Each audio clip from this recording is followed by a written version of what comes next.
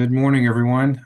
Welcome. It is May 28th. It's 9 a.m., and this is the Colorado Energy and Carbon Management Commission weekly business agenda. We will start with a call of the roll of the commissioners. Thank you, Commissioner Ackerman, Here. Commissioner Cross, Present. Commissioner Mesner, Here. Commissioner Oath, Commissioner Robbins. Here. Mr. Chair, you have five commissioners present. Great. Welcome, everybody.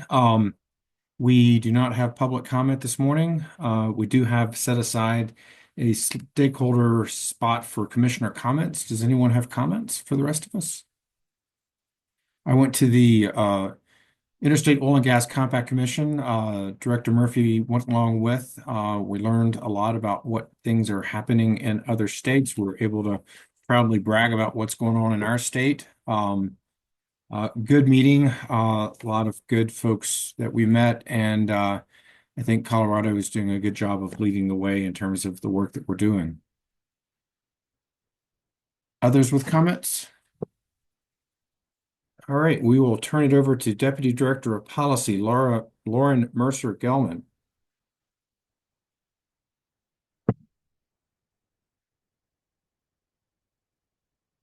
Good morning. You're muted. Thank you, Mr. Chair. You'd think I would have figured that out by now. But it's just saying good morning, commissioners. Thank you for having me here today. I'm Lauren Mercer-Gelman, Deputy Director for Policy at ECMC, and I am here to provide an update on the next rulemaking that ECMC staff would like to conduct. I'm going to share a couple of slides here.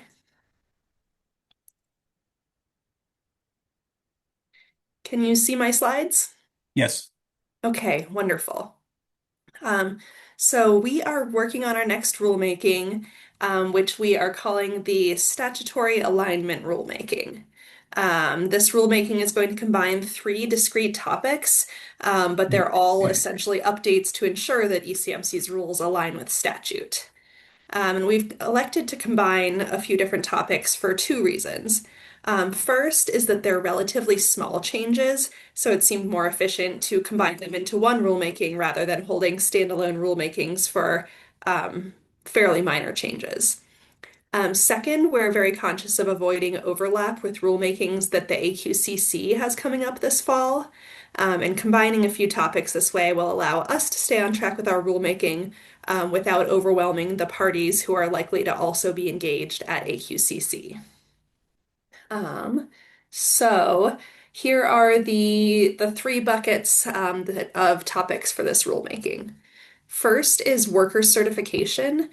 Staff proposes adoption of a rule to require that employees and all workers at oil and gas locations have proper training and certification. This is a rule requirement, our last rulemaking requirement from Senate Bill 19181. So we are eager to get that wrapped up. The proposed rule language we have in the works will closely track the statutory language, require operators to ensure that their workers are properly trained and certified, and provide authority for the director to require that the operators provide records to demonstrate that compliance. The second topic is enforcement. And this will be a targeted statutory cleanup to ensure that our rules align with the enforcement changes that came out of the 2024 legislative session. Specifically in House Bill 24-1346 and Senate Bill 24-229. So I do want to be clear that we are not proposing to sort of open up the enforcement rulebook. Enforcement staff is generally quite happy with how the rules are working. This would really just be to update to ensure that we are consistent with statute. And the new statutory provisions specifically relate to updating our statute of limitations from 1 year to 3 years, which also will include continuing violations, an expansion of the director's ability to issue cease and desist orders, the formalizing in our rules the notion of a license to operate, and in specific circumstances that will require additional circumstances, because there are already some in the rules that require an OFV hearing in front of the commission and can't be resolved through an AOC. So that's the general scope of the enforcement changes we're looking at. Then the third bucket is a very simple update of our definition of Colorado EnviroScreen from EnviroScreen 1.0, which we currently reference, to 2.0, which is the current version, and importantly, which AQCC has adopted that 2.0. So we want to make sure that we're also in alignment with our sister agency. Here is our proposed timeline. So our goal is to publish the straw dog of these rules in early to mid-June. For any folks who are listening and are unfamiliar with the term straw dog as we use it, this is our sort of informal first draft of the rules that we put out for public input. So we'll be publishing the rules on the website, the draft rules, and also providing a Google form for folks to provide input if they would like. Then June 27th is our target date to publish the notice of rulemaking that formally kickstarts the APA rulemaking process and will include an updated draft of the rules as well as the statement of basis and purpose. The deadline for requests for party status we anticipate to be about around July 11th. Then through July and August, the hearings officer assigned to this docket will set deadlines for party briefings, for pre-hearing statements, responses, etc. And our goal is to hold the commission hearing on this rulemaking on August 27th. So that is all I had to present here today. I just wanted to sort of elevate this to the commission and to the public and see if the commission had any questions, comments, concerns, or alternatively was able to give the thumbs up to sort of move forward with this plan. Thank you, Ms. Mercer-Gelman. Appreciate that update. And I can inform you as well as the commissioners and the rest of the stakeholders that informally I've chatted this time frame up with some of the parties that would normally be stakeholders with us, and everyone is very appreciative of the rulemaking schedule. They all understand that combining the three makes some sense, and they're all appreciative of us doing this over the summer so that we don't get in the weeds with AQCC and the rulemaking that's going to be going on there. So just wanted to let everybody know that, I mean, folks can let us know if they have concerns, but so far I've received thumbs up all the way around. Thank you, Mr. Chair. Others with questions, comments for Ms. Mercer-Gelman? Mr. Ackerman. Thank you, Mr. Chair. No questions. I just wanted to thank Ms. Mercer-Gelman and staff. Our rulemakings have been plentiful over the last couple of years and require a lot of collaboration and coordination. And I really appreciate the efficiency with which staff approaches them. Thank you. Thank you very much, Commissioner Ackerman. You're here. Others with questions, comments, thoughts? All right, we will let you go back to drafting rules. Thank you so much. Let's return one item on our agenda that I hastily skipped over, that is consent agenda. Does anyone have questions on consent? Seeing none, do we have a motion to approve consent? So moved. Second. Motion and second to approve consent agenda. Further questions? Seeing none, all those in favor signify by saying aye. Aye. Aye. Any opposed? Consent agenda carries. We're gonna move into our next matter, docket 2411000287. This is the Rule 520 exception in pooling docket. And hearings manager Thomas, if you could elevate. This matters for us to discuss, determine. We're not doing anything further. We're not taking oral argument. Is that right? That's correct. Noble withdrew its request for oral argument given last Friday's hearing. So the commission is just here to deliberate and make a decision on the exception. All right. Commissioners, who desires to deliberate or to start off deliberation? Commissioner Cross? Thank you, Mr. Chair. I'll be fairly brief. I do want to note that with respect to the decision that was made by our hearing officer, um, I do agree that we as a commission do not have the jurisdiction to make any kind of contractual determination. And I do not believe it is appropriate for us to make any kind of contractual determination. That said, I do think that our rules provide a significant authority with which to make pooling decisions, regardless of what the contract may or may not say. And so I do think it is appropriate to grant the exception and for us to take this matter up on at a future time as a commission to consider potential pooling issues with that. Again, I just want to make sure that I'm at least specific in what I would deem an appropriate ruling, and that is to grant the exception for us to hear this, but to make sure that it is nothing to do with the ability to interpret or make any decisions related to the contract itself, but to provide potential pooling directives under our authority given under our statutory mandate. Thanks for leading us off. Others with thoughts? Commissioner Oath?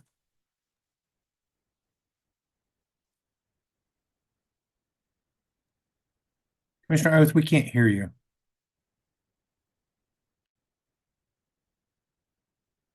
Huh, strange. You don't have the little audio slash thing, so it looks like you're unmuted, but Interesting. Is this any better? that's a whole lot better. Okay, good.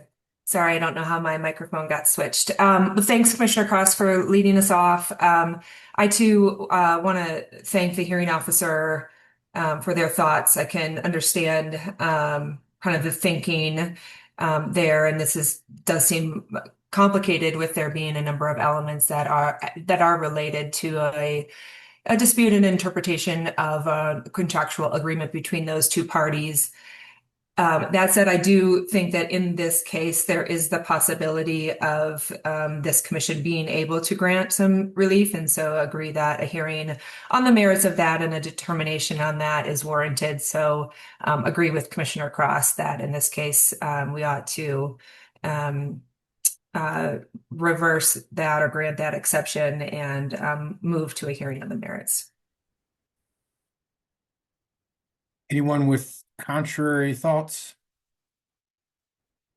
Commissioner Cross, do you want to make a motion? Be happy to. I would move to grant the exception and I guess direct the hearing manager to set forth another time at which we can hear the argument from the parties with respect to the pooling issue. Hey, AG Davenport, are you satisfied with the motion? Yes, excuse me. Thanks, Chair, and Commissioner Cross. I just want to clarify that in granting the exception, it's a reversal of the hearing officer's dismissal, and which would return the matter back to the hearing officer for further proceedings to set this up as a contested hearing to subsequently come before the commission.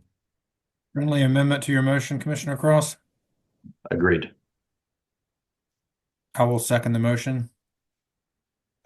Further discussion? Seeing none, all those in favor signify by saying aye. Aye. Aye. Any opposed? Motion carries. To the parties, we will see you in a bit. Let's take a short break and tee up the matter that ends in 270 with the witnesses, etc. It's 9:14. Let's return at 9:24, and we'll take up our second docket of the morning. Hey, welcome back. May 28th, Energy and Carbon Management Commission hearing. We're now taking up docket 241100270. Let's bring up Ms. Wazelinski as the attorney for the applicant. Hello.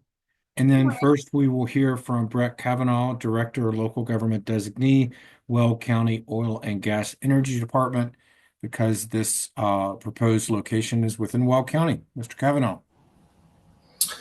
Well, thank you first, everyone that's online. Thank you, commissioners, for allowing me this time this morning. And thank you for the opportunity to speak for you for a few minutes regarding the Weld County WOGA process for the Bison Forest West Oil and Gas Development Plan. On October 2nd, 2024, Weld County held a pre-application meeting for the Mavericks, the Rincon, and the Cloudbreak locations, together making up the Baja West OGDP before you today.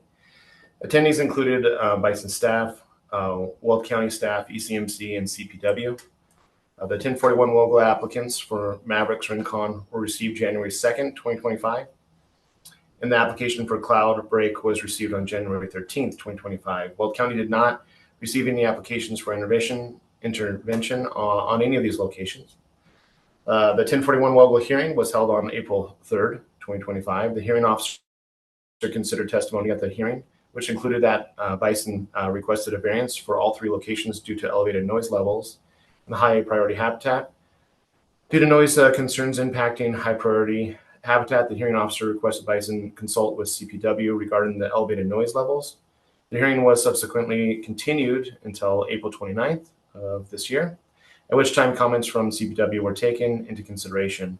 All three applications were approved on April 29th, 2025, with variances allowing for elevated DPA and or DBC levels not to be exceeded beyond the 2,000 feet of the 1041 WOGA zone.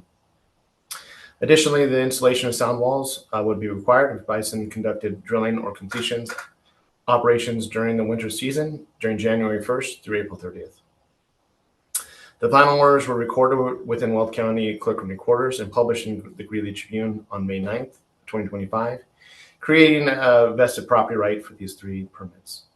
The 2A comments were submitted to the ECMC on April 17th of 2025 and are included in the director's recommendations. Weld County agrees with the director's recommendations and supports the approval of this permit.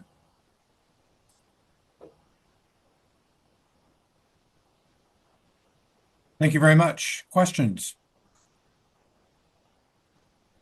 All right. Again, as always, we appreciate Weld County's participation with us. You're an important stakeholder, and your perspective is part of our rulemaking process. So with that, we will hear from Ms. Wazelinski. If you want to raise your witnesses, we can get them sworn in.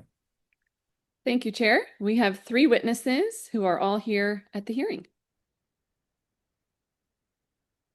I see all 3. AG Davenport, you're up. Thank you, Chair. Thank you, Ms. Wazelinski. For each of the witnesses, I'll ask that you raise your hand, state your name, and that you say that you swear to tell the truth. We'll start with Mr. Meyer, please. My name is Bennett Meyer, and I swear to tell the truth. Thank you. Ms. Gillen? My name is Katie Gillen. I swear to tell the truth. Thank you. Mr. Hogan? My name is Ian Hogan. I swear to tell the truth. Thank you. All right, Ms. Wazelinski, the floor, the video is yours. Thank you, Chair. We'll get our PowerPoint up and then I'll get started.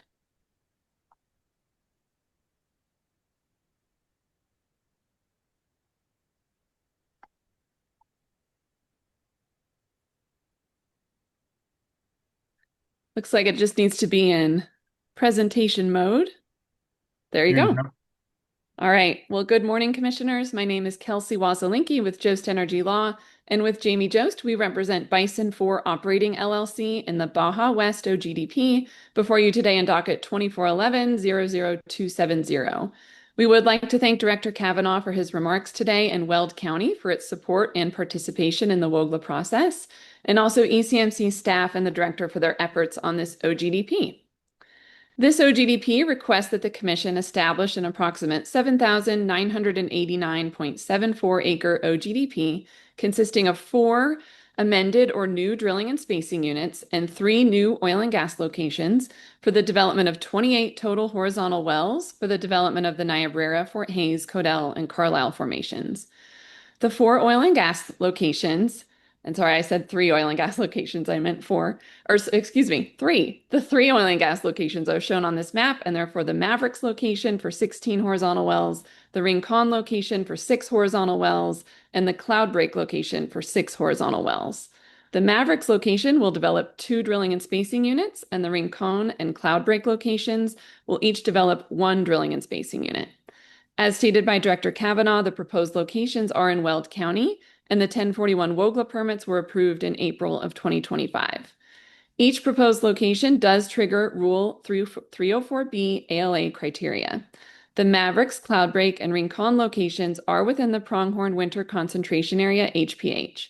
In addition, the Rincon location does have one RBU approximately 1,550 feet from the proposed working pad surface. Bison will describe its ALA process in the presentation today. With respect to the one RBU within 2,000 feet of the Rincon pad, Bison consulted with this resident and obtained informed consent. Therefore, the review of this location is under Rule 604B1. Bison consulted with both CPW and CDPHE regarding the proposed Baja West development and committed to several protective BMPs. To name a few, full wrap sound walls for operations that occurred during the Pronghorn Winter Concentration Area HPH season, 3-phase pipeline takeaway, the use of a quiet frac fleet to reduce noise, electric-powered drilling rigs for all 3 locations, provided that power is available, and if not, Tier 2 dual-fuel engines with battery assist, Tier 4 engines for hydraulic fracturing, Group 3 drilling fluid at both the Rincon and Cloudbreak locations, and grid power for all permanent powered production equipment on site, excluding external combustion sources. And finally, Bison has complied with all notice requirements for the Baja West OGDP. No formal petitions were filed and no public comments were received on the Form 2As. I'll now turn it over to Katie Gillen to continue the presentation. Good morning, Chairman and Commissioners. It's a pleasure to be with you today, and thank you for your time and attention to hear our application. For the record, my name is Katie Gillen. I am the Vice President of Regulatory Affairs and EHS at Bison. I am here to provide you an overview of our oil and gas development plan for the Baja West and to answer any questions you may have to the best of my ability. Also present with me today are Ian Hogan, Bison's Executive Vice President of Exploration and Geology, and Bennett Meyer, Land Manager at Bison. Next slide. Here's a summary of our permitting timeline. The 1041 WOGLA pre-application meeting for all 3 locations was held October 2nd of 2024. CPW and ECMC were present and expressed no opposition to the proposed locations.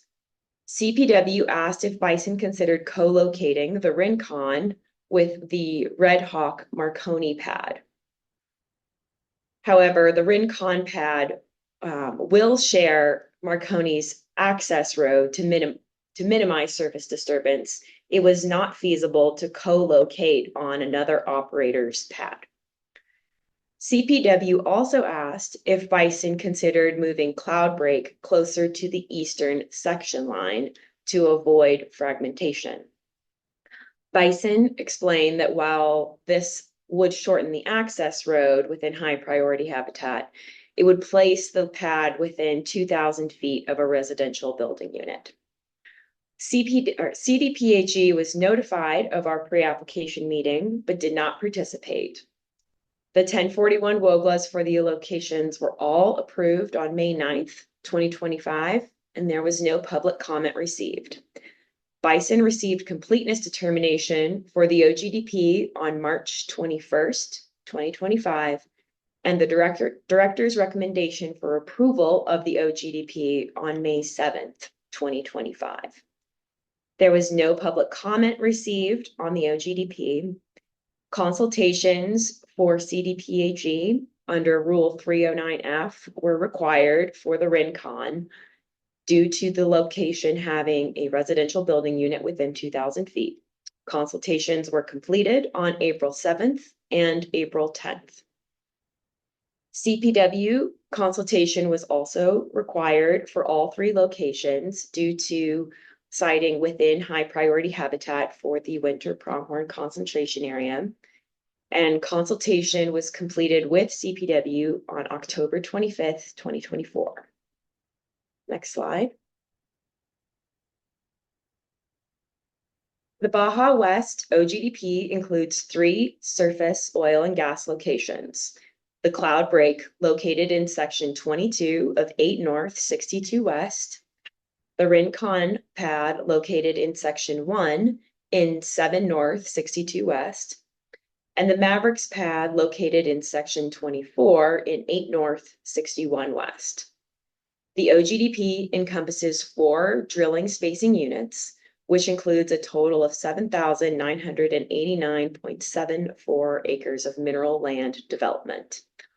All locations are in a remote area, zoned agricultural in unincorporated Weld County. Next slide.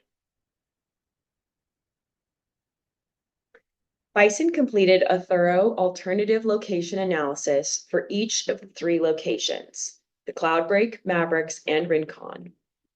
This alternative location analysis is required because all 3 proposed oil and gas locations met criteria 304B2B for siting within a high priority habitat for the winter pronghorn concentration area.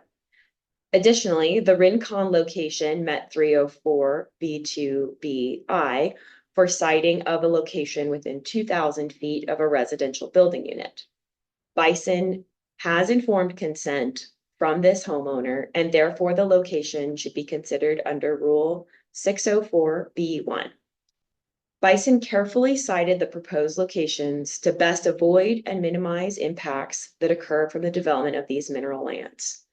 Bison believes that these proposed locations best protect public health, safety, welfare, and environment. All 3 locations have been approved by Weld County. Next slide. 3 alternative locations were evaluated for the Cloudbreak development area due to siting within the winter pronghorn concentration area. There was no alternative location that would allow for development of the minerals outside of high priority habitat. Alternative 1 on the western section line in section 22 and alternative location 2 along the eastern section line were both proposed by CPW to avoid placing the location in the center of the section. Upon evaluation of the alternative location criteria, it was determined that neither of these locations would best avoid and reduce impacts than the proposed location. Alternative 1 had significant safety concerns for traffic access to the location and did not meet Weld County's access criteria requirements. The second location would place the pad within 747 feet of a residential building unit.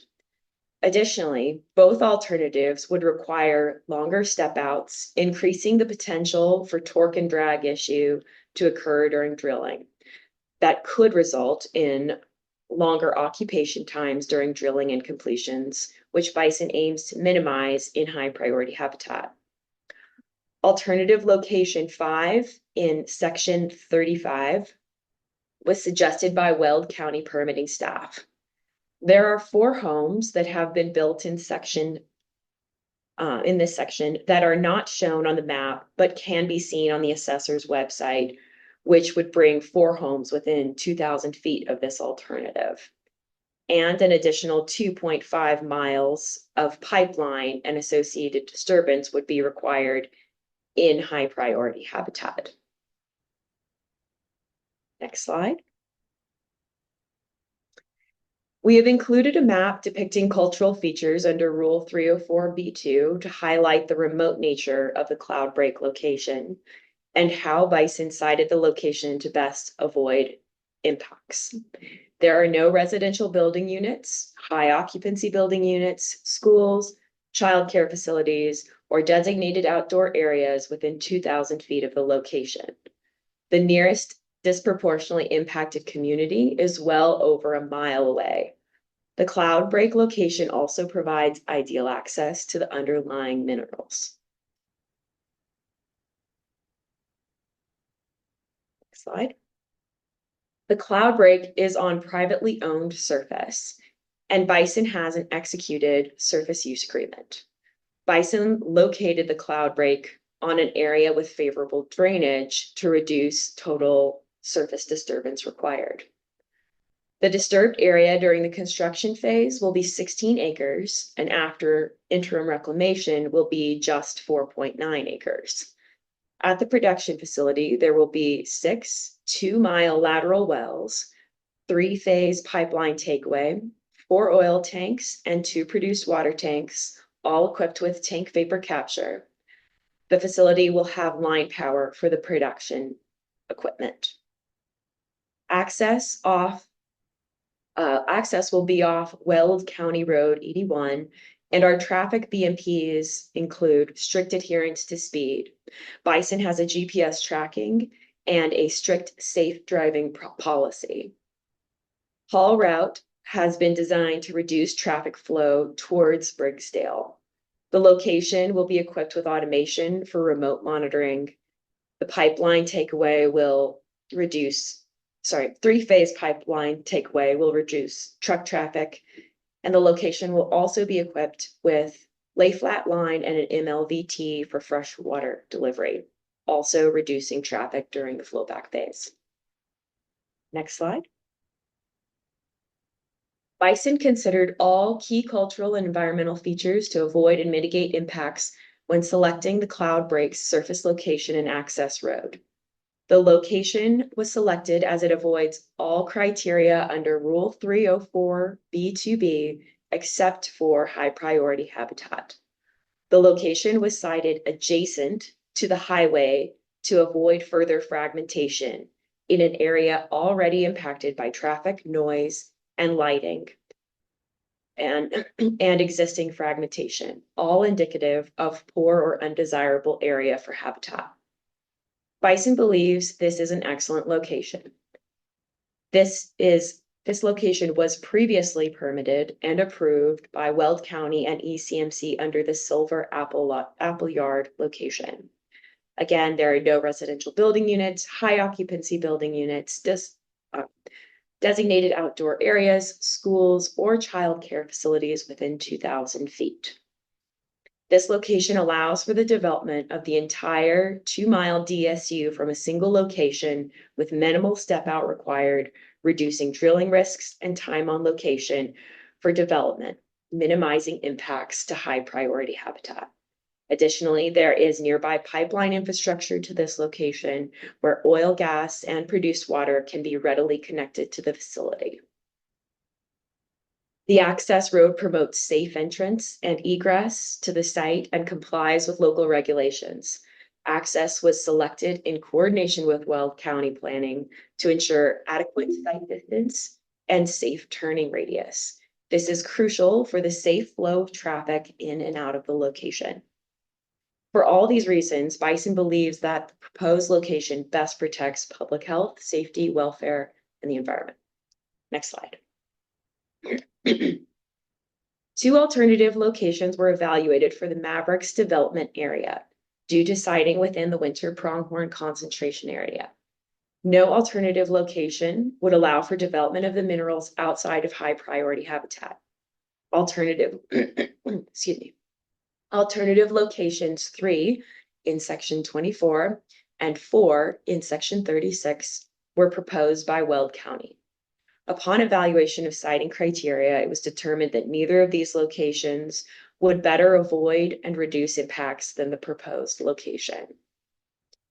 Alternative 3 in section 24 was deemed not feasible and would result in greater impacts than the proposed location due to the significant inefficiencies required to develop the minerals by changing the DSU.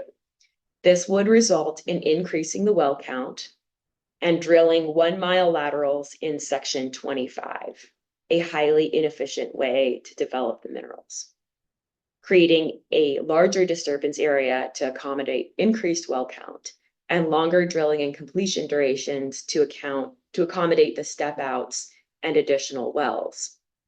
All these things would result in greater impacts to health, safety, welfare, and wildlife and the environment, and are greater compared to the proposed location.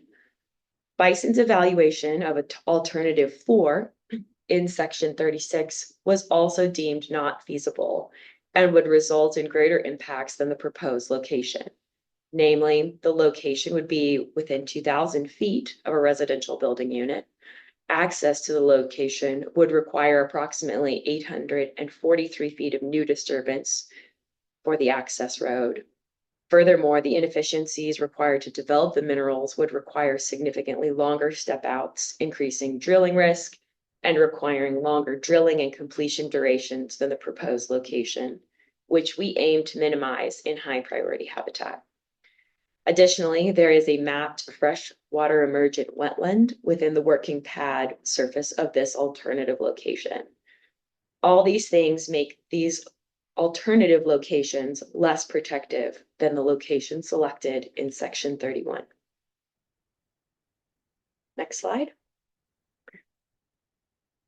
We have included a map depicting cultural features under Rule 304B2 to highlight the remote nature of the Mavericks location and how Bison best sited the location to avoid impacts.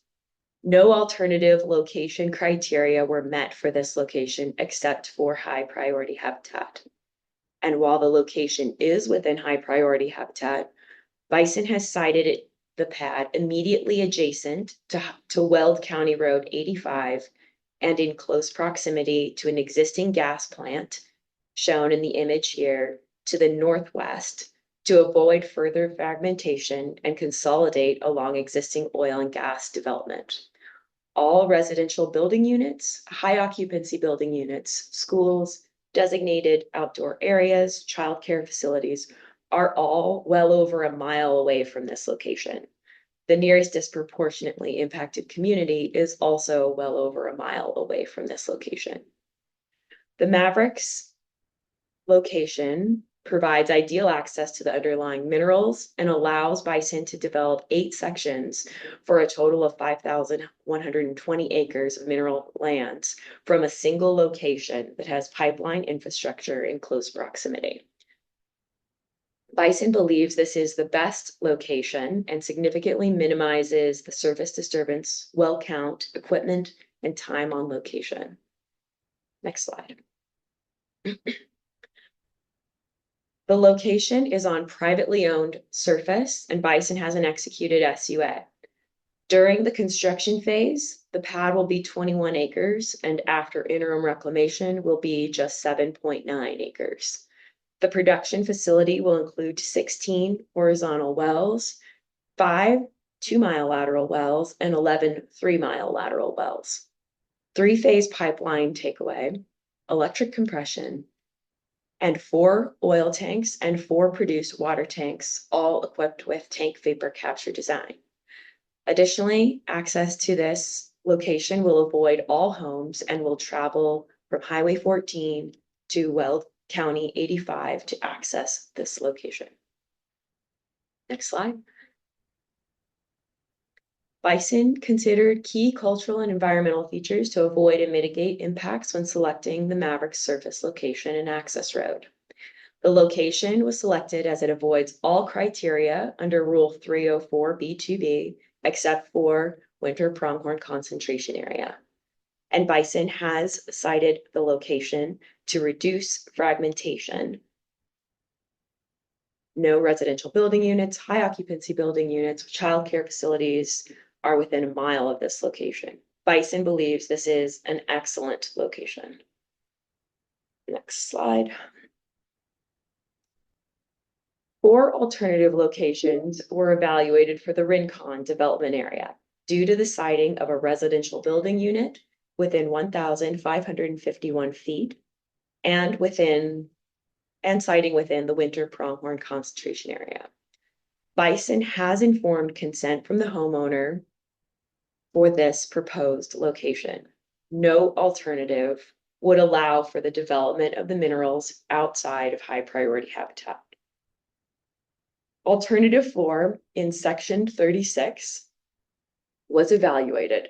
This location placed the residential building unit in closer proximity than the proposed location, placing it within 1,328 feet rather than the proposed location at 1,551 feet. There is a mapped freshwater emergent wetland within the working pad surface area. The location is still within pronghorn habitat and adds additional fragmentation by placing it in the middle of the section instead of consolidating next to existing oil and gas development.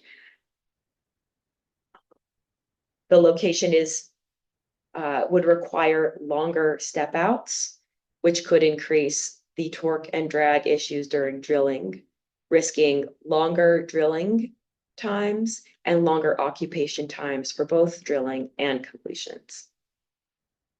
Alternative 5 in section 35 is still located within the winter pronghorn concentration area. There are 4 homes within 2,000 feet. Longer step outs would be required, increasing the drilling and occupation time for completions within high priority habitat, and 2.5 miles of additional pipeline would be required within high priority habitat. Alternative 6 in the northeast corner of section 1, this location was proposed by CPW. It is sited on top of the Marconi pad, which is owned and operated by another operator, Red Hawk. It was determined to not be feasible to co-locate the location with the Marconi pad. Additionally, there is a mapped freshwater emergent wetlands adjacent to the working pad surface. Alternative number 7 in section 13, location is still within the winter pronghorn concentration area and would require additional habitat fragmentation for the construction of a pipeline, and the surrounding area is unfragmented without existing oil and gas development. This would add more surface disturbance and more fragmentation in an area that is more suitable for habitat. For all these reasons, these locations are less protective than the proposed Rincon pad in section 1. Next slide. We have included a map depicting cultural features under Rule 304B2 near the Rincon location, showing how bison has best avoided impacts. The location is in a remote area zoned agricultural in unincorporated Weld County.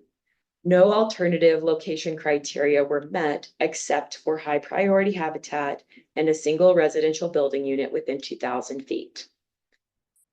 And while the location is within high priority habitat, bison has cited the location immediately adjacent to existing fragmentation, the Marconi pad, and a gas compressor station, as shown on this image, directly to the north.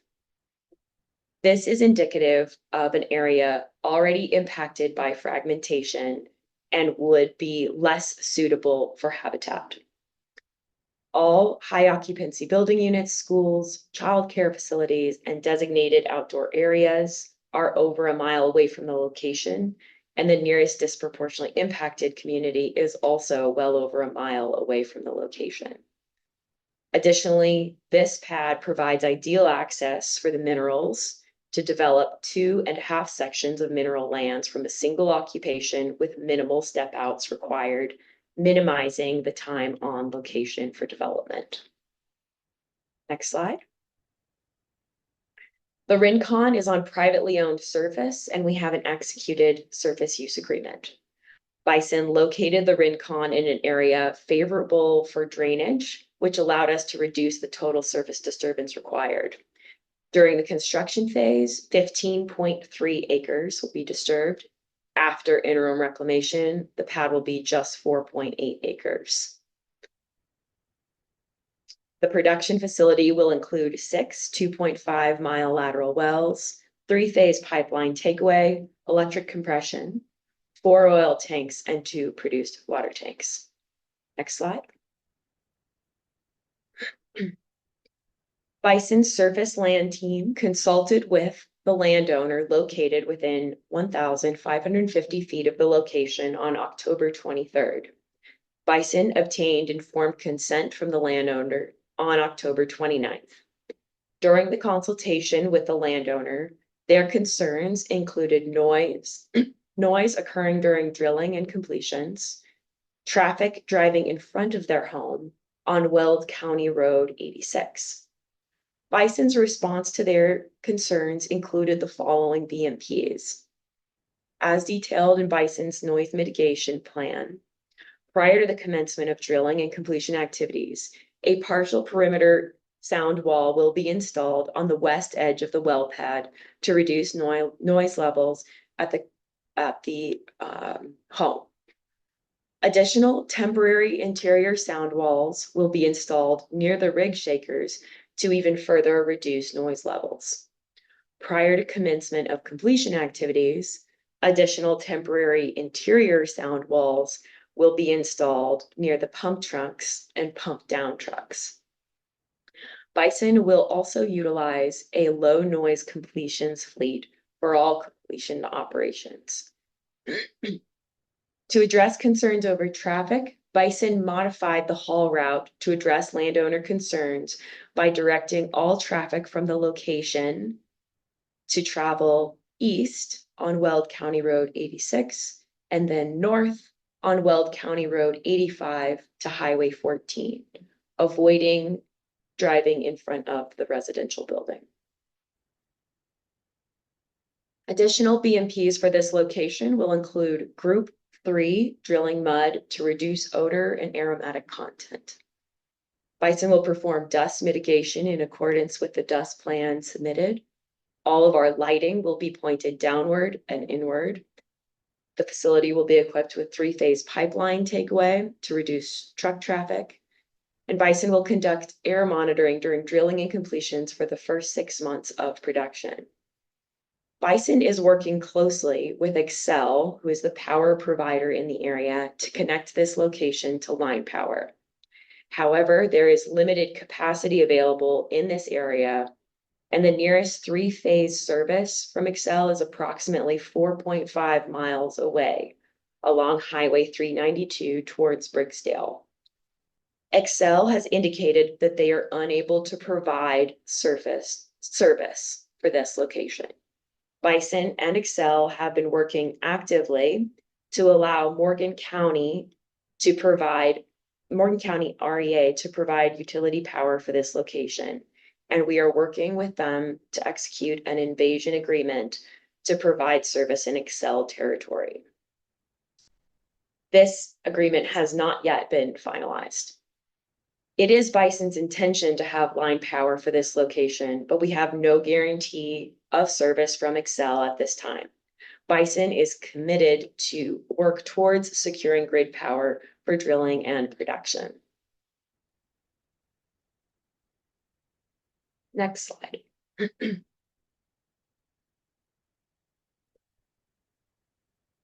Bison consulted with CDPHE on April 7th and April 10th to identify best management practices to best protect and mitigate impacts associated with development. The consultation was triggered due to the residential building unit within 2,000 feet of the Rincon pad. The environmental justice report for the location shows that the locations, all 3, do not meet the criteria for a disproportionately impacted community for air quality. Nonetheless, Bison has agreed to the following BMPs to further minimize and mitigate impacts. The list shown here is not comprehensive, but to highlight a few. For the Mavericks and Cloudbreak locations, Bison will use drilling rig engines powered by grid power or non-fossil fuel generated power. And if unable to utilize grid power, we will demonstrate best effort and will alternatively utilize EPA Tier 4 or Tier 2 with battery assist equivalent for drilling. For the Rincon, we will use Group 3 low aromatic content for drilling fluid. Additionally, Bison has agreed to use Group 3 drilling mud for the Cloudbreak as well to address CDPHE's concerns regarding Brigsdale High School that is nearly a mile away from the location at 4,611 feet to the southwest. Additionally, Bison would like to clarify that we will not commit to our to our completion operations and pre-production operations outside of school operational hours. These are 24-hour continuous operations, and it is not feasible to shut down completions or pre-production operations during school hours. However, Bison did carefully evaluate the haul route and planned a route to best avoid and minimize truck traffic that may be necessary along the crossroads of Weld County Road 90 and 392. The safety of the community is of utmost importance to Bison, and we take driving safety very seriously and will implement robust BMPs to reduce traffic and ensure Bison driver safety. We have designed our haul route to reduce traffic traveling west on the location. Additionally, we will make our best effort to avoid school hours for the rig mobilization. Briggsdale High School's primary concern, as stated in the 1041 WOGLA referral comments, was regarding road maintenance on Weld County roads and road damage. Bison has addressed this through our Weld County permitting and has entered into a road maintenance agreement with Weld County and will ensure that all aspects of road maintenance are completed as per that agreement. Additionally, Bison will utilize BMPs to reduce truck traffic, including site automation. We will utilize lay flat line and an MLVT for on-site for freshwater delivery during frac. We will also have three-phase pipeline takeaway, and will utilize modern flowback design to eliminate flowback truck traffic. Bison will utilize Tier 4 engines for completions. We will utilize grid power for all permanent production equipment on site. For the Rincon and Cloudbreak locations, Bison will provide access and siting for air monitoring equipment at the request of CDPHE or ECMC. Bison agrees to be bound by CDPHE's BMPs listed here and in the CDPHE consultation included in the director's recommendation. Next slide. Bison consulted with CPW on location on October 25th, 2024 for all three locations. CPW proposed alternative locations, but acknowledged there were none that could feasibly access minerals outside of high priority habitat. Bison completed an alternative location analysis, and CPW has signed off and approved of Bison's wildlife mitigation plan and has expressed no further concerns with the locations. Bison's BMPs for wildlife include a full sound wall wrap for operations that would occur during the timing stipulations. Offset mitigation fees will be paid to CPW for direct and indirect mitigation costs that occur within the SIP. Three-phase pipeline takeaway, reducing on-site surface storage and truck hauling. Quiet frac fleet for noise reduction, and no fencing to prevent blocking migration. Next slide. Bison's drilling and completion BMPs, in addition to those already discussed, will be implemented as follows. Bison will utilize Group 3 low aromatic drilling mud for the Rincon due to the residential building unit within 2,000 feet, and will utilize Group 3 at Cloudbreak due to the concerns noted by CDPHE for the Briggsdale High School at 4,611 feet away. Bison has engaged the utility provider in the area and submitted our power request, and will continue to work with Excel and Morgan County on an invasion agreement to secure line power. Should we be unable to secure power, we will utilize the Tier 2 battery assist drilling engines. We will use a quiet frac fleet and fresh water delivery via late flat lines stored in an MLVT. will utilize modern flowback to reduce truck traffic during the flowback phase. Next slide. Bison's BMPs during the production phase will include three-phase pipeline takeaway. Line power will be connected to the production facility and all compression will be electrified. Compression and gas lift will be utility power as soon as power is available at the location. We will implement continuous air monitoring for drilling, completions, and 6 months of production for all locations. Next slide. This slide includes our estimated operational timeline and pending permit approval. Bison plans to develop the pads in accordance with this schedule. Construction will occur first at the Mavericks pad, with construction commencing in the fourth quarter of 2025, followed by drilling in January of 2026, completions February 2026, followed by flowback and production in April of 2026. The rest of the pad's development schedules are slated for the second quarter of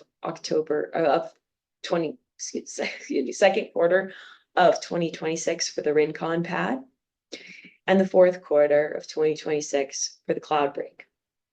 Bison plans to fully develop the Rincon and Cloudbreak DSUs in a single occupation and the Mavericks in 2 occupations. Next slide.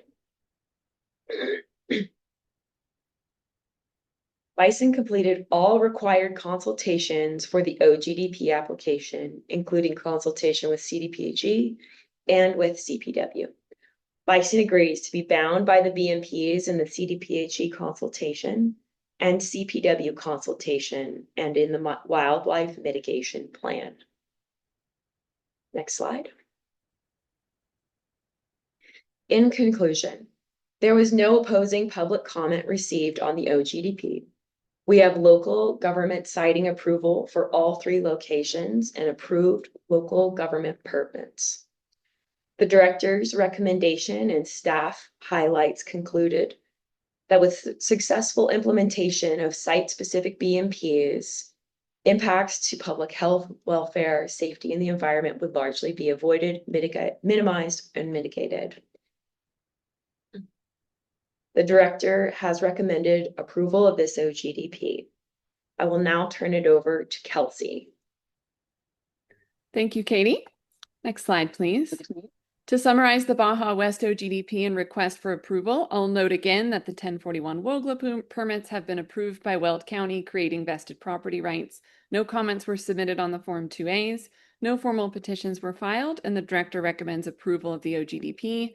Bison conducted a detailed ALA and robust consultation with CPW, CDPHE, and the 1 RBU within 2,000 feet of the Rincon location. Bison obtained informed consent from this RBU owner under Rule 604B1. CPW believes that the proposed BMPs to avoid, minimize, and mitigate potential adverse impacts are acceptable, and Bison agrees to the 29 CDPHE recommended BMPs. With that, we respectfully request approval of the Baja West OGDP, the 3 Form 2As, and the 4 spacing unit applications. And this does conclude our presentation. So I think we can take our PowerPoint down, and our team is open for questions.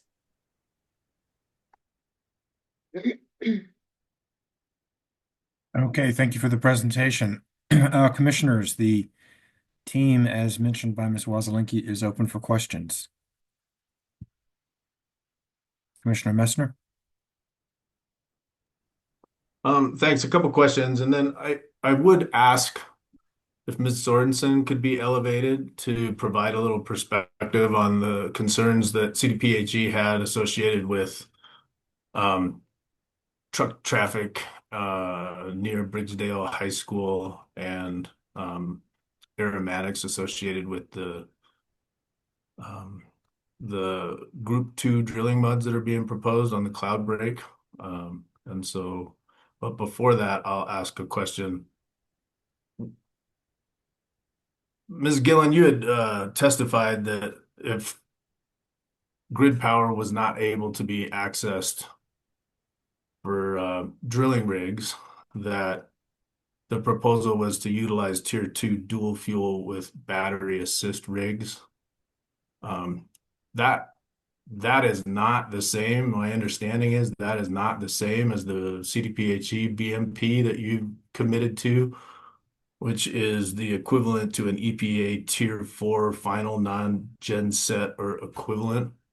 The equivalent that is suggested as per the CDPHE BMPs is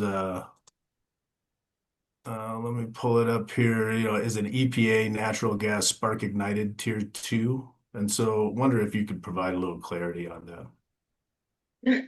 We would agree to use the tier 2 spark ignited. So thanks for that clarification if that was unclear. Okay, thanks for that. That helps. And then, Mr. Chair, I wonder if we could hear the perspective of CDPHE on the concerns that they had brought up in their consultation. Sure, let's bring up Ms. Sorensen. I thought I heard, and it may not have been in the file, but I thought I heard in the presentation that they agreed to tier 3 for Cloud Break. Is that right, Ms. Gillen? That's correct. But Okay, thank that's you for not that. necessarily, I don't think that's on the forms now, so that might be an additional condition of approval. And Commissioner Messer, I didn't mean to interrupt. Go ahead. No. Thanks for bringing that up because I missed that in the presentation. I was going off of the application. So, Okay. Ms. Sorensen, did you want to weigh in on any of this? I appreciate you being with us, and I'm sure you've been listening in to the presentation.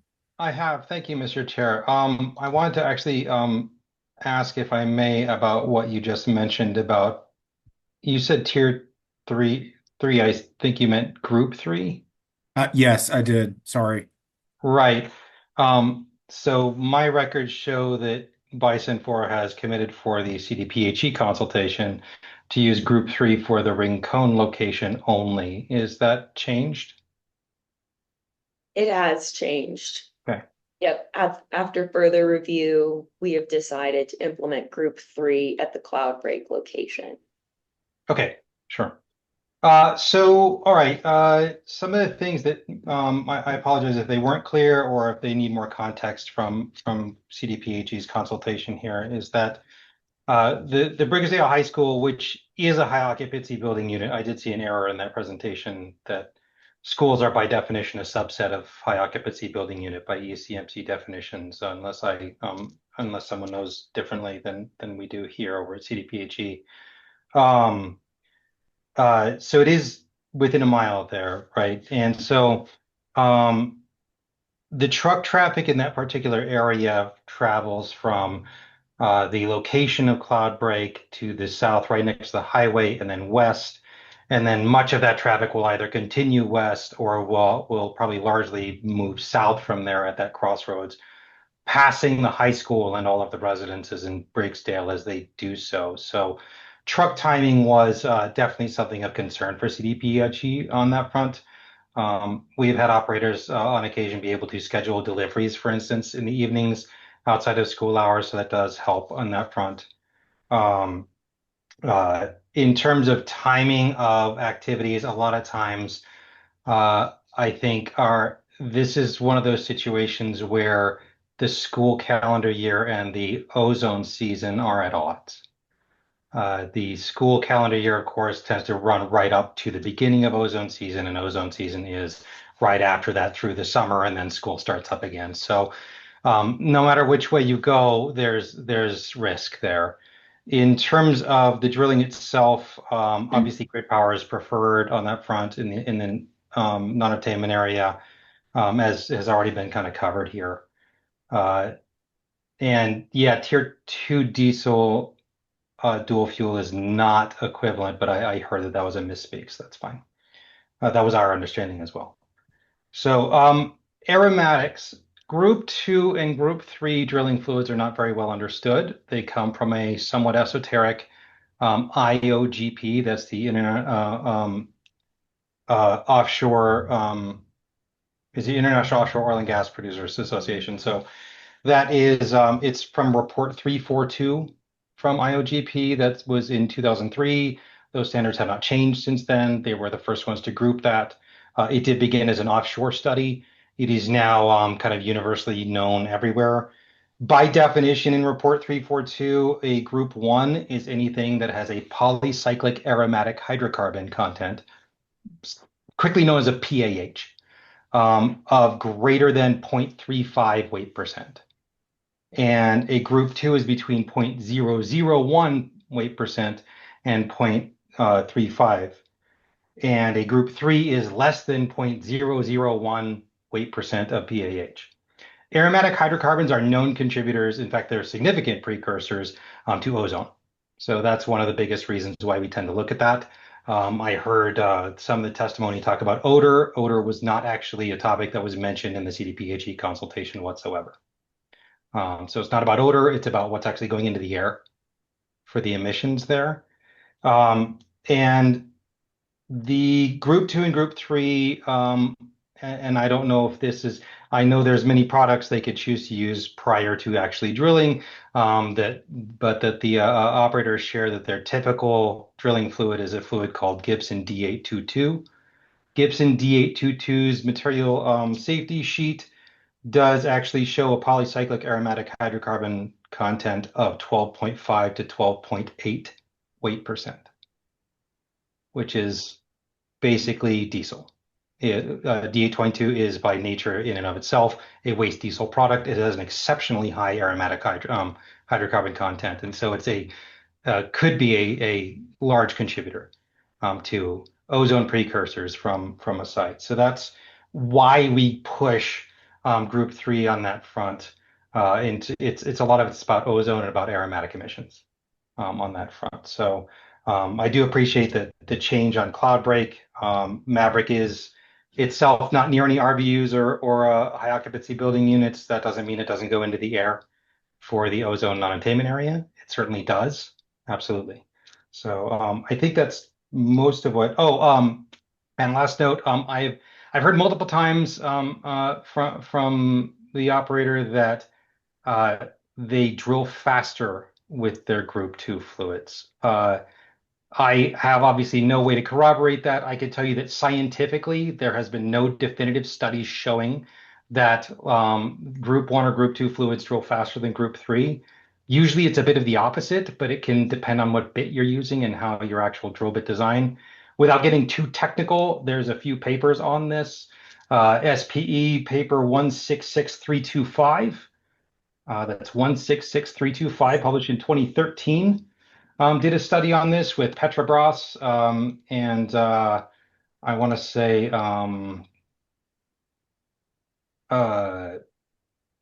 and Baker Hughes, major manufacturer of drilling fluids at the time, found in their conclusion on that paper that there was no obvious correlation between drilling performance and the drilling fluid's rheology, suspended solids content, or base fluid. In this case, we're talking about base fluid on that front. Typically, just because of viscosity concerns, in my own personal experience drilling around the world, I have found that group 3s tend to drill faster, but they are much harder to manage as drilling engineers. They take a lot more work to get balanced in there. And the longer you use them and reuse them, the less they tend to perform. So I can't say whether Bison has more success with group 1 or 2s versus group 3s. I can say that that is not a universal perspective from what I understand in the DJ or internationally.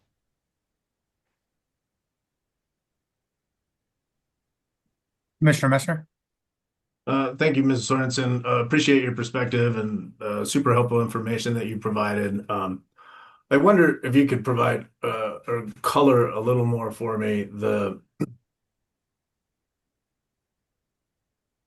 I understand the juxtaposition between school calendars and ozone non-attainment. At the same time, I think the concern here is the proposal, at least in their transportation plan, indicates up to 239 passenger car equivalent, per day for completion activities that may occur during school times.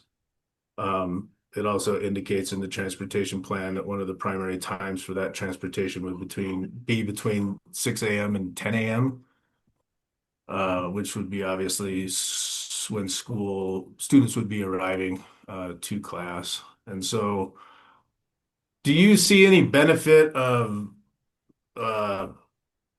looking at adjusted schedules within the school calendar versus looking at trying to complete these operations during when classes aren't in session? So summer holiday, for example. I mean, I'm trying to understand kind of that perspective. Yes, thank you, Commissioner. Two parts to the answer here. The first is traffic, and the other is the completions activities themselves.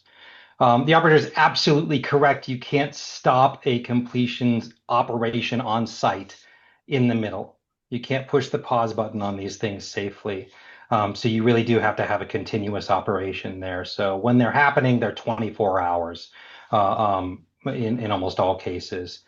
And so there's the timing of the operation itself, which obviously I would posit that in terms of it's hard to balance that risk, right? Of how do you weigh that between residential building units versus schools versus no one versus wildlife on that front? Because we have the same issue with CPW a lot of times in terms of winter ranges. And I think that when I see the word school, that's a big flag for CDPHE for public health risk because children are more susceptible, including high school children, to risk to public health, as just like you would, just like we prioritize risk analysis for the elderly, same reasons, right? So I would say that in terms of the completions operations themselves, the further you can get from a school being in session, the better off you are. In terms of traffic, I think you flagged absolutely the correct thing there. Some of that traffic is obviously unavoidable. Some of it can be shifted, but depends on how things have been written. There's so many factors that go in there in terms of contracts and availability and workers and all the other things there. So if completions activities are taking place during school days, I think anything any operator can do to reduce traffic during school hours, especially morning hours for arrival, early afternoon for dismissal, and kind of the midday there, which doesn't leave a lot of room. I do understand that, is better on the front and does reduce risk to public health for the children at that school. Did that answer your question, Commissioner? I did. Thank you for your perspective. Always appreciate your expertise. So thank you for that. Mr. Chair, I did have one other question associated with just a clarification, actually. In the CPW consultation, the summary that was provided by CPW indicated that the operator had committed to only conducting one of 12 operations during the timing stipulations. And I just want to confirm, I didn't hear that in the presentation, but that was in the summary of the CPW consultation that was what the operator was committing to. And so just wanted to confirm that with the operator. Ms. Gillen? I'm sorry, would you restate that just so I'm clear as to the ask there? Yeah, let me pull up the CPW consultation and I'll just read it.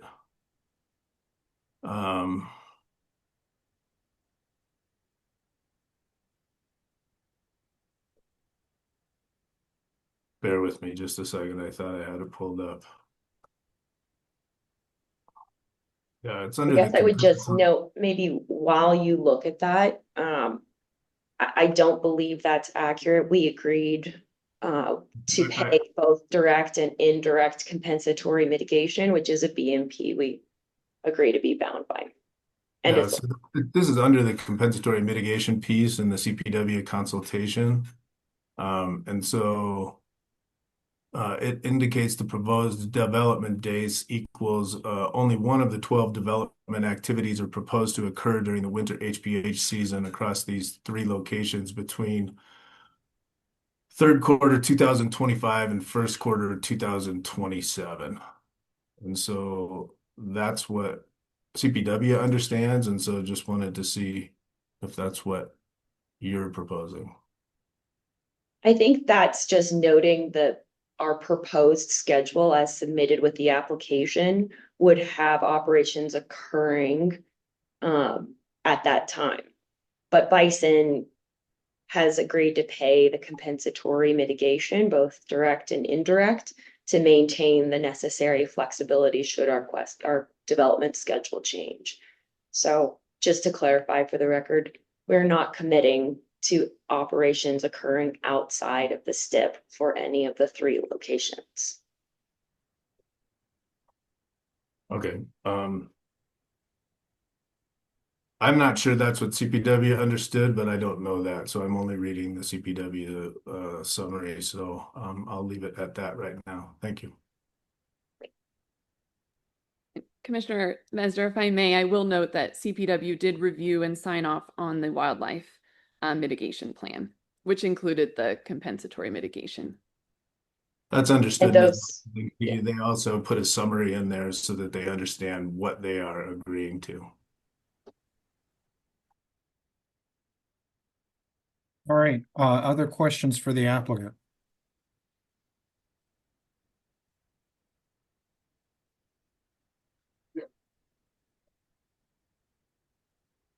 All right, seeing no other questions, we'll turn to deliberations.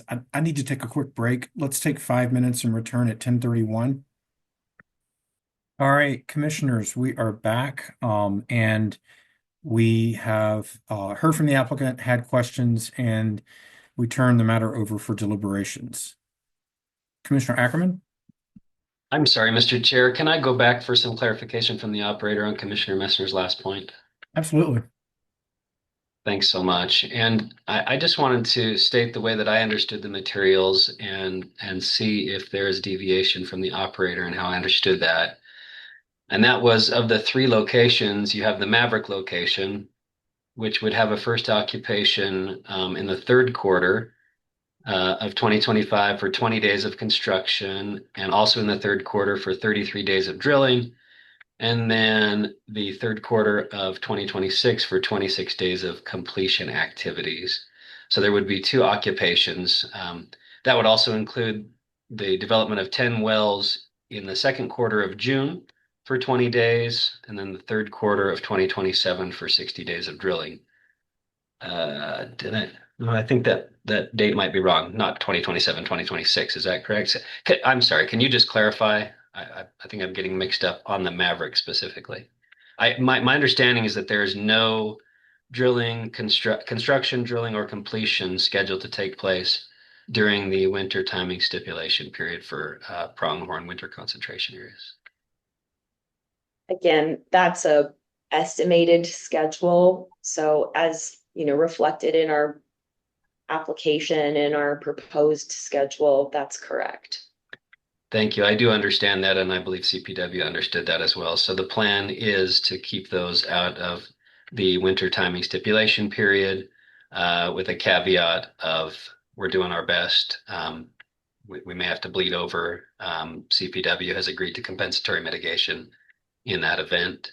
On the Rincon, second quarter 2026 for 20 days of construction, then third quarter for 36 days of drilling, and then third quarter for 30 days of completion activities. So again, as per the plan, Rincon is scheduled to take place outside of that.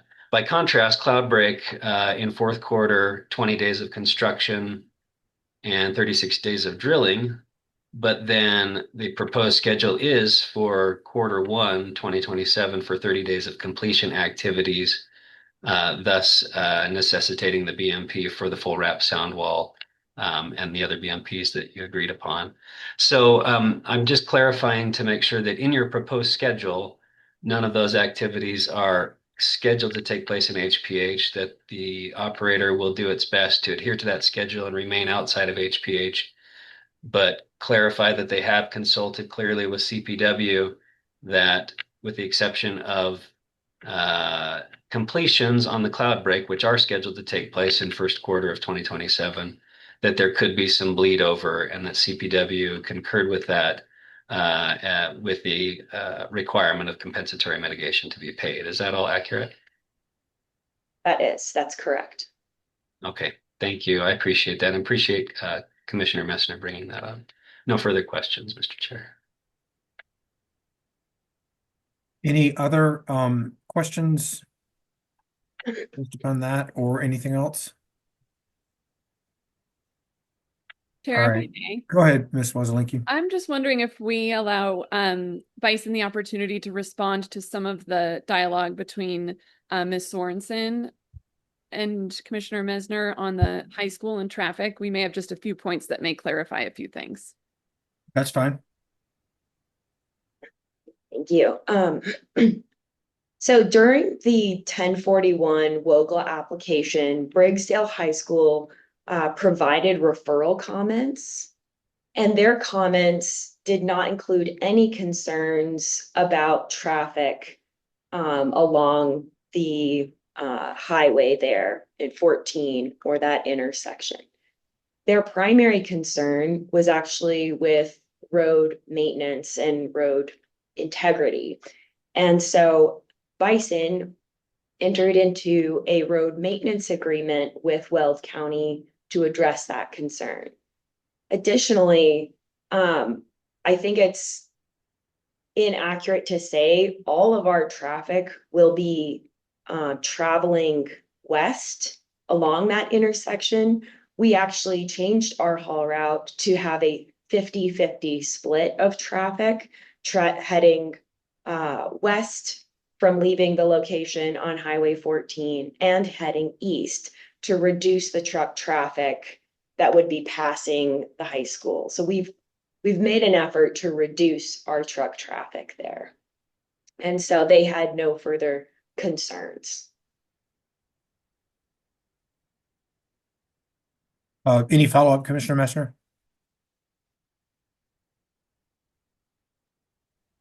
No, that was testimony they already provided, so thank you. Anything further, Ms. Wozzelinki? If I may, I also wanted to add one point of clarification stating that drilling mud, Group 2 drilling mud was a significant contributor of ozone. The estimated emissions, VOCs being and nitrogen oxides being the primary constituents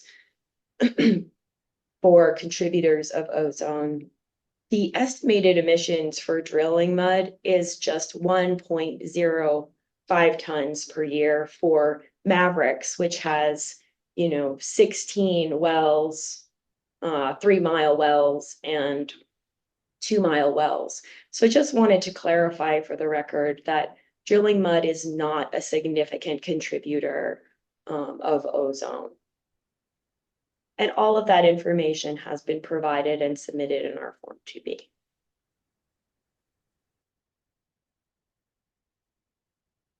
All right.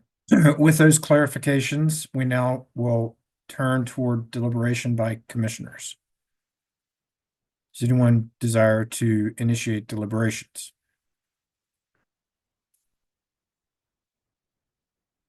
Commissioner Messner? Thanks, Mr. Chair. I think that there's a lot of things in this application that have been done well. I appreciate the attempt for grid power, both for production equipment as well as the drilling rigs. It's clear to me that that may or may not be possible with the ring cone. It sounds to me like it's probable on the other two. I also appreciate that the applicant has committed to a number of BMPs that were associated with both the CDP and the CPW consultations. I appreciate the three-phase takeaway, which does in turn reduce truck traffic. And I think that's a good thing. And I think that there was a lot of work that was done in the alternative location analysis, looking at different sites and trying to make the best determination for the locations that may first avoid. I appreciate the elaborate consultation that appeared to occur between the applicant and CPW. I am concerned that that may or may not be fully understood, but that's for CPW to make a determination on and provide consultation to us. My understanding in that consultation and the summary that's provided to us is that CPW is making a determination of whether or not avoidance is first done in the mitigation hierarchy by whether or not an applicant is making those concerted efforts towards trying to avoid those timing stipulations that are associated with this. I think the applicant was clear that in the Cloudbreak one that there was going to be activity inside of the timing stipulation, and that activity would be continuous activity, and so wouldn't be activity that would break up the timing of activities there within that winter timing stipulation, but be continuous through outside the timing stipulation to inside the timing stipulation that, in my understanding, would allow that high priority habitat species to make a determination of whether they were going to utilize that area or not based on activity that was occurring prior to the beginning of the timing stipulations. And so I think it's important to note from my perspective, and I'm not a wildlife expert, that the compensatory mitigation is not a tool to pay to play, but rather is a tool to compensate for unavoidable impacts associated with activities. And so that's clearly been lined out a number of times in different hearings, as well as clearly lined out in the statement of basis and purpose. And so I don't think it's a blanket permission to do whatever you want inside a high priority habitat. I do appreciate, though, that the production schedule, as Commissioner Ackerman indicated, does anticipate all activities on both the Rincon and the Maverick to be occurring outside of high priority habitat, and all but one of the activities being outside of high priority habitat on the Cloudbreak. And to me, that's how the application of the mitigation hierarchy occurs and first avoids and then pays compensatory mitigation to those unavoidable impacts associated with the Cloudbreak in particular. And so, having said all of that, I'm still a little uncertain as to what will occur in this particular situation and whether or not that is the understanding of CPW or not. I do understand that CPW has signed off on the consultation with no further concerns, but to me that also, as I read it, indicated that they had anticipated that schedule was pretty much what was going to happen. So the other concern that I have with this, and to me this is a pretty critical concern, is CDPHE's concern associated with truck traffic associated with high impact activities around the Briggsdale High School. And I understand that the Briggsdale High School is 4,000 some feet away from the location, but that truck traffic is intended to go right in front of the high school. And even if it's only 50% of the truck traffic, that's a pretty significant amount of truck traffic that's associated with a very sensitive receptor from my perspective. And I think there were opportunities and still are opportunities to avoid that potential impact and properly apply the mitigation hierarchy, either through timing operations during when school is in session or looking at certain high impact activities outside of that school session. But I haven't heard that being proposed. I looked at the traffic plan, the transportation plan, and in fact, it anticipates the highest number of vehicles to occur during the morning hours of school, and then from 5 to 8 in the evening, which is also, I think, a relatively busy time for school. And so I've got significant concerns associated with that, as I feel a responsibility to ensure that as we look at these applications, that we are protecting public health, safety, welfare, the environment, and wildlife resources. And if I have our public health expert consultation indicating that there's concerns associated with public health that have not been properly avoided, then I have concerns about that. And so those are my initial deliberative thoughts.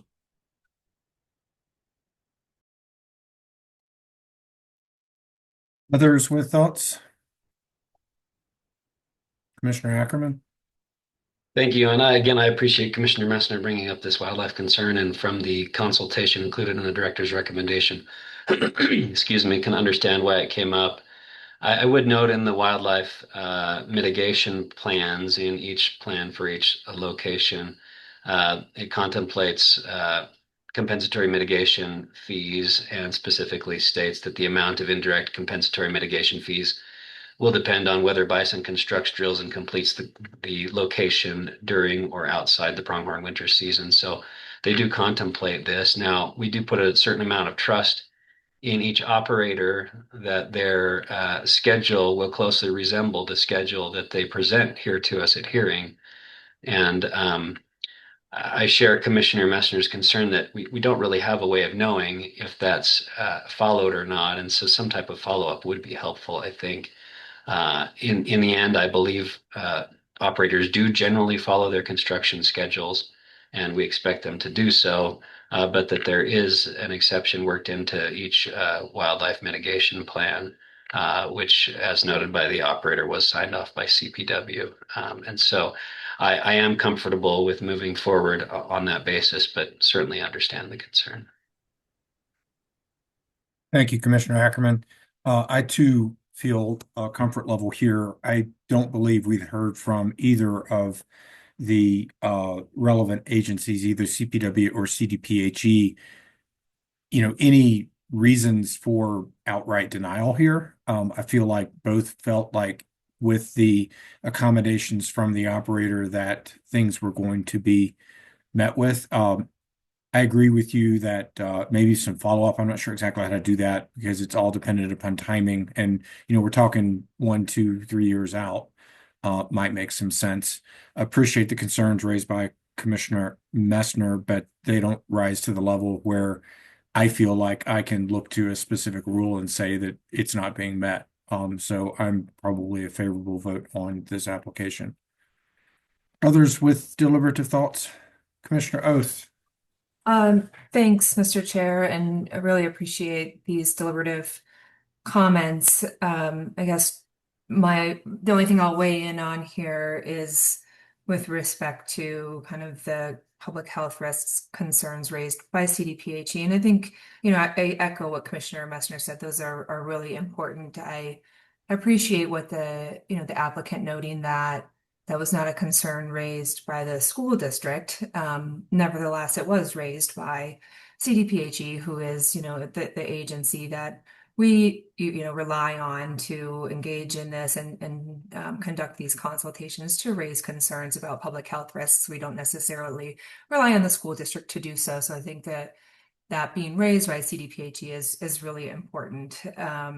So, I think, those concerns weigh on me. I don't know if I have a thought on, which I did, on kind of some way to incorporate some, whether to see if there are some additional ways to either avoid or mitigate those concerns for the timing of traffic around the school. That would provide me some more comfort. That said, I don't have the solution to propose, but would just share that I also have those concerns.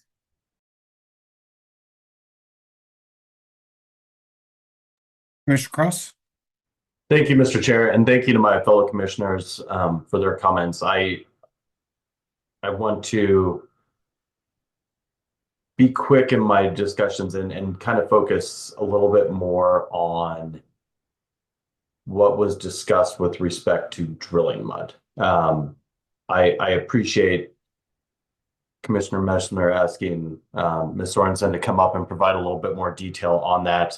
I do appreciate the operator agreeing to use Group 3 mud on another one of the locations. I do think that that is important. I do want to make sure that we make note not just to the applicant here, but to future applicants and to the stakeholders listening as well, as we are focusing on all these different details to make sure that we're looking at what is important. I know Ms. Gillen made the comment that overall a fairly small portion of the ozone is contributed to by the drilling mud. However, when you look at our cumulative impacts, it still is a noteworthy difference. And I think it's important to note that as you have drilling mud used throughout, if everybody was to use Group 2 drilling mud and say, but it's only a small part, that small part is going to continually build up and make more of an impact. So I do appreciate that they did switch to the Group 3 for another one of the locations. I do think that's critical. I encourage operators to use Group 3 drilling mud throughout. I also just want to make sure that it's known, as Ms. Sorensen raised it, the idea that drilling is done significantly faster because of the use of Group 2 mud. If statements like that are going to be made, I would appreciate some kind of evidentiary information displaying that, showing that we have drilled X number of wells in the DJ Basin with Group 2, X number of wells in the DJ Basin with Group 3, and consistently the Group 2 mud has taken a day off per well. And, you know, with the day off per well, we're reducing emissions by X amount. I do think that if you're going to make claims like that, I do think it's important to back that up with some kind of evidence as opposed to, yeah, it seems like we drill faster. And so I want to say I agree with the thoughts of my fellow commissioners. I appreciate the hard work done, especially a lot of the consultation done with CPW to make sure that issues where, particularly where pronghorn is the major issue for the majority of the sites, I appreciate the work done with that. I'd note that, as was raised by Commissioner Messer and Commissioner Oath as well, not only is it important to note the concerns with the truck traffic, but that again is another one of the issues that, based on our own cumulative impacts report, the truck traffic, the non-combustible engines is a large part of what we're seeing with some of the impacts to air quality. And so not just the idea of more trucks on the road being a danger to the high school, but also the emissions from those trucks potentially being an issue. And so to the extent that it can be done away from the school, the better. I appreciate the work with respect to the routing of the trucks. I think that is important, but I do want to make sure that both this operator and other operators take note that the more work that can be done on that type of issue, the better. That said, I do think that the applications here meet our rules, and I do think that they are approvable applications. But again, I want to make sure that we are clear with both operators and with the public at large that the use of Group 3 muds is encouraged, and that claims made in applications should be supported by evidence before us.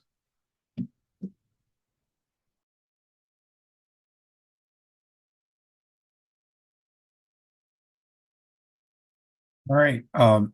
Seeing no further deliberative thoughts, I would move approval of the application. I think we still need the condition of approval of the Group 3 drilling fluids will be used for the cloud break, as pointed out by the applicant, which is a little different than what was on the application. AAG Davenport, are you with us? Did you hear anything else that I should include in the motion? No, Chair, I did not. Okay. Not sure where this is going, but this will get us started. So a motion is out there. Do we have a second? Second. All right. Is there discussion on the motion? Commissioner Messner? Thank you, Mr. Chair. Appreciate the motion. I'll be voting against the motion. And I've indicated the primary reasons for that. And my number one reason is that from my perspective as a commissioner, I cannot approve an application that doesn't meet the commission rules or the act. And in particular, statement of basis and purpose, page 53. Although many provisions of the act are relevant to permit applications pursuant to the Senate Bill 19-181's changes to the commission's statutory authority and mission, the director or commission may deny a permit application in any circumstance where a permit application may meet the criteria of the commission rules, but does not protect and minimize adverse impacts to public health, safety, welfare, the environment, or wildlife resources as contemplated by the statute. I think that this, in many ways, does meet the rules. I would find that the element associated with protection of public health and safety has not been met in this particular situation, particularly when there was an opportunity to first avoid that impact by looking at schedules to not interfere with the sensitive receptor of Briggsdale High School associated with truck traffic. It's my opinion that pre-production activities have a significant amounts of truck traffic, heavy truck traffic associated with it. And to me, opportunities to avoid that were available and not chosen to be taken. And so without having that commitment to avoid that, to me, significantly sensitive receptor, I would be voting in not in favor of this application. Further discussion on the motion?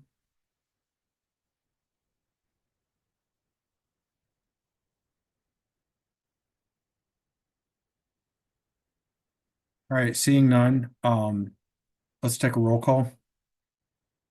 Hearings Manager Thomas? Yes, Commissioner Ackerman, Aye. Commissioner Cross, Aye. Commissioner Mesner, Nay. Commissioner Oath, No. Chair Robbins. Aye. Motion passes 3-2. Want to thank the applicant for the work. Want to thank staff for all the work that led us to this.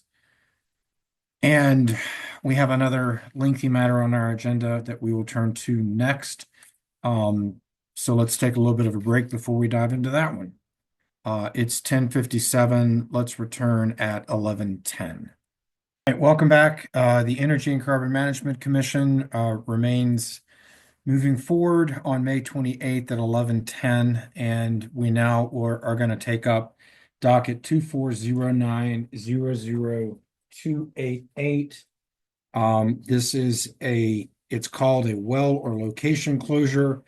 The applicants are City of Tacoma and Town of Frederick. The respondent is KP Kaufman, and staff is also engaged. Let's start with entries of appearance from the applicants, Mr. Sura and Mr. Stephen Lewis Prescott.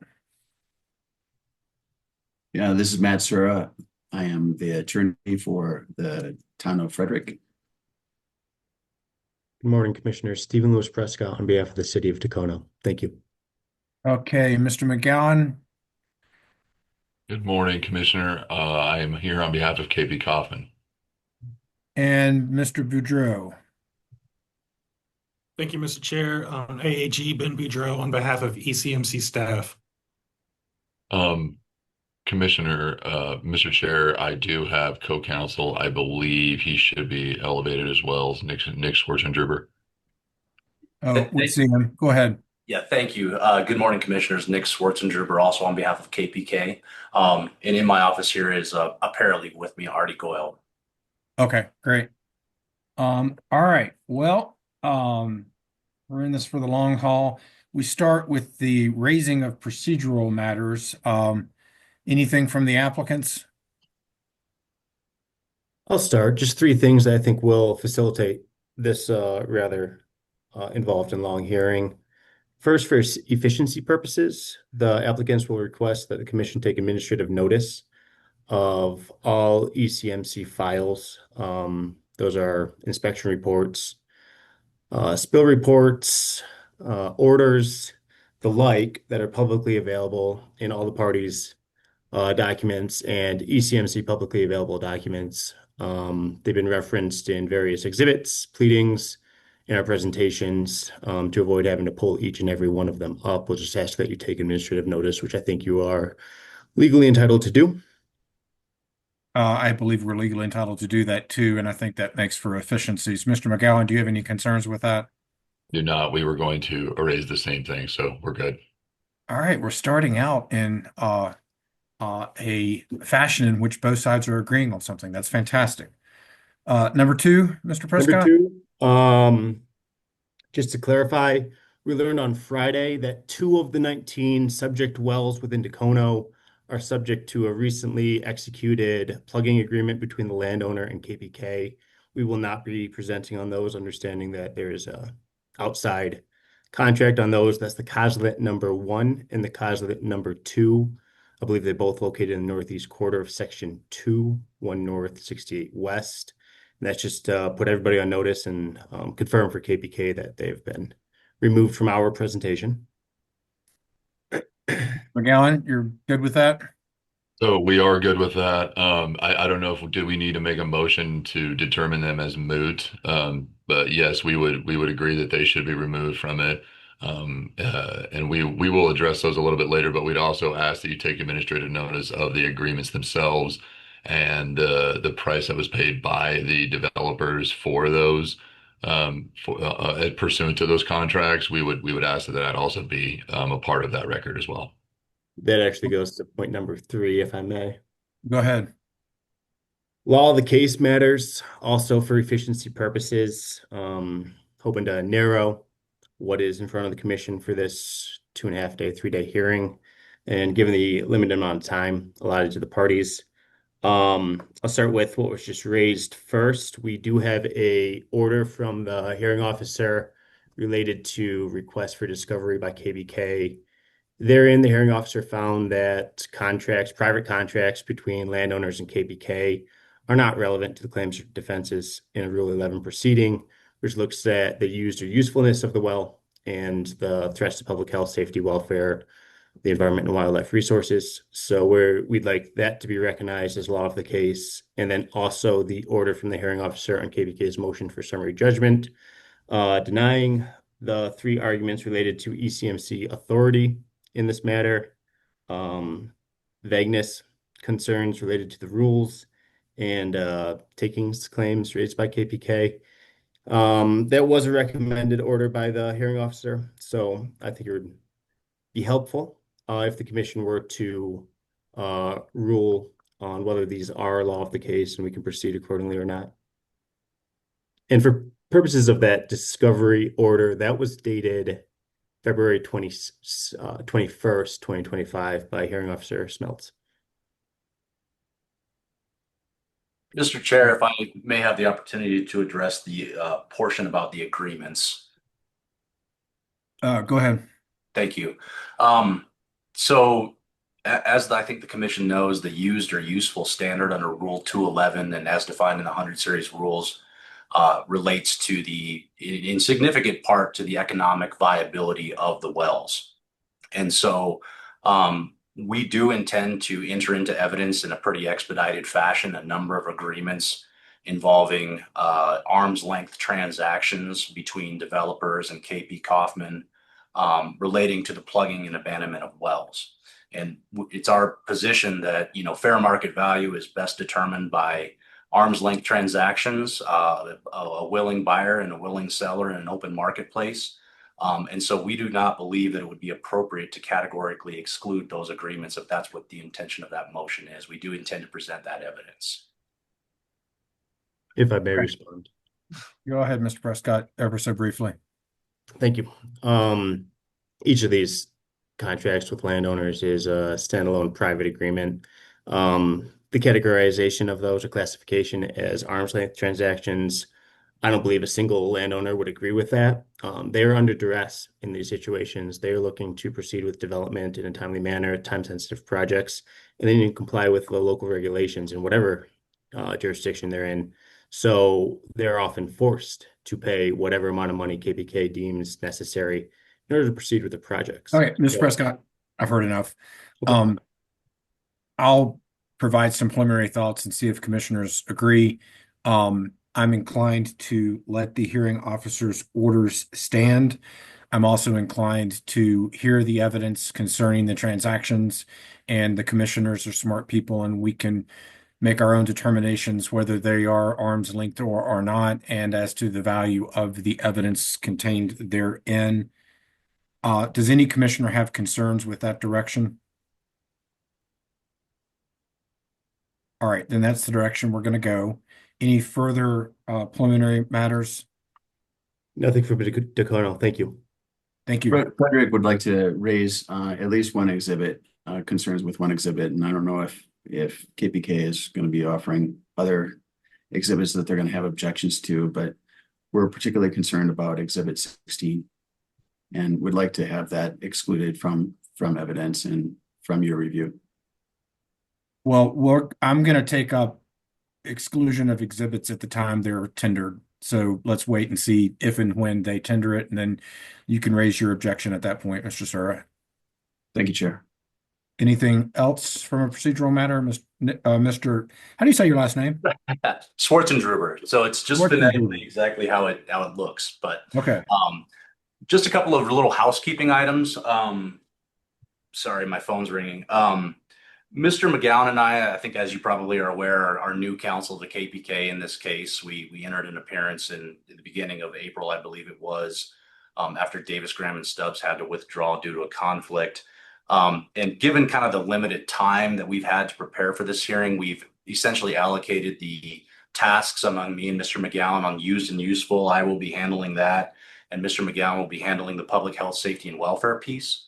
And we've been pretty good about keeping our own witnesses kind of within the realm of each of us. But when it comes to objections and cross-examination, we'd like the flexibility to be able to have, Mr. McGowan objecting and speaking to the public health, safety, and welfare piece and cross-examining, and vice versa with me on the used and useful. And certainly, I think under Rule 517, the commission has the authority to do that.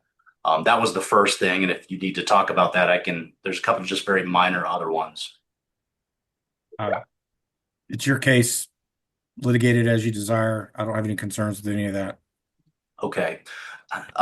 The next thing we did is we actually, I don't know if the commission has in front of them the pre-hearing order with all of the exhibits, but we actually submitted a subsequent exhibit list. The numbering was a little bit off in the one in the pre-hearing order.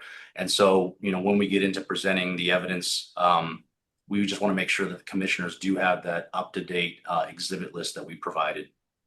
We do. Okay, great. We received it via email sometime last week. Thank you. Last item, and this is my own sort of personal issue, but when we scheduled this hearing, I was unbeknownst to me that my daughter's graduation, she's a senior in high school, is happening on Friday at 1 p.m. I'm not going to make that everybody's problem, but I just kind of wanted to flag it in case there's a way to, I'm not expecting everybody reorganize their presentations or anything like that, but to the extent we can be sensitive to that, I'd really appreciate the opportunity to attend that if that's possible. If graduation at 1, when would we need to stop and when would we need to return? Well, I think the hearing could continue into Friday afternoon as necessary. It may just require some management things, I think, in terms of, what remains. And I'm not going to make this everybody else's problem. Like I said, I just kind of wanted to flag the issue and see if there might be a way to kind of manage the presentation to allow that to happen if possible. So, yeah, we'll try to take consideration of that, Mr. Schwartzendruber, and do let everybody know where the graduation is going to go so that we can all go attend. She's been very gracious to tell me that it's okay if I don't make it, but I would feel like a pretty bad father. So Yeah, I think that's something you ought to do what you can to attend. We'll take that into account. Why don't we just sort of touch base Friday mid-morning in terms of where we're at and whether McGowan can handle it on his own or whether we need to take a break, et cetera. Is that fair? I think that sounds fine. Thank you. Um, Actually, to that point, Chair, Go no, ahead. just two quick things. No, to that point, we have spoken about it. I do plan on, we have one witness that is actually on a cruise to Alaska. We believe he will be available. That actually depends on whether or not the local volcano erupts. I'm not making that up whatsoever. He's in Alaska, and it's tentative that I guess it's a active whatever. But he will be available Friday. So we do have one witness that we'll need to reserve time for on Friday. He is my witness. And to the respect that we have anything additional, I do plan on handling that aspect of it. The way we've structured our case, I should be able to accommodate and ensure Mr. Schwarzenegger can get to his kid's graduation. So we all want to make sure of that. And then I do have one more small matter I need to make for the record, but I just didn't know if that worked for you Well, let's guys with find out respect if to reserve. there's any volcanoes or graduation or other family events from the other side. All right, seeing none. What's your last matter, Mr. McGowan? All right, and I say this with all the most updue respect. Canons of ethics require me to raise the fact that you, Mr. Chair, have represented at least one of the petitioners in a prior life, and I know that was some time ago.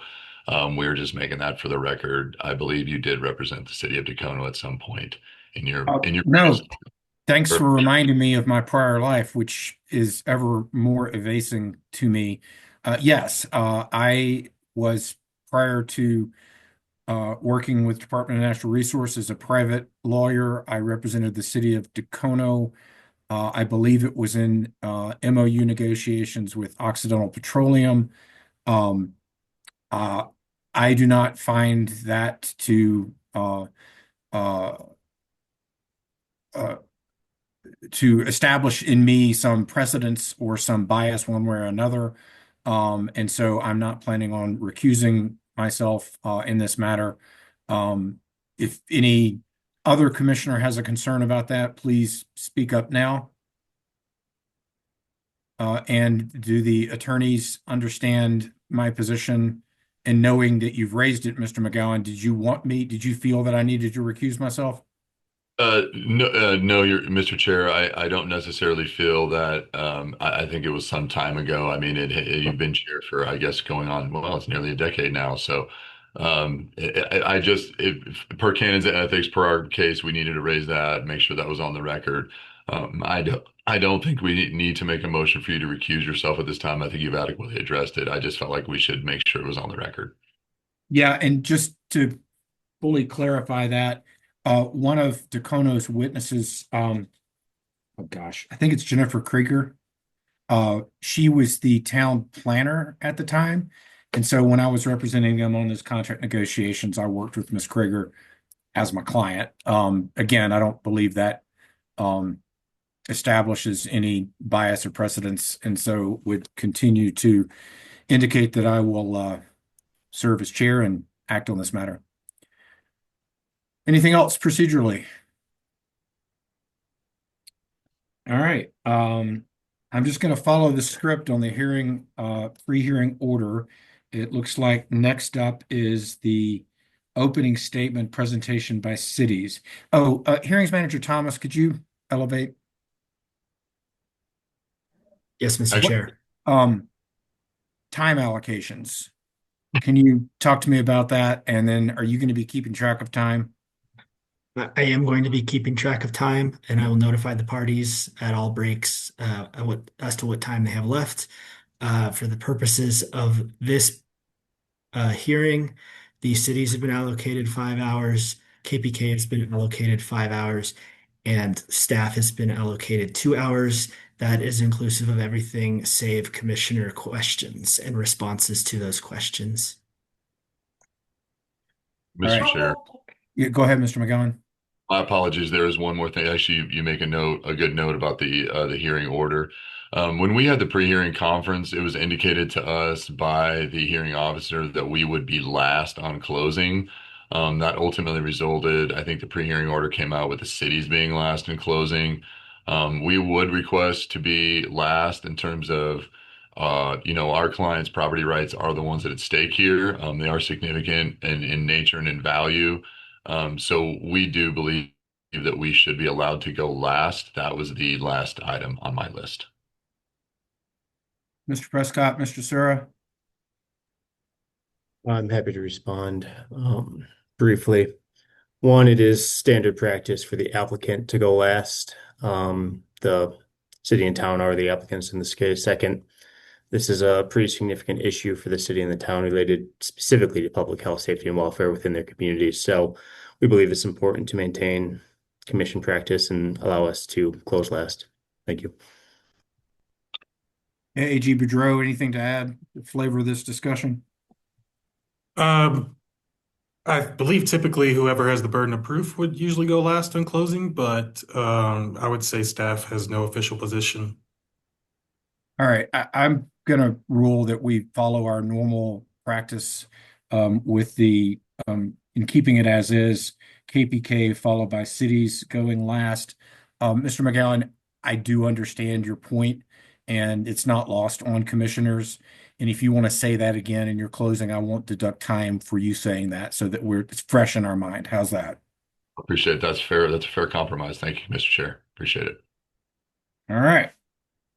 With that, we're going to proceed to opening statements. And we start with an opening presentation by the cities. Great, thank you. Matt Sura for the applicant, Town of Frederick. Since 1954, the Colorado Oil and Gas Conservation Commission has had the ability to order a well to be plugged that was no longer used or useful. Colorado, like the states of Texas, Pennsylvania, California, and Alaska, can order an unproductive well to be plugged. Here are the relevant rules. Rule 211 allows ECMC after a hearing to order a well to be plugged if necessary to protect public health, safety, welfare, or the environment, or if the well is no longer used or useful. A Rule 211 hearing is brought through Rule 503G12B. Only the commission, a relevant local government, a service owner may request a Rule 211 hearing. To be considered, the applicant must confer in good faith with the operator and certify that its wells have been low producing for at least 3 years. Again, if you find a threat to public health, safety, welfare, or that the well is no longer used or useful, the well can be ordered to be plugged and abandoned. To determine if a well is no longer used or useful, the commission may consider the production trends, plugging costs and gross revenue, failure to develop the facilities, remaining economic viability, and other relevant evidence. All of these are discussed further in the statement of basis and purpose to the financial assurance rules. Those are the rules. What brings the town of Frederick and the city of Dacona to this hearing is the threat KPK brings to public health, safety, welfare, and the environment. From 2019 to 2024, KPK has had 62 spills in Frederick and Dacona. KPK had 5 spills in 1 month in Frederick last year. What is worse is that KPK is no longer attempting to comply with ECMC rules to clean up some of those spills. State and local governments are being ignored. A swimming pool-sized pit outside of an elementary school remained in that condition for more than 3 years. Remediation Form 27s that were rejected as inadequate in January of 2023 for that location still have not been resubmitted. Requirements to contact local government when spills occur are disregarded. Instead of meeting the requirements for mechanical integrity tests, KPK makes excuses as to why those rules should not apply to them. How did we get here? This is the end of decades of successful oil and gas development in an area of southern Weld County known as the Spindle Field. In 1970 to the mid-80s, the Colorado Oil and Gas Conservation Commission administratively approved thousands of vertical wells within and around Dacona and Frederick. The approved well density in the Spindle Field was typically 5 wells to 160 acres. Back then, there was only a minimum of 150-foot setback from homes. Local governments had no ability to object to new wells because of state preemption, and surface owners were equally powerless. The mineral estate was considered the dominant estate, which meant that surface owners could not say no to developers who wanted to drill on their land. The case Magnus versus Garrity, which found that the mineral estate had to accommodate the surface estate, would not be decided until 1997. So in the 1970s and 80s, surface owners had no choice but to make their best deal or get bonded on.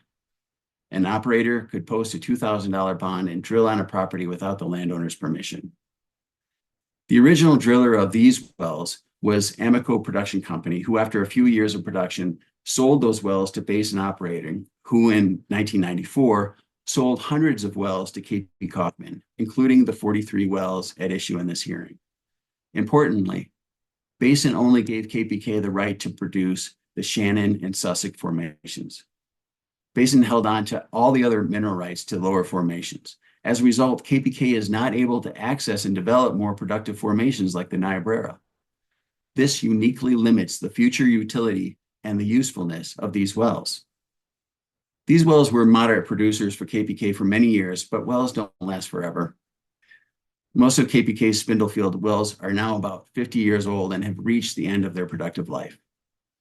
But KPK found that they could make up for some of the lost revenue by charging surface owners to plug their low-producing wells.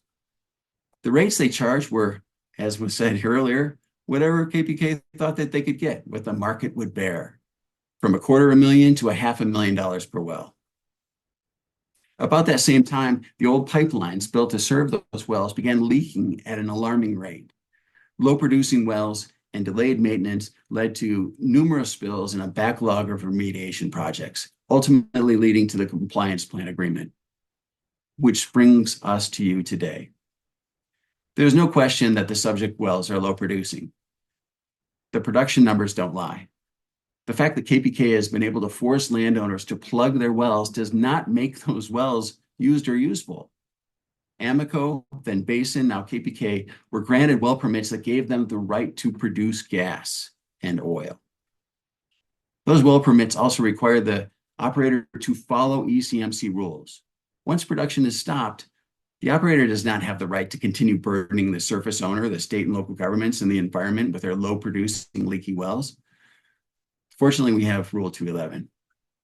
In Dacono and Frederick, KPK's business is now land speculation, not oil and gas development. In this hearing, the local governments will establish that these wells are no longer used or useful. We will also demonstrate how KPK's wells and pipelines and their non-compliance with ECMC rules negatively impact the health and welfare of residents in Dacono and Frederick. The time has come for these wells to be plugged and abandoned. Thank you.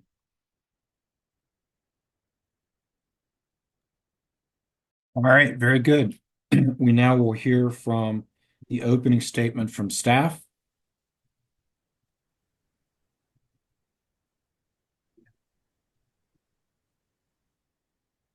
Thank you, Mr. Chair and other commissioners. My name is Ben Boudreau. I'm an Assistant Attorney General, and I'm here on behalf of ECMC staff. Staff intervened into this matter for a limited purpose. Specifically, staff was granted affected person status for the limited purpose of providing information related to threats to public health, safety, welfare, and the environment, including wildlife resources, and to provide information related to mechanical integrity testing regarding the subject wells, locations, and associated flow lines. Staff's witnesses are also available for any questions you may have about environmental issues, mechanical integrity issues, and flow line integrity issues associated with the subject wells and locations. Staff's limited affected person status does not include opining on the ultimate question of whether the subject wells and locations should be plugged, abandoned, and reclaimed. That's a decision that rests with you alone. Staff's limited affected person status also does not include opining on what one might call the economics of the subject wells and locations. In other words, staff has not performed any financial analysis of the subject wells or locations to determine whether the wells are used or useful, nor has staff expended ECMC resources to hire an economic expert to do so. This is because the 211 application before you was brought by Dacono and Frederick, and staff is here for the benefit of the commissioners, and specifically to address issues surrounding public health, safety, welfare, and the environment, and mechanical and flow line integrity. Staff's witnesses are Mr. Greg Duranlo and Ms. Diana Byrne. Mr. Duranlo is currently ECMC's Deputy Director of Operations, and previously Mr. Duranlo was ECMC's Environmental Manager. It was in his capacity as Environmental Manager that Mr. Duranlo managed staff's oversight of the remediation projects raised by Dacono and Frederick's Rule 211 application. Mr. Duranlo will testify regarding each of the subject wells and whether each of the subject wells and locations have currently open remediation projects and KPK's current reporting status for each of those remediation projects. Mr. Duranlo will also be available to answer your questions regarding environmental issues associated with the subject wells and locations.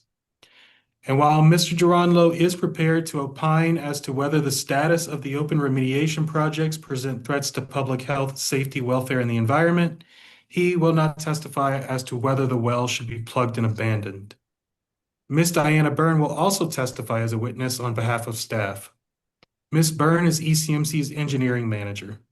In that role, Ms. Byrne manages ECMC's oversight of downhole activities, including issues associated with mechanical integrity of wells and flow line integrity of flow line systems associated with the subject wells and locations. Ms. Byrne will testify regarding whether the subject wells are current on their mechanical integrity testing requirements.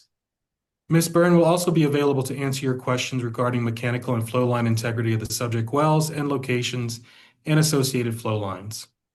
Ultimately, staff is neither the applicant nor the respondent. Staff takes no position on whether the commission should order the subject wells and locations plugged, abandoned, and reclaimed under either prong of Rule 211. Staff is here for your benefit as a neutral third party who has information you might need in making your decision in this case. Thank you. Thank you, Mr. Boudreau. Mr. McGowan or Mr. Schwartzen-Druber? Yeah, Mr. Chair, I just wanted to say that the hearing agenda actually contemplated opening statements prior to each party's case in chief, and so we would just we have no problem, obviously, with both of these parties having given their opening statements, but we'd like to defer ours to the beginning of our case in chief when we present evidence. Thanks. Sorry I screwed that up. That's okay. Thank you. If you wanted to take a little bit, you could. Otherwise, we'll wait and get your opening statement for your case in chief. All right. Then I believe the next step is presentation of case in chief by the cities. Is that accurate? Yes, and we are prepared to do so. I will share my screen.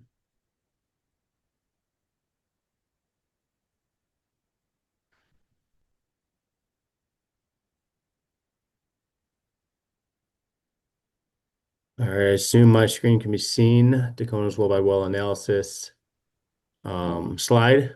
Yep. Thank you. So how the cities intend to present is initially Dacono will go first, present the three witnesses. They will discuss some preliminary remarks and generally what their testimony is about.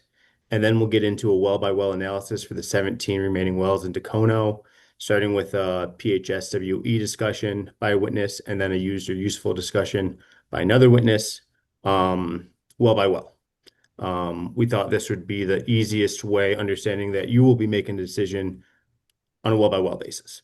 So with that, I'll just let you know that we're going to have three witnesses presenting to you on behalf of Dacono, City Manager Jennifer Krieger, expert and landman John L. Oborn, and petroleum engineer Letha Lencioni. And I will ask that all three be elevated so that they may participate in this presentation. Let's go ahead and get all three elevated, and why don't we go ahead and get them sworn in? I might ask that Chair Robbins that we do the same for Ali Van Dudecom, the planning manager for the town of Frederick. Yeah, go ahead and elevate all your witnesses. Let's just take care of it in one fell swoop, assuming they're all with us. Mr. Chair, I believe all witnesses have been elevated.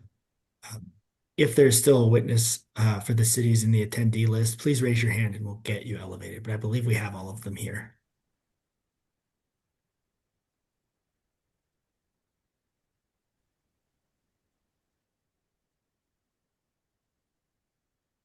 If you're a witness for the city, please visualize yourself. Mr. Chair, if I may, I'll go ahead and get started with the Yeah. witnesses I do see. Excuse me. I'll start with Ms. Krieger. I'd ask you to raise your hand, state your name, and that you swear to tell the truth. Excuse me. Thank you. My name is Jennifer Krieger, and I swear to tell the truth. Thank you. Thank you. I believe Mr. Oborn. My name is John Oborn. I swear to tell the truth. Thank you. Ms. Van Dudecom. You're on mute, Miss. I'm Allie Van Dudecom. I swear to tell the truth. Thank you. Am I missing anyone? Yeah, Miss Lencioni. Oh, I apologize. Miss Lencioni. I'm Letha Lencioni, and I swear to tell the truth. Thank you. Does that cover your witnesses, city attorneys? I believe so. All right. And we'll start with Miss Jennifer Krieger. Thank you. My name is Jennifer Krieger, and I am the city manager for the city of Dacono as well as the LGD. My presentation outline today includes the reasons for filing the Rule 211 application, the city's conferrals with KPK regarding plugging and the Rule 211 application, and our purpose our public health, safety, welfare, and environmental concerns related to the subject wells in Dacono. I'll start by saying that the intent of the Rule 211 application is for the protection of the community's public health, safety, and welfare.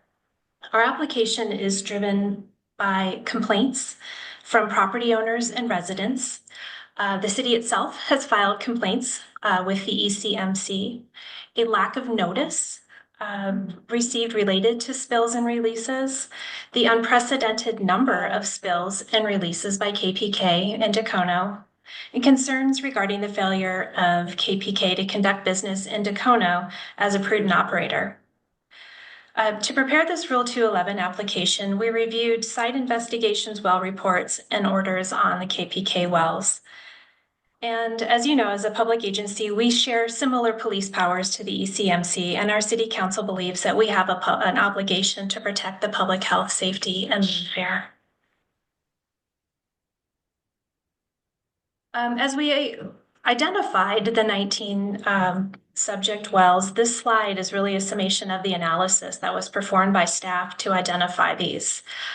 We looked at proximity to homes, flow line locations, many of which were unknown, shut-in or inactive wells without MITs, notice of violations or ECMC orders, rule violations, proximity to sensitive wildlife habitat, or historic earthen pits, and KPK's inability to pay the ordered financial assurance. We believe that KPK's oil and gas facilities within the city of Dacono have been characterized by prolonged neglect and a lack of maintenance and non-compliance with applicable rules, which again has resulted in risks to the public health, safety, and welfare. Again, considerations for identifying these 19 or now 17 subject wells. This slide shows spills in Dacono from 2019 to the present based on ECMC data. As previously mentioned, there tend to be more spills at KPK facilities compared to other operators. And what is most noticeable are the spills that largely occur at flow lines.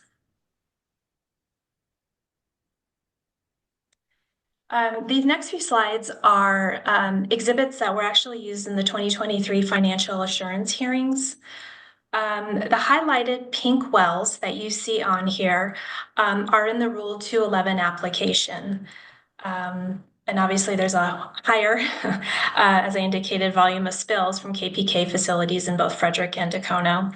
And the estimated cost of remediation for KPK wells based on the ECMC forms is more than $4 million.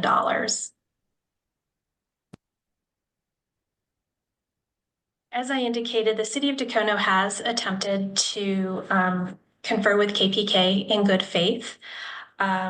We have found, though, that their demands that the city assume the financial obligation or the financial burden of well closures have been estimated as high as $250,000, which we find to be unreasonable. And ultimately, we don't believe it is the taxpayer's responsibility to fund remediation issues caused by KPK's prolonged neglect and failure to maintain its equipment in the city of Dacono. And finally, I'll just go ahead and address the notion that the city of Dacono is acting on behalf of developers. The decision to pursue this Rule 211 application is driven solely by the city of Dacono based upon our independent evaluation and not by developers. It is important to note, though, that many of the developers are also property owners, and they share our concerns regarding these subject wells. And they have expressed strong support for our efforts as they are facing similar unreasonable demands from KPK, namely the expectation of the $250,000 per well for closures. Thank you. And now we will have Mr. Oborn give his preliminary statements. Let's see. Hold on just a second, Mr. Prescott. Is that all of Ms. Krieger's testimony? No, what we were doing is introducing the three witnesses and having their preliminary statements, and then we will go well by well for you.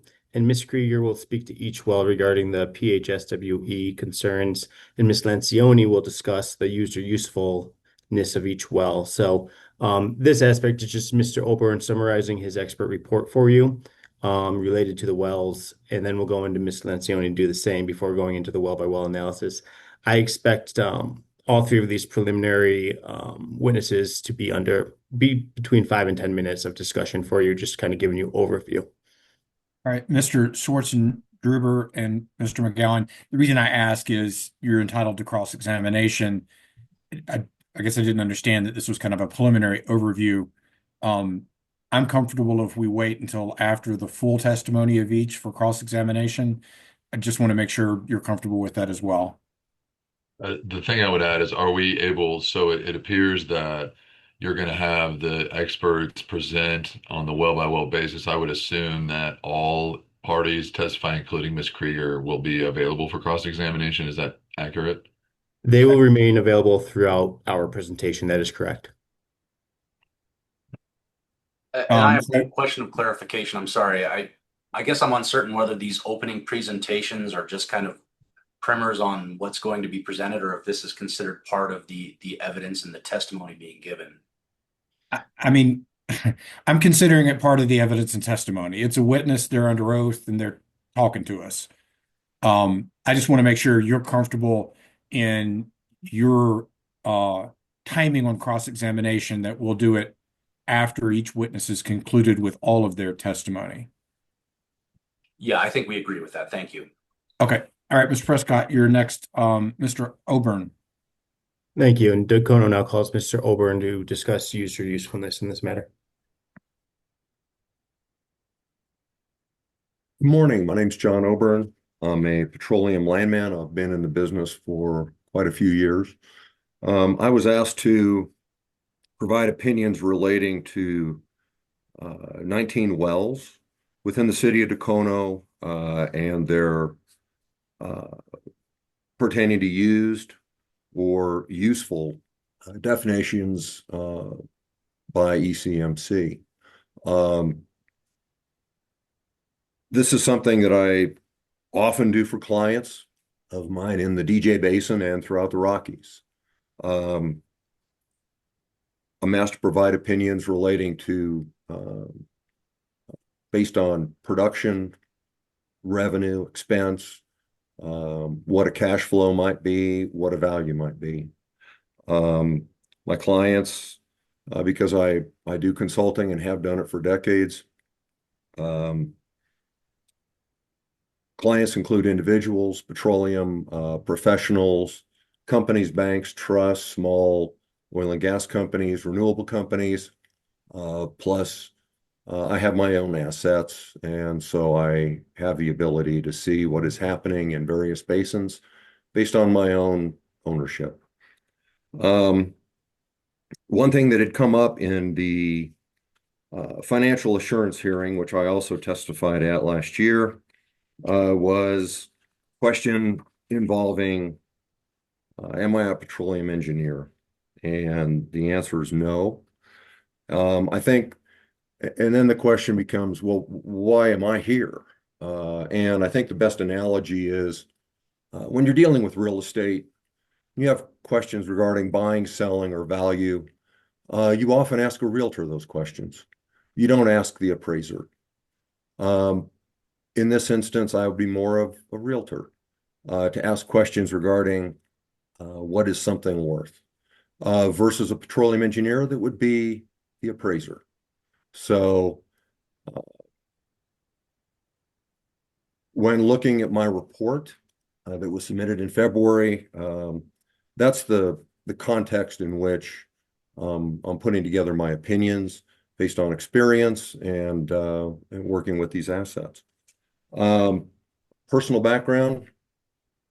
Next slide. I actually got into this business in May of 1980. So that puts me in the energy sector for 45 years. Over 45 years, I've had the opportunity to work throughout the United States, but a lot in the DJ Basin. Many of the deals that have happened in the DJ Basin over the last 30 years, I've been a part of. So gives me a little bit of expertise in working on what these assets are. And like I said, I did testify in KPK's financial assurance hearing. When I'm putting together my work, information reviewed, well, I did have the opportunity to review work done by Brian Hill, review the 211 application. Most of the time, my work revolves around what is filed with the ECMC, what is in the county records, and what I find online regarding production pricing, which is at EIA.gov.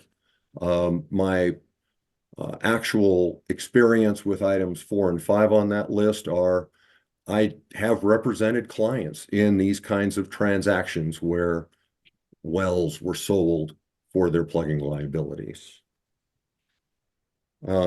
Introduction. Well, I think this is a slide we've already seen regarding used or useful definitions. These factors are something that, regardless of them being referred to as used or useful, these are factors that I use often in providing my opinions to clients on what something is worth for a buy or a sell, or what they may be getting into when we perform due diligence. In this case, I was looking on a well by well. My summary Before opinion, we go any further, I will move to qualify Mr. Oburn as an expert entitled to provide opinions under the use or useful analysis, recognizing he's not a petroleum engineer, will not be providing any decline curve analysis or production forecasting. But when it comes to the 5 factors under use or usefulness, we believe he has the experience and specialized knowledge to provide opinions related thereto. Yeah, on behalf of KPK, I'm sorry, Mr. Chair. We do not object to Mr. Oburn testifying as an expert. Obviously, we will cross-examine him and contest some of his methods and conclusions. So. Very good. He's identified as an expert. Did Mr. Oburn have more in preliminary for us? Yeah, I have a few more. Go ahead. Anyway, as has been stated, this is a field that's been producing, for 50 years. So with wells that are not producing for years on end, in this case, I believe 8 out of the 18 have not produced in 3 years. All of the wells have had shut-in periods, some lengthy, some for years.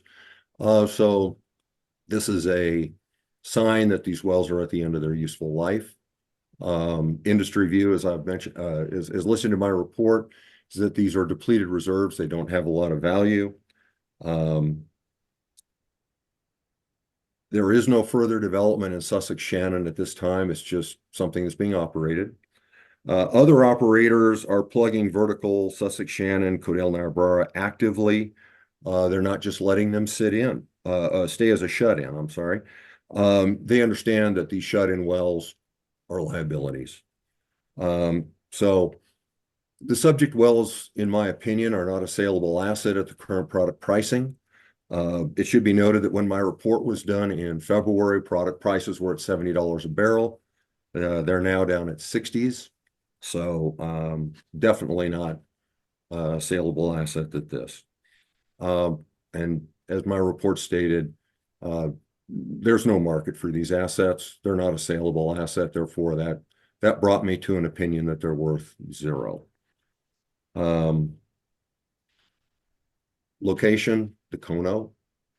Production, my exhibits have listed production from ECMC, which I was relied on. Of course, ECMC records are contingent upon KPK's ability to accurately meter production and report the production from each of these wells. Product pricing. Well, this will tell you 24 back to 22. When I wrote my report, it was almost $71 a barrel for oil. Today, I should say closing yesterday, $61.07. So my conclusions that were developed at $71 oil are not as favorable at $61 oil. Revenue. This is something I often work with for clients because they want to know what kind of revenue is involved in a project, allows them to make a decision to buy or sell. Or even continue to operate.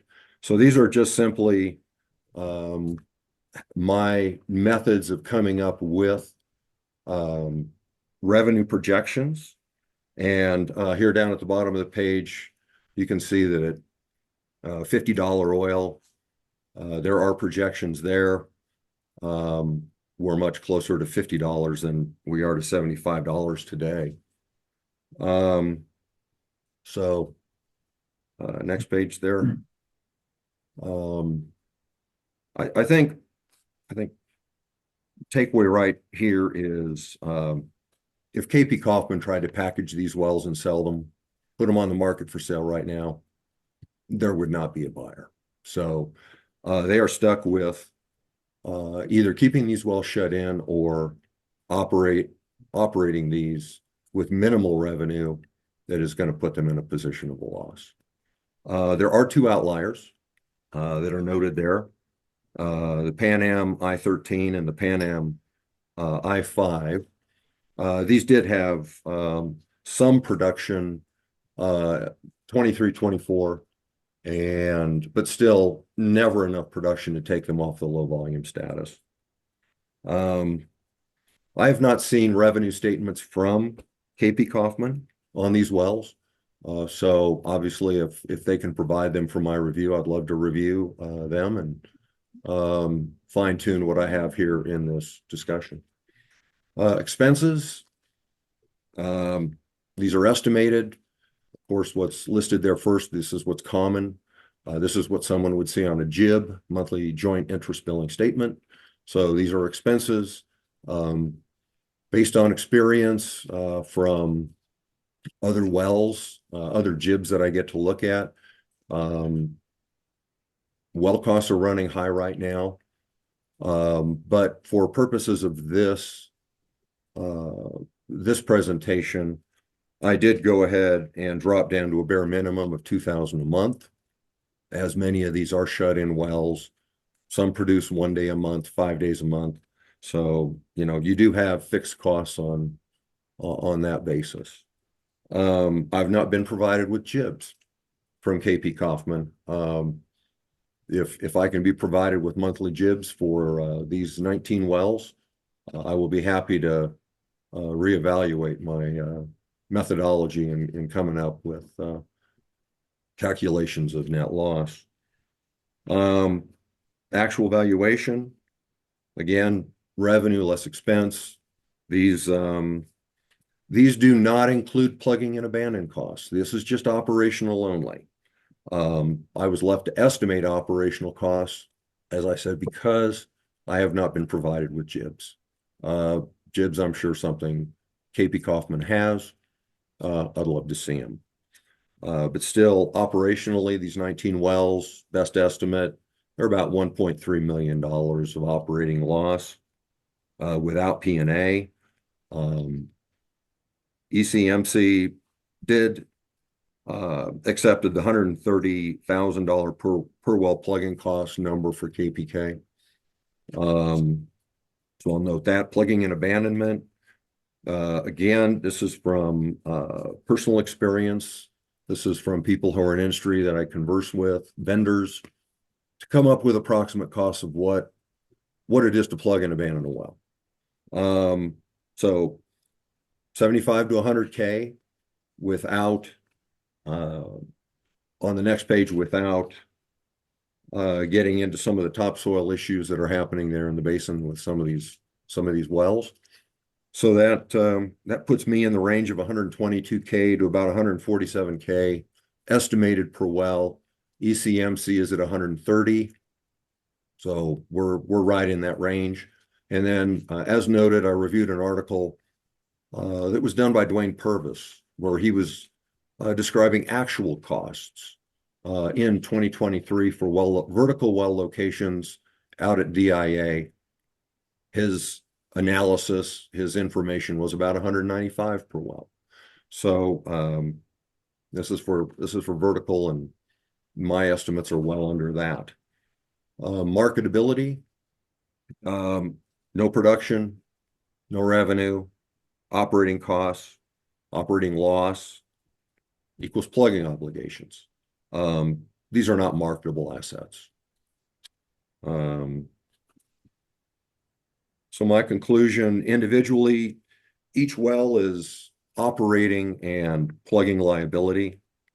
Collectively, as Jennifer said, we're looking at millions in liability to P&A these wells.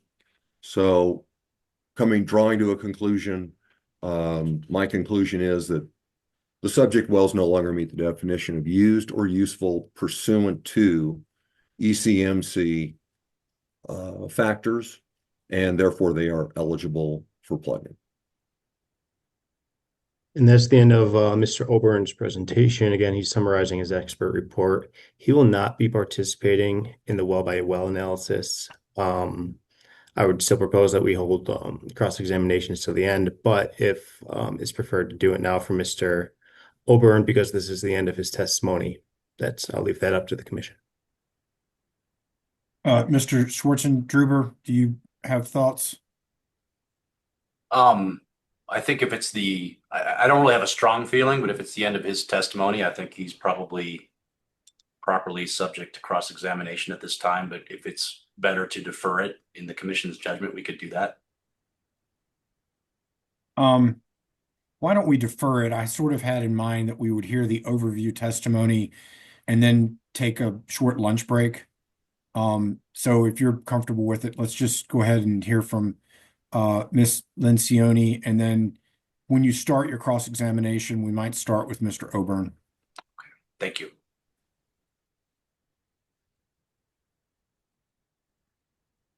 And for Ms. Lencioni, I'll go ahead and move right now to have her recognized as an expert. She's a petroleum engineer. Her, information related to her background and expertise are in her report, which has been disclosed for some months. I'm not sure if there's an objection to this or not. If there is, we're happy to put on some information related to her background, but for efficiency purposes, we just assume skip forward. Mr. Schwartzendruber? No objection. All right, she's admitted as an expert. And just for purposes of me calling on lawyers, I'm going to call on Prescott and Schwartzendruber until you guys tell me I need to be calling the other guys. Perfect. Thank you. All right. All right. We will skip forward to Ms. Lencioni's analysis on this page, and I'll let her take it from here. All right. On the left column here, this is just a reiteration of the the used or useful factors that we've discussed before, and on the right, notation of the principles and methods that I used in evaluating all of these factors and each well in relation to these factors. And you can see what I've written there, primarily looking at historical production, cost obligations, revenue generation, operations, decline curve analysis, and cash flow projection and feasibility. This is a listing of the data that I used. It's in here for your reference, and I'm not going to read it. Okay, getting to my main conclusions, I analyzed 44 wells for both Dacono and Frederick, and none of them had production greater than 2 barrels of oil equivalent per day or 10 MCF equivalent per day for any of the 3 previous 12-month periods. All 44 of those wells meet all of the criteria for being considered not used or useful. An analysis of production trends and cash flow supports this conclusion. There are a few of the wells that generated some net cash flow for a few years when considering just the well level operating costs, but when also other costs that KP Kaufman did not include, including things like the cost of paying pumper salaries and vehicles that really must be accounted for, and none of them generate any positive cash flow. And even when you look at just their gross revenue, none of them can generate enough gross revenue to be equivalent to the required plumbing and remediation costs of $130,000 over the next 5 years. I also reviewed KPK's pre-hearing statement and have several comments about that. In general, their production forecasts are grossly optimistic and don't pay any attention to recent production trends. Their operating costs are not complete and are unrealistically low. They hypothesize value for refracturing of the Sussex formation in these wells, which is extremely hypothetical and unlikely to be realized. And I'll have more detail on that later. I just wanted to give a little overview of the Spindle field. This shows the area. It's quite a large field, and the rectangles on the map indicate the areas of the Frederick and Dacono wells that are subject to this hearing. As we've said, production has been established a long time. It began in 1971. And primarily, we're talking about Sussex and Shannon, relatively shallow formations. The well has had 1,875 wells completed in the field. Of those, over half have been plugged and abandoned, and at least about a third of the remaining ones are currently shut in, leaving only a little over 500 active producers. This is just a stratigraphic column just for reference. The 2 green arrows on the upper right indicate where the Sussex and Shannon are in the geologic column. And you can see deeper are the Niobrara and Codell, which are very actively being developed as horizontal wells. And as we've discussed, APK does not have rights to the Niobrara, anything deeper than the Sussex and Shannon. All right, this is just a listing of my methodology for each well on the list. I reviewed the completions, the status, the production, and prepared cash flow forecasts when appropriate, and then compared each of these wells with each aspect of the definition of used or useful. Here are some more detailed comments on KPK's pre-hearing statement. Specifically on this slide, I'd like to highlight operating costs. KPK contended that costs like a pumper salary and vehicle should not be included in this type of analysis because you wouldn't fire the pumper if you shut in and plug and abandon one well. That's true, but you do have to account for those costs, and it's appropriate to consider them in the analysis. KPK says they should exclude non-recurring costs but they don't show us any information on what costs they might have excluded and what the magnitudes of those might have been and why they are non-recurring. They include a reference in their pre-hearing material that talks about being, they put it in for other reasons, but it does have a statement in it that says you should be very careful about what you assume will not happen in the future, and refers to these kind of costs as recurring, non-recurring costs.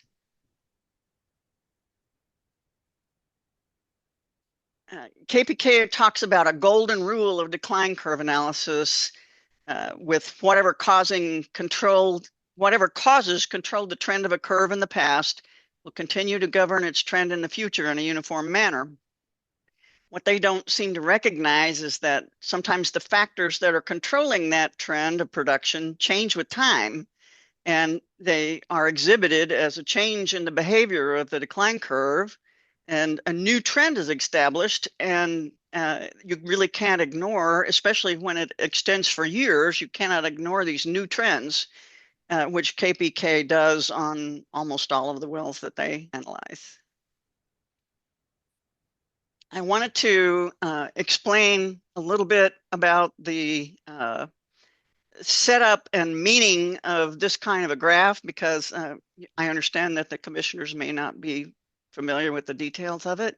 This is what we would call a production history and forecast graph, with time shown as years, actually a date, so that starting with 2016 and extending to 2043 on the x-axis. And then on the y-axis, we have monthly production.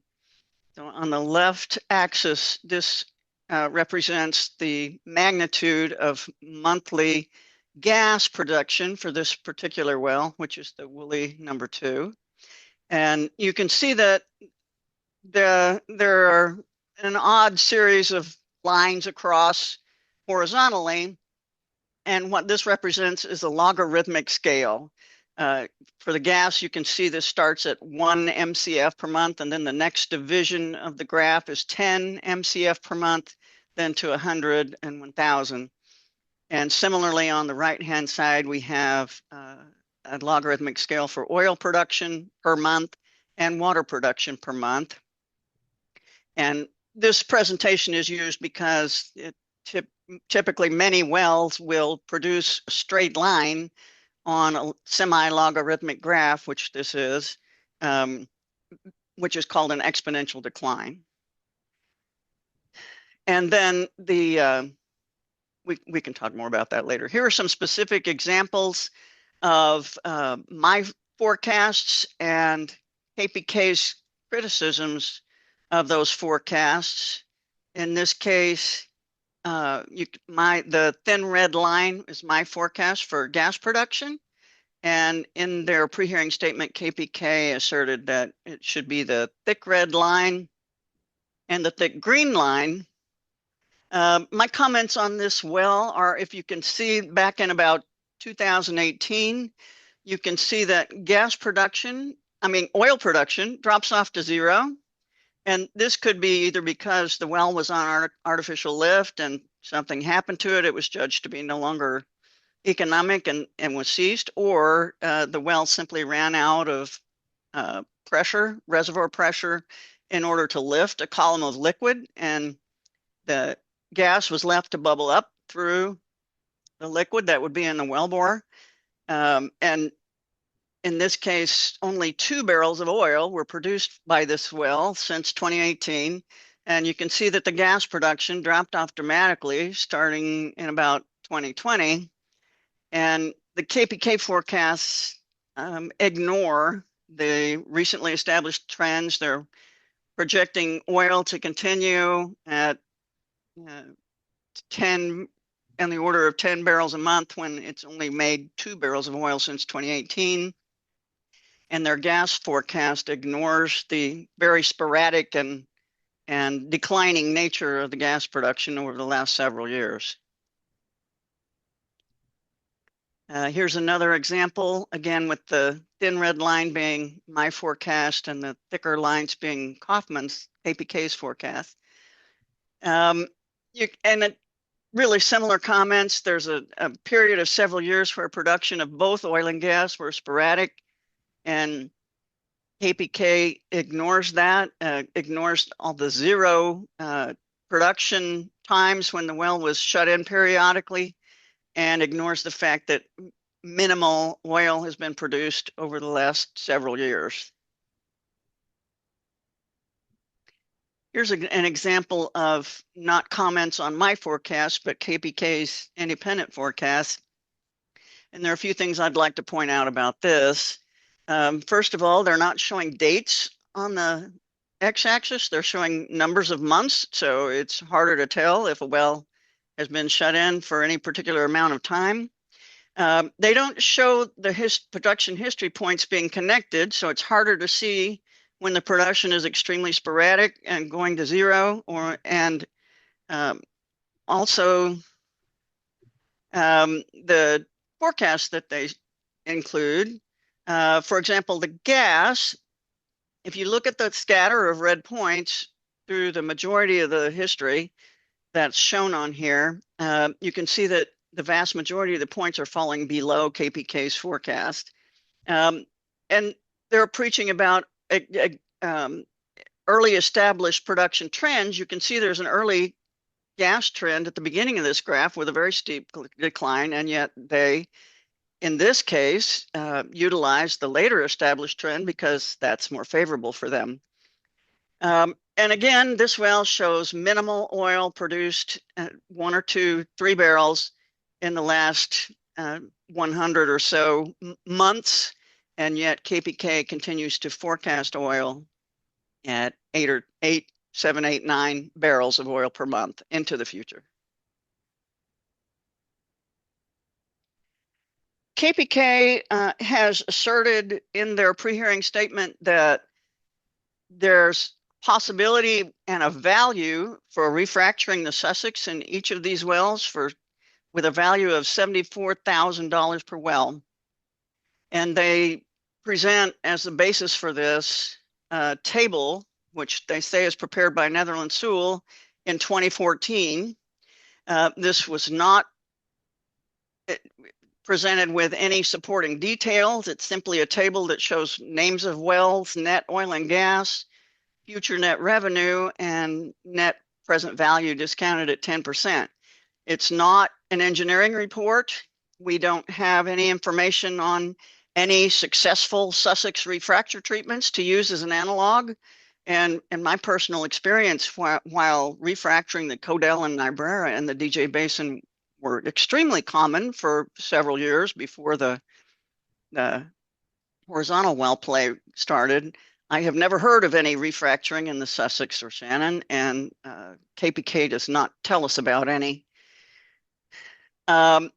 We don't know what the basis for their incremental forecast was. We don't know what the costs of the fracture treatment or what oil and gas prices were used to come up with this average value of 74,000. And the other factor is that for the Niobrara and Codell in the basin, typically refracts were modeled as yielding a percentage or a multiple increase of rate based on the pretreatment rate. Well, the rates of all these wells are much lower than they were in 2014. In their fact, they're so low that even with an increase of 5 or 6 or 7 times the rate, which could be seen on many of the Codell Niobrara refracts, the fracture treatment would likely be uneconomic. The other point is since 2014, when this was supposedly pointed out as value, none of these treatments have been performed by KPK. Okay, next about operating costs. KPK presented a table of monthly operating costs, which they say were attributed to the 45 wells, and showed details of the categories and the monthly cost for several years. Several expense categories that should have been included were simply not there, such as the pumpers, which we've already discussed, and other expenses in this graph were very low. And I've compared those to some data that I had from another Colorado operator. and also my own experience and a discussion with another experienced engineer. And KPK used $300 per well per month, roughly. And I've highlighted on this slide some extracted information from KPK's spreadsheet. And this is just showing the category, and the highlighted in yellow are several categories that are extremely low or zero, which should not be. For example, material and supplies are shown as zero for 2024. The pipeline repairs are shown as $120 for 2024 for all 45 wells. And we've already heard testimony about the numerous pipeline leaks and spills in the area, and that if they have not been spent money on to repair, they should be. Roads and locations, zero cost. We know those should have some maintenance costs. Safety, zero cost. Weed maintenance, $1,500 for 2024, and I understand that KPK has been cited for the lack of performing weed maintenance. So if this is what they spend, apparently they should have been spending more. In my analysis of the LOE for this project, I reviewed all those items that were low or missing in the KPK spreadsheet and researched what levels would be appropriate. And I came up with additions to the cost estimate, and I saw all of the costs to either being directly applicable to a well or field level costs, such as the pumper salary and pipeline repair, because KPK is correct. The economic limit of an individual well is not really dependent on the pumper salary, but still that has to be considered. So I have revised estimates that we'll look at. These are the categories that I felt needed to be added. I've had, from both my experience and the data from an analogous operator, I've got information on pumpers, roads and locations, equipment and well repair, regulatory expenses, materials. And lastly, I'm including the $572 per well per month spill remediation expenses, and the $1,083 per month financial assurance we'll discuss, which the basis for this is included in the following slides. So this is Exhibit YY, where KPK was stating their actual costs over 18 months for spill remediation projects. That comes out to be $423 per well per month. And this was found to be an inadequate effort by ECMC. So on the next slide, this is ECMC's spill remediation, totaling $24 million for 146 projects for KPK, which if you divide by the total number of KPK operated wells and give them a 36-month period to conduct those operations, that's $572 per well per month. And this does not include any costs for new spills that may occur within those 3 years or into the future. And we've seen that Frederick and Dacono have a disproportionate number of spills occurring. The financial assurance number comes from the ECMC docket that's listed there, the $130,000 per well paid over 10 years, which comes out to be $1,083 per month. Now that I did not include in any of my cash flow analysis because we're comparing revenues and profit to plugging abandoned expenses.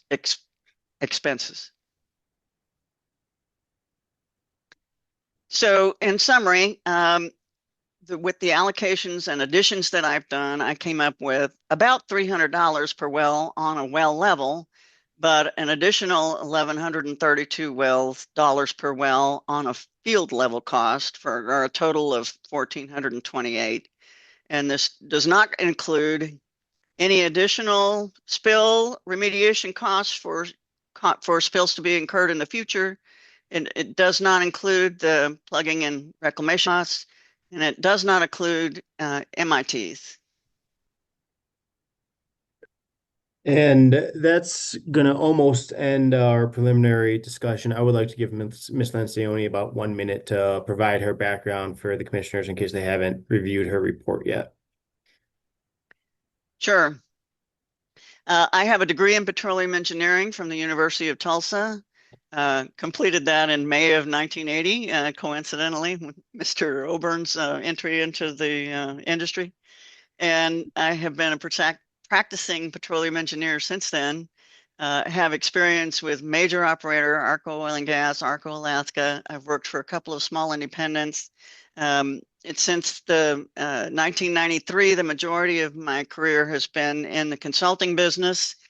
I've done extensive work throughout Colorado and a consultant in the DJ Basin.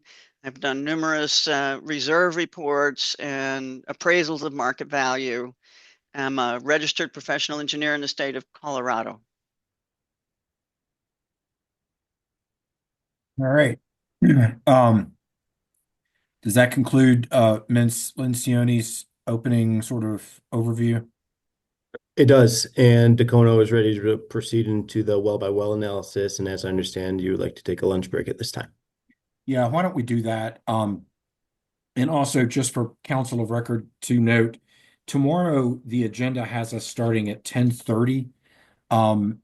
But given the fact that one of our commissioners has to have a break between 11 and noon for other scheduled business and the potential graduation situation, I would like to start at 9 tomorrow. Do council, are you comfortable with starting at 9 tomorrow? I think we just need to take advantage of daylight. I believe that works for Dacono. Thank you. That's fine, Frederick. Mr. McGowan? No objection on our end. Okay. No All right. issues for staff. Just be aware of that point. It's 12:29. Let's return at 1:15. Give everybody 45 minutes for lunch. All right. This is the Energy and Carbon Management Commission. We are continuing on 2409-00228. City Council of Record are all visible and with us. I believe we were at additional case in chief from the applicants. Is that correct, Mr. Prescott? It's correct, Chair. Okay. Why don't you give us a kind of a snapshot of what this next period of time is going to look like? We're going to go well by well for the wells in Dacono. Perfect. Before I get there, can I ask for one point of clarification regarding exhibits? Sure. We've referenced exhibits throughout our presentation so far. The parties have submitted written motions in limine and objections to exhibits. So I'm just wondering if the commission wishes to take those under advisement or have us move for admission of every exhibit as we go through the presentation, just to help us understand what's preferred and possibly streamline things. I would rather do it in whatever fashion is streamlined. That might be at the end, just sort of moving for admission, and then we'll have argument about it. Does that sound fair? It does. Yep, that's no problem. We'll plan accordingly, at least from the applicant's point of view. Okay. One question from us as well, Mr. Chair. The demonstrative exhibits that have been presented so far, to my knowledge, were not ever given to KPK. And so we would like to at least have the opportunity to have those and review them potentially for cross-examination, which really won't be much time, but maybe more importantly for our rebuttal case. I don't have any problem, and that seems fair to make sure everybody's sharing demonstrative exhibits. It's fine. Okay, so that's going to happen. All right, then. Anything other procedurally? Nope. Ready to give you kind of an overview of where we're going next and proceed with our case. And just to and- clear, Go ahead, Chair, Mr. Chair. we're going to have both Dacono and Frederick do a well by well analysis, if that's okay with. Yeah, no, that's fair. That's fine. As is often the case, the chair did not get a chance to eat his lunch during lunch break, so I will be non-visualizing, but I am in attendance and listening. And if you have any questions, just let me know. But I'll give me 10 minutes to eat my lunch. Understood. Thank you. Okay, Mr. Prescott, you were recognized. Thank you. At this point, first Tacono and then Frederick will present their witnesses to talk about WSE and user usefulness well by well. Mr. Krieger will be discussing public health, safety, welfare, and the environment, and Ms. Lencioni will be discussing user usefulness. And I will submit to you that a lot of the information is repetitive. We understand the commission has copies of the presentation and can read. So in the interest of, again, streamlining and proceeding through this, so the more repetitive information will not be repeated every time, just to give you a heads up. And then as Mr. Sir just stated, following the 17 Tacona wells, Frederick's witnesses will then present in the same exact format. So with that, I will have Mr. Krieger and Ms. Lencioni prepared to speak on a well-by-well basis, starting with, I better share my screen.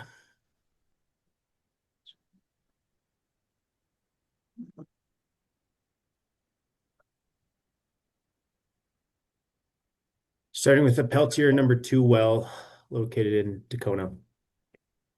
Thank you. I'll go ahead and begin with the Peltier number 2 well. This well is located in the established neighborhood of Sharp Farms, located in the roundabout that you see in that image. A few items that stand out about this well: open spill since 2020, and the proximity to existing residential homes. No MIT, which was called out in April of 24, and the most recent inspection in November of 2024, and there continue to be outstanding issues. Failure to provide groundwater monitoring reports, and a common theme that you will hear throughout this presentation is that the location of flow lines are unknown. This next slide are a few additional images related to the site from 2023 inspection. And Ms. Lencioni on the user usefulness factors. Yes. All right. Can you visualize Ms. Lencioni? No, it says it's disabled by the host. We will work on getting that addressed. Apologies. Okay.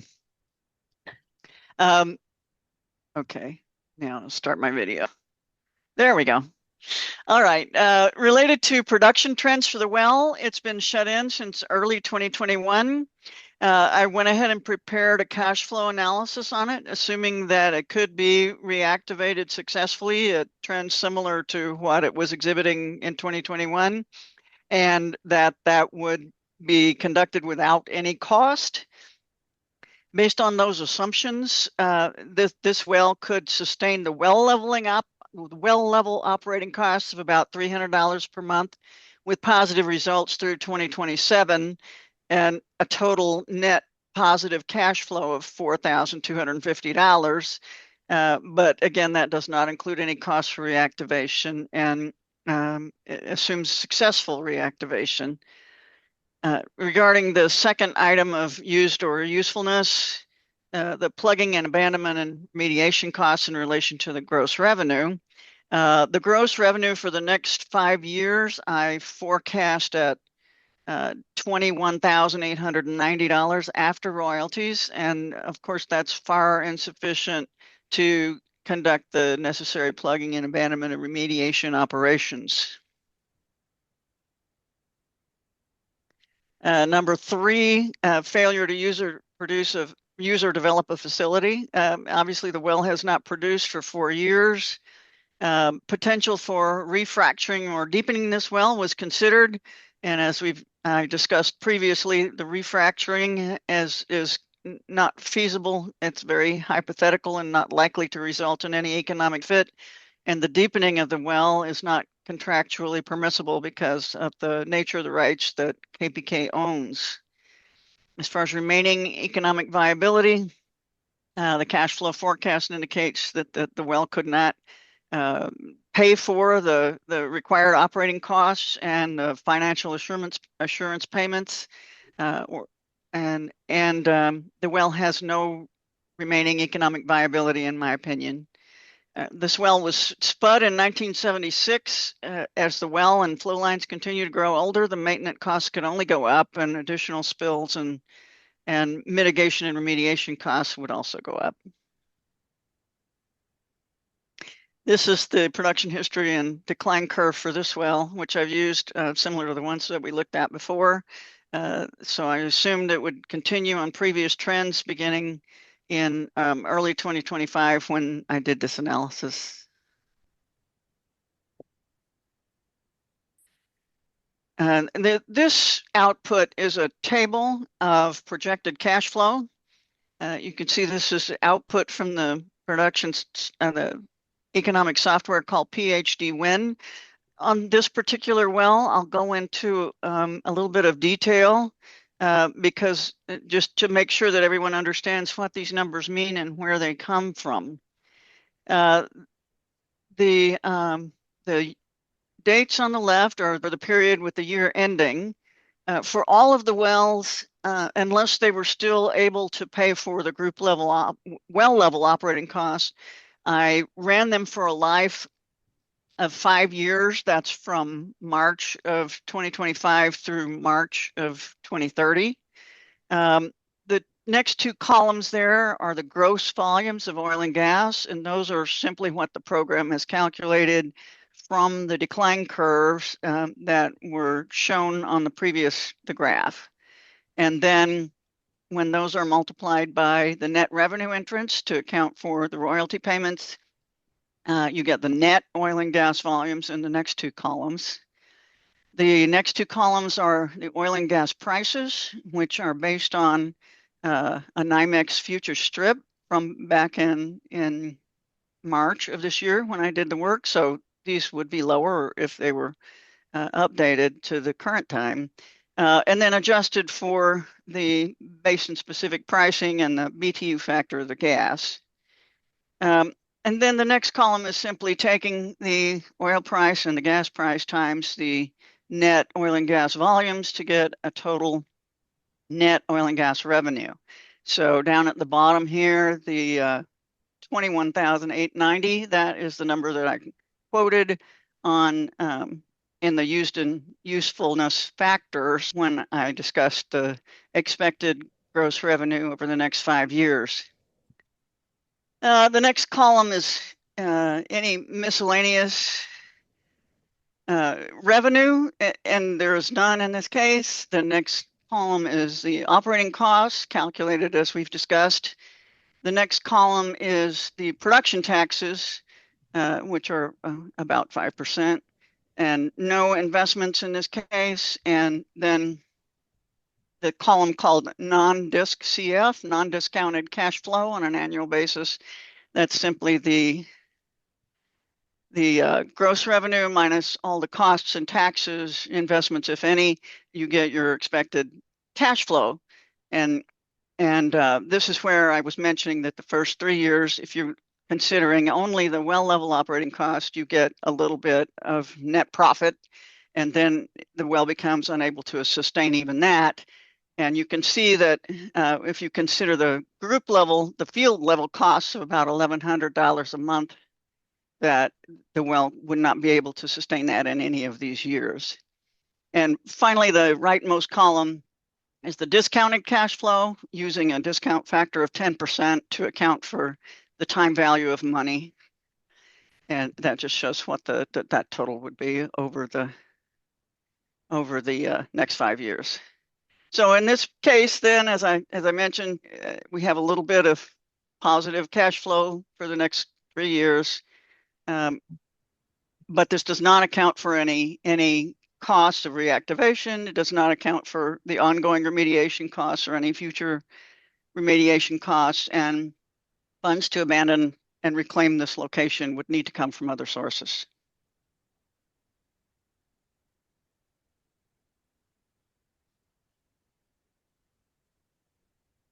The next well is the Peltier Unit B number 1. We want to raise a quick objection. So Ms. Krieger has not been she has not been established as an expert witness of any kind. We have no idea of her qualifications. She did not do the inspections. She hasn't taken the photos. She doesn't have knowledge of the locations to our knowledge. We have no knowledge of training of public health. We have no knowledge of her background in public health. We have no basis for her experience whatsoever to speak to public health, safety, and welfare conditions.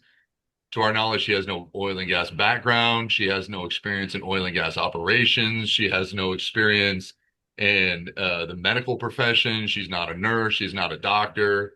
She has no real experience whatsoever outside being a city manager. And we would like to object to her to being an expert witness or introducing public health, safety, and welfare conditions of the wells, as she has no basis to actually really opine on whether or not they're a risk to public health, safety, and welfare outside her opinion. I've got some thoughts on that, but Mr. Prescott?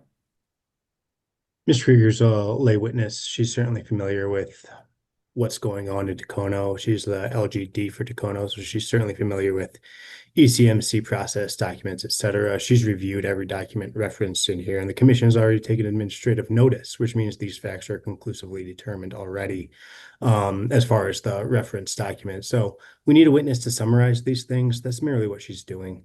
She's not providing any expert opinions. She's not determining whether these are threats. That's within the commission's determination as one of the ultimate issues to be determined here. So she's just providing summary of the facts known to Tacona. Yeah, I tend to agree that she's not been designated an expert. She's in large part providing factual testimony. The commission can take notice of her background and or not her background, and we can rely upon that as we seem fit. So I overruled to the extent there was an objection. Mr. Prescott, go forward with your next well. Thank you. Ms. Krieger, please proceed. Sure. As I indicated, the next well is the Peltier Unit B1. This is located in the same subdivision, Sharp Farms. And again, the image on the right of the screen shows the location of the well in the roundabout. There's been no production in this well since April of 2021, no MIT in place. The status of the flow lines are unknown. And most recently, the ECMC issued a warning letter in January of 2024 regarding KPK's failure to comply with surface owner notification requirements regarding groundwater monitoring. The next slide reflects again, images of the well location and its proximity to homes in the neighborhood.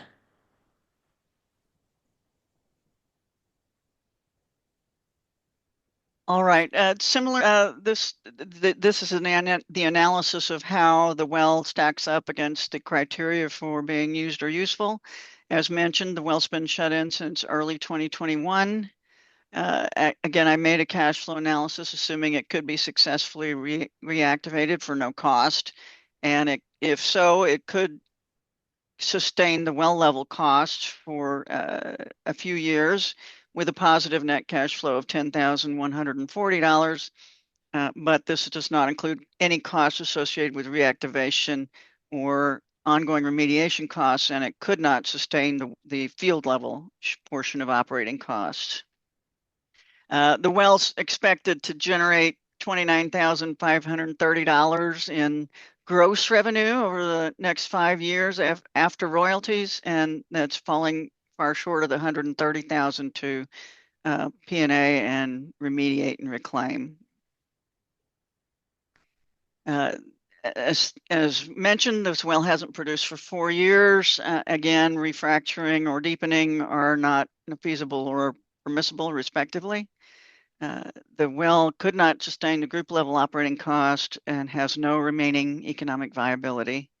It was spud in 1975, and again, maintenance costs and mitigation remediation costs will go up. This is my graph of production history and forecast, similar to the last one. And here is the cash flow projection. Again, you can see the $29,530,000 in gross revenue over the next 5 years. you can see a few years of positive cash flow, only considering the $300 a month, but that the magnitude of that positive cash flow is not enough to pay for the well's share of field level operating costs. Funds to abandon the well will need to come from other sources. This is my check-in slide, primarily related to the graphs and charts of Ms. Lencioni, and wondering if there's any questions, because for each well, we're going to have this information. And if there's confusion by any commissioners, I'd rather it not be maintained throughout the entire presentation by the applicants. Questions, commissioners? Commissioner Cross?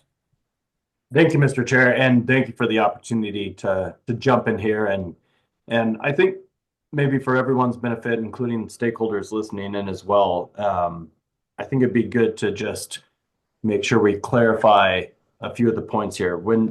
For one, it's showing the net operating cost being $296 a month.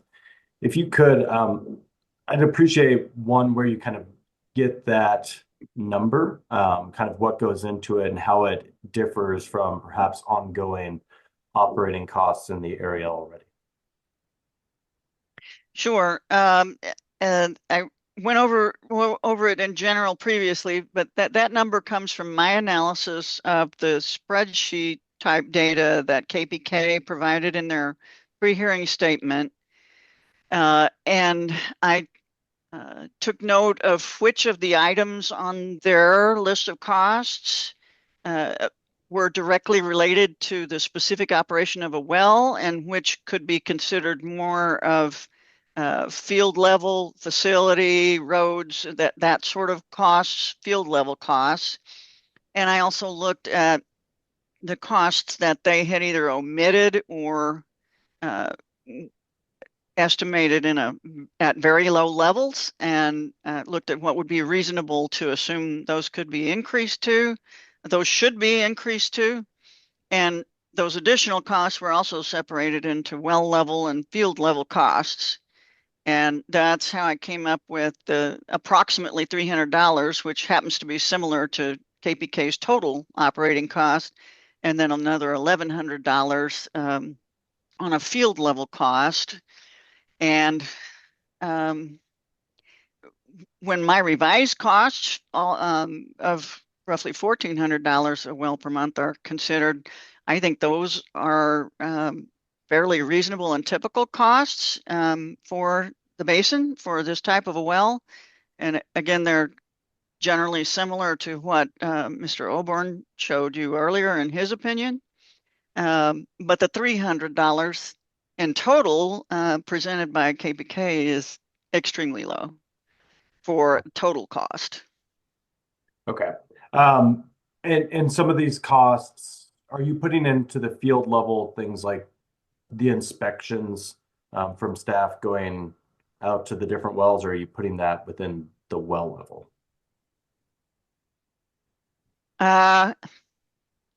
That's a good question. I don't recall, but let me look.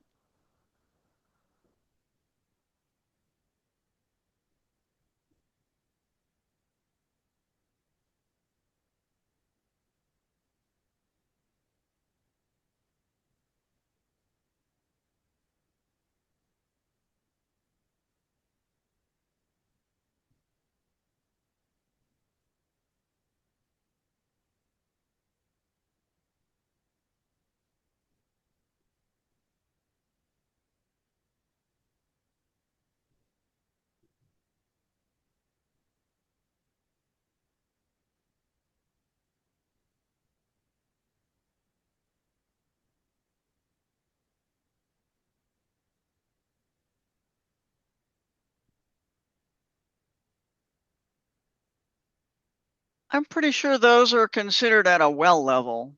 Okay. And in terms of people kind of adding in, and I mean, in this case, we're looking at 17 wells overall that you're specifically talking about with respect to Dacono, but are you expecting there to be that much additional cost if they're, instead of going to 10 wells a day to kind of go and buy and check on things, for it to be an extra 10 wells a day along their route? Or that's kind of what I'm trying to get to overall, is what kind of additional work in kind of the day-to-day do you foresee going on that's going into some of this cost?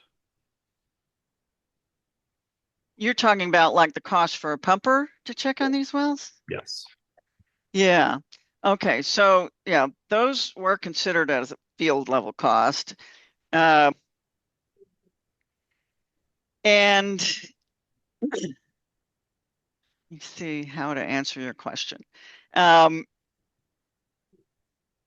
I actually conferred with another engineer that I know, and it was our opinion that one pumper could reasonably handle on an ongoing regular basis about 25 wells. And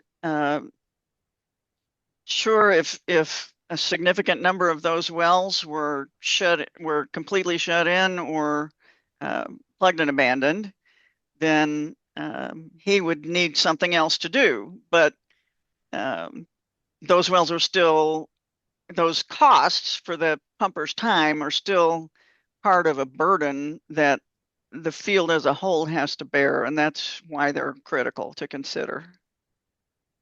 Okay. And just on a couple of the other numbers that you were mentioning and some of the topics you were discussing, one, you talked about in both the wells, talking about the net cash flow. Is that the total net cash flow over that period of time? I believe for the Peltier 2, it was, you said through 2027. Is that total through 2027? Is that per year through 2027? How is that done? Can we go back to that slide? So let's look at the one with the cash flow table, please. That one. There we go. So this one has 4250 in positive net cash flow. That's just the sum of, if you look at the second from the right column called non-discounted cash flow annual, it's the sum of the 2.46, 1.52, and 0.27. So that's the total of the time for which the well was generating positive net cash flow, considering only the well level costs. But that's cumulative through 2027. That's not a per year 4250 average that you're. Correct. Correct. And then I think three other just clarifying points. One of them you talked about as well. You noted that it does not include the financial assurance costs that would go in, and obviously we've had separate issues in terms of the financial assurance under the new rules kind of going on. Have you taken into account the existing financial assurance that is out there for those wells? The existing financial insurance? The financial assurance for the wells under what they've currently provided. Yeah, I mean, the way I'm considering that is I'm comparing the revenue generated over the next 5 years to the total plugging and abandonment and remediation costs that go into the financial assurance calculation, and comparing how that revenue generating capability compares to the total cost that's going to be required to be incurred. Understand that, but in coming up with that kind of total calculation, have you taken into account the existing bonds and the existing financial assurance that has been provided by KPK? Oh, no, I didn't have the information on what has already been bonded or provided. Okay. And then you also mentioned ongoing remediation costs being incurred. Are those ongoing remediation costs demonstrated in your cash flow analysis here? On an average basis, they are. Well, they're not included in these specific numbers on this table, but they're included in the $100 that I mentioned, which would be the field level share of operating costs. Those include the roughly $520 in remediation cost for the identified costs that the commission included in that exhibit that we talked about earlier with the $21 million in costs that was spread over 3 years. But it does not include any cost for any kind of future incidents or spills or leaks in the pipeline. Okay, so you've taken kind of that $21 million, kind of broken it down, kind of averaging it between the wells we're talking about here and included that in the field level cost. Correct. Okay.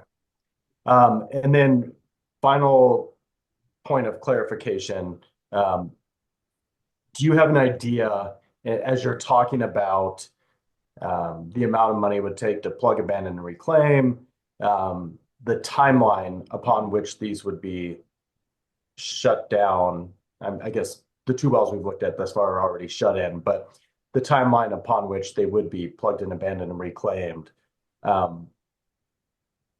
Point I'm getting to in that is, in your analysis, did you take into account, again, with the different considerations that you've put into place here, the assumptions that they do get it operating again at no cost, however likely that may be, but they get it operating again at no cost at, for example, this Peltier 1, the 4250. Is your assumptions based on it immediately being put on the plug and abandon list, it immediately being plugged and abandoned, or are you taking into account that $4,200 and then the $10,000 for the other one being used until they are plugged and abandoned? I did not consider any specific schedule for plugging and abandonment. I just sort of arbitrarily chose the 5-year period to show what would happen over the next 5 years and what revenue could be generated over the next 5 years. But again, the 4250 does not include the well share of the field level operating cost. So that's debatable as to whether you. I mean, the well really is uneconomic and would be uneconomic when all the costs are considered. So sort of summarizing, best case scenario is maybe they'd make another, for the Peltier one, $4,200 under all conservative, very conservative assumptions for them, and maybe $10,000 over the next few years on the Peltier 2, not including some of these different costs, not including everything else. So, okay, perfect. Correct. I just wanted to make sure, and that's the way I understood it, but I wanted to make sure that we were at least all on the same page. Yes, I agree with what you said. That's correct. Perfect. Thank you very much. I think those are my only questions for now. Other commissioners with questions at this point? All right. With that, Mr. Prescott, you can use those questions in an effort to ensure that the witness is answering some of the follow-up that Commissioner Cross brought. So we can go forward. Thank you. Thank you. The next well is the Robert A. Hutchins *1. This well is located in the platted subdivision of Mesa Ridge. Again, there was a 2023 flow line release. Form 19 states that there was a gas leak detected. No soil samples were completed. Staining was found during excavation. This well happens to be adjacent to an unlined earthen pit, which at one point in time contained waste oil and a water mix that was in many cases allowed to seep into the ground, leaving behind hydrocarbon contamination potentially. The root cause of the leak remains unknown, and a notice of alleged violation was issued in February of 2024 due to failure to prevent pollution and failure to remediate. The next slide shows images of this site, as indicated on the slide. Tank battery is 64 feet from a platted lot. And these photos are from the environmental inspection in 2024.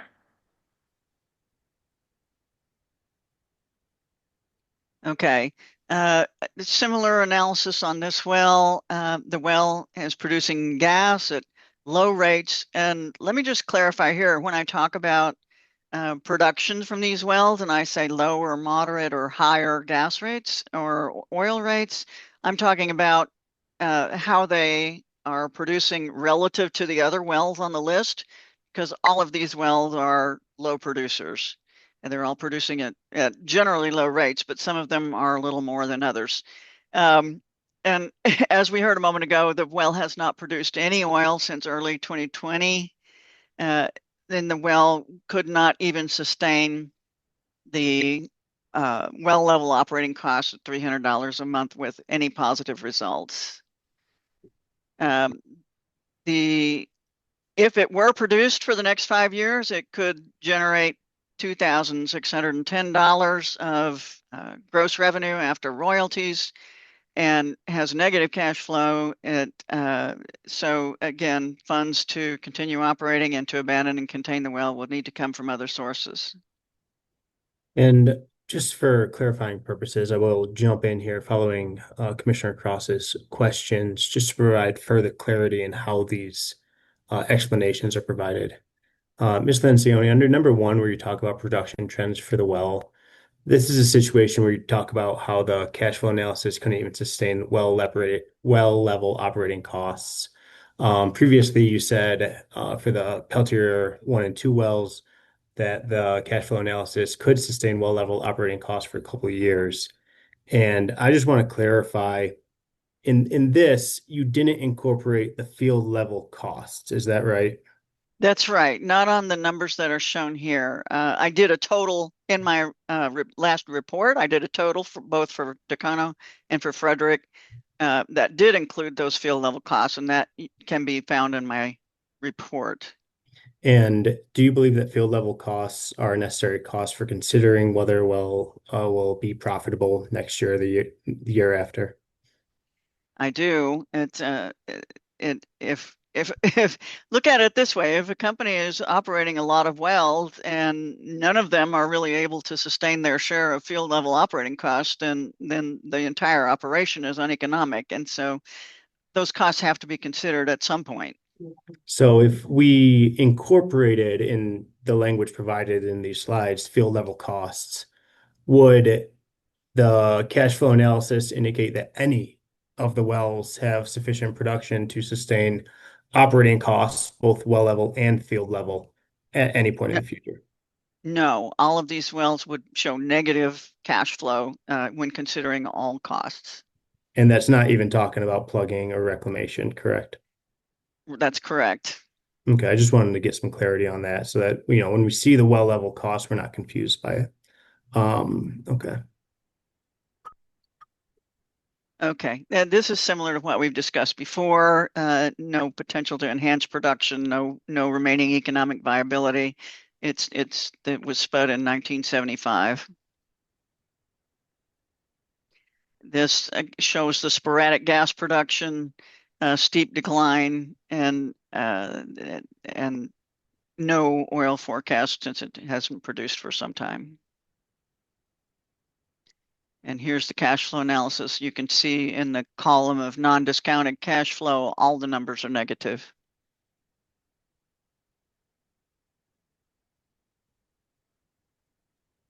Next is the Robert Hutchins number 2 well.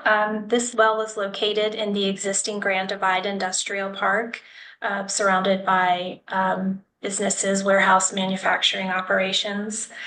This well appears to be associated with the February 2024 901A order and the April 2021 901A order. The required supplemental Form 19 is incomplete. No root cause of this leak has been determined. There's no accurate or no flow line mapping known, and this well site also had a notice of violation issued in February of 2024 for failure to prevent pollution and failure to remediate. This slide is a photo from the ECMC looking at the site, showing the existing facility. As indicated, it's the proximity to an existing home is 523 feet and 146 feet from a warehouse. Again, this well produces at low rates and a steep decline, and cash flow analysis indicates that it cannot even sustain the well level operating costs with positive results. If it were produced for the next 5 years, it could generate $1,730. Obviously, it needs additional funds to plug and abandon and reclaim.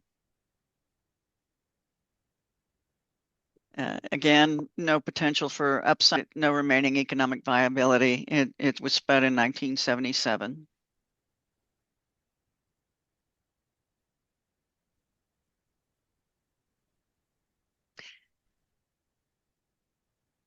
This is the production history and forecast graph for this well. No oil was forecast since it only produced 4 barrels since 2018, roughly. And the gas, you can see, has been sporadic and is declining steeply. And here's the cash flow forecast. Again, all negative numbers in the non-discounted cash flow numbers.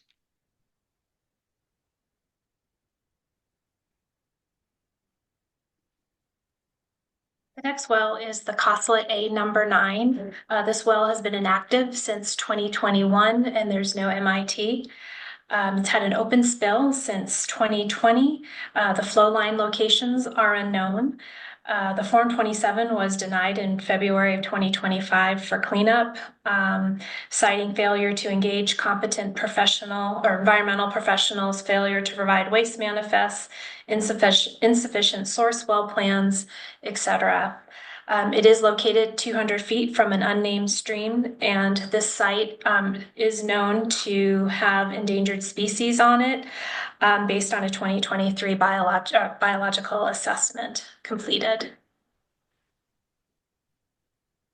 And again, these are photos that show the current site conditions as well as open excavation areas. And this photo was taken, I believe, last Friday of work being done on the site. And to our knowledge, we don't know that there is an approved form that goes along with this particular activity. Okay, as stated, this well has not produced since early 2021. If it were reactivated with at similar levels, production levels to what it was producing before it was shut in, it could pay for the well level operating costs until 2030 and make $11,840 before consideration of field level costs. And this includes no cost for reactivation.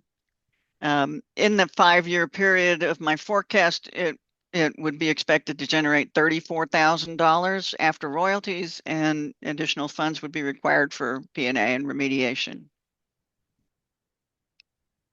No production for over 4 years, no upside potential.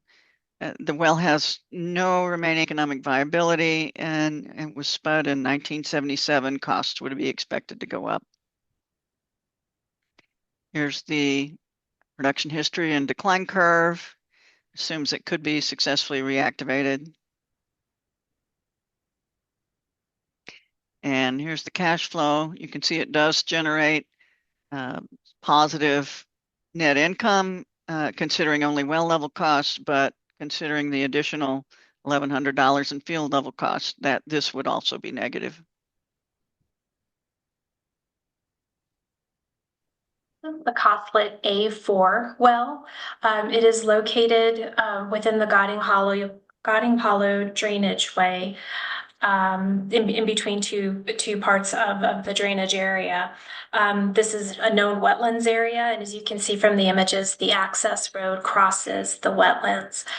There's been no production since April of 2021, no known MIT on file, and similar to the other sites that we've recently looked at, there are known threatened and protected species on site, and it also appears that this well is associated with the February 2024 901A order and the April 2021 901A order.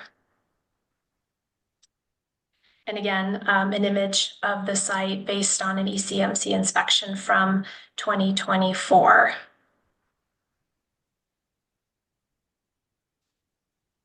Okay, as stated, the well has not produced since early 2021. Before that was producing at rates and moderate declines. If it could be successfully reactivated without cost, it still cannot sustain the well level operating costs. For the next 5 years, it could generate $9,350 in gross revenue after royalties, and additional funds would be needed to P&A the well. Again, no upside potential, no remaining economic viability. It was drilled in 1975. Here's the production history and forecast, assuming the well could be reactivated. And here you can see negative cash flow, even considering only the $300 a month operating cost. This is the Lepla Estate number 1 well, once again located within the Godding Hollow drainage way, which is known wetlands. Similarly to the other wells, there are identified threatened and protected endangered species on the site. This well appears to be associated with the February 2024 901A order, as well as a notice of violation on the Lepla flow line, excuse me. Again, another image of the site related to the spill due to equipment failure.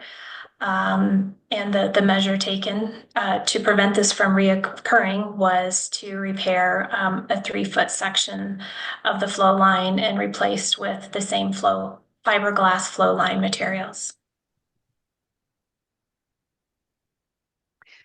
Okay, this well is producing at low rates and steep declines on gas and moderate declines on the oil.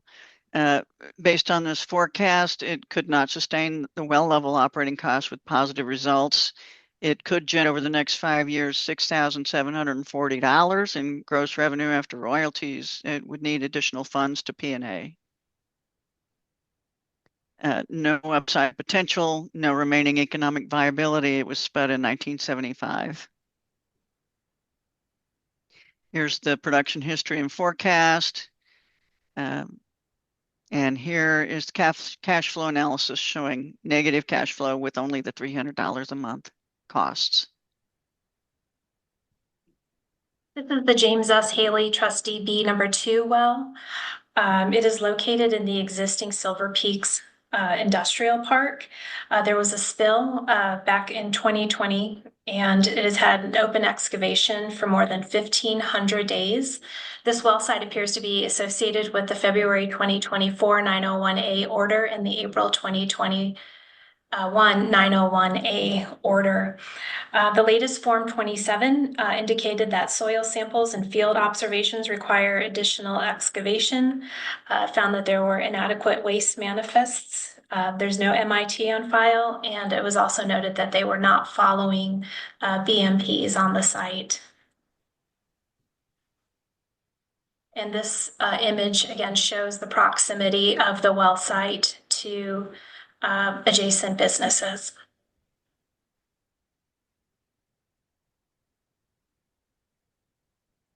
As stated, the well's been shut in since late 2020.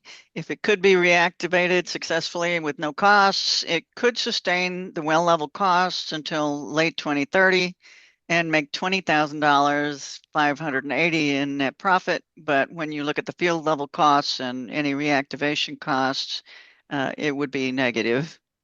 The gross revenue for the next 5 years would be $43,500, which is still insufficient to cover P&A and remediation costs. The well hasn't been produced for 5 years. It doesn't have upside potential.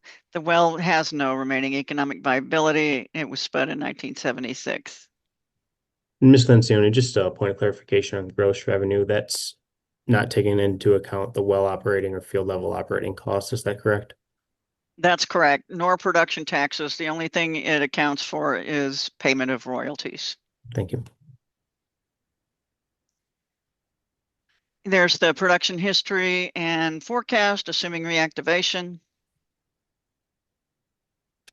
And there you can see it does generate in the first year about $7,000 in net revenue, insufficient to bear its share of the field operating costs of $1,100 a month. This is the firecracker unit number 1. It has had a spill dating back to 2023 and has been open 754 days. This site appears to be associated with the February 2024 901A order. The spill believed to have been caused from pressurization that caused oil to daylight, and it ran along the lease road.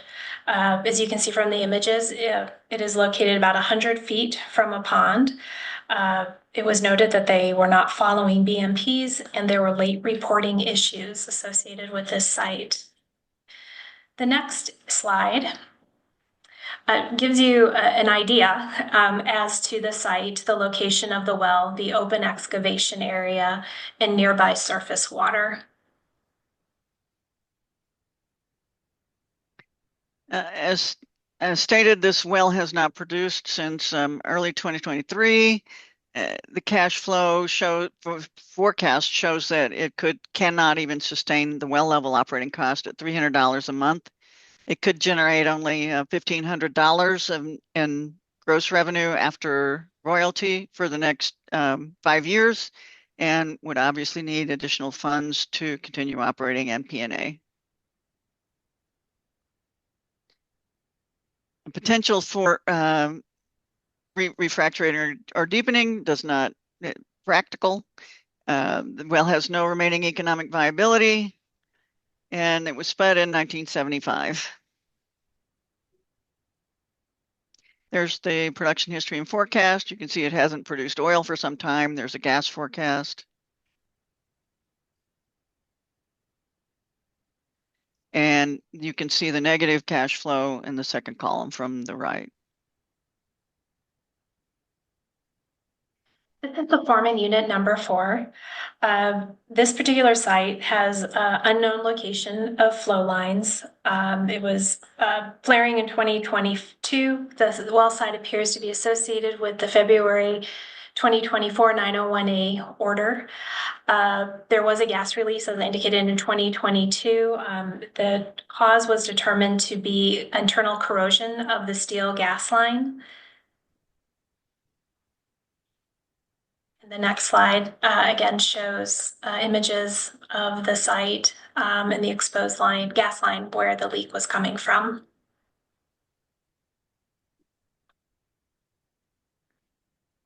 This well produced both oil and gas at low rates and moderate declines. The forecast and cash flow analysis shows that the well cannot even sustain the well level operating costs with positive results. It could generate over the next 5 years gross revenue of $6,740 and would need additional funds to P&A and continue operating. Not in that order. No upside potential. The well has no remaining economic viability. It was spud in 1985. There's the graph of production history and forecast. And you can see this generates negative cash flow considering only the well level costs. This well is the UPRR 43 Pan Am I number 3 well. It has been shut in or inactive since 2021 and there's no MIT. There's an open spill dating back to 2022 at the UPRR Pan Am I3 consolidation flow line. In this particular case, it was 70 feet. The spill was 70 feet from the residence, and it was discovered by the landowner in their driveway. This location happens to be in the Little Dry Creek drainage area and a known floodway. We believe it was shut in under the 901A order. Again, the location of the flow lines are unknown. The remediation remains only about 10% complete. And so I think we're on about 938 days for this particular spill. These are images that were taken of the spill.